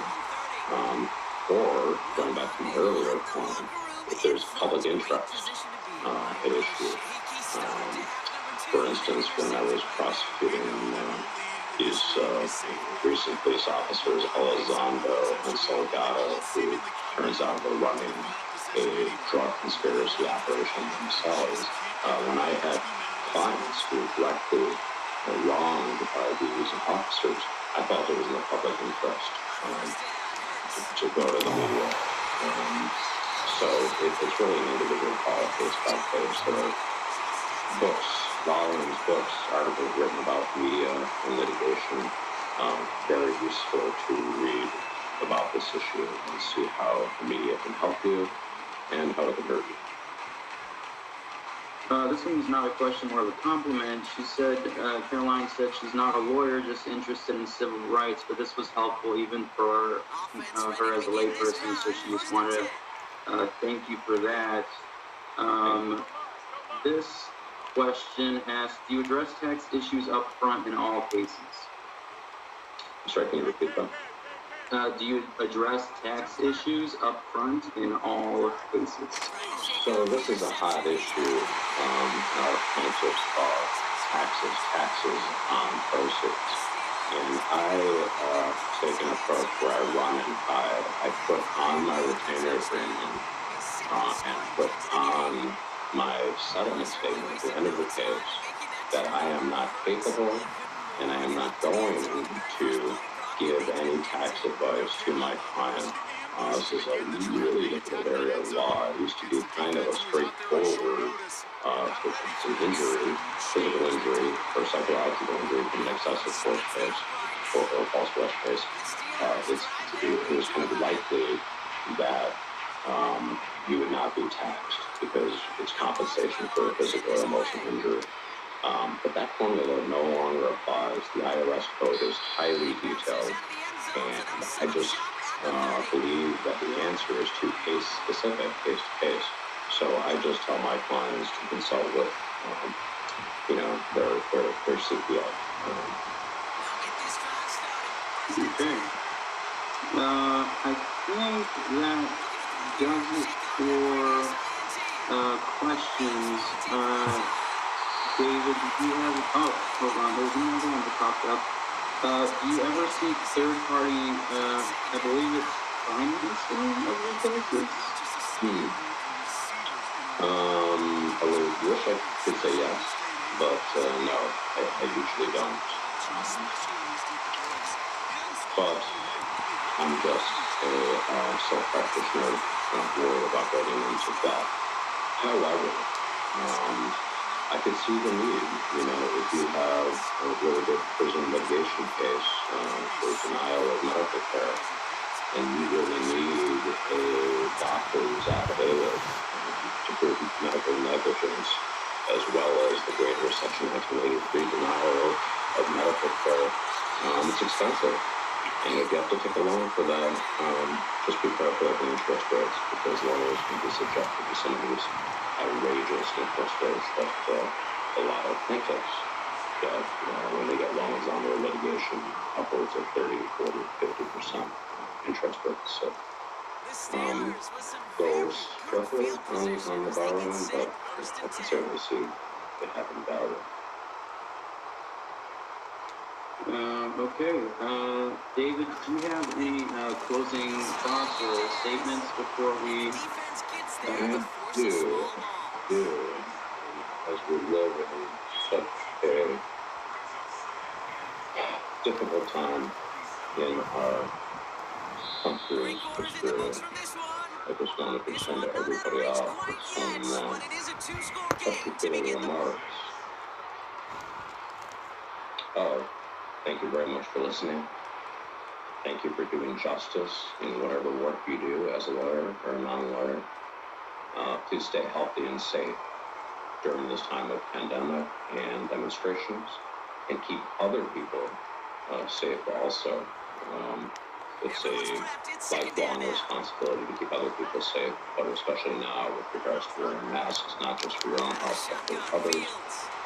And given the blood on the streets in America, we all must stand up against racism. Racism is at the core of everything happening right now in our country, even Corona, with regards to the racially unequal effects Corona has had on minorities. But during this time,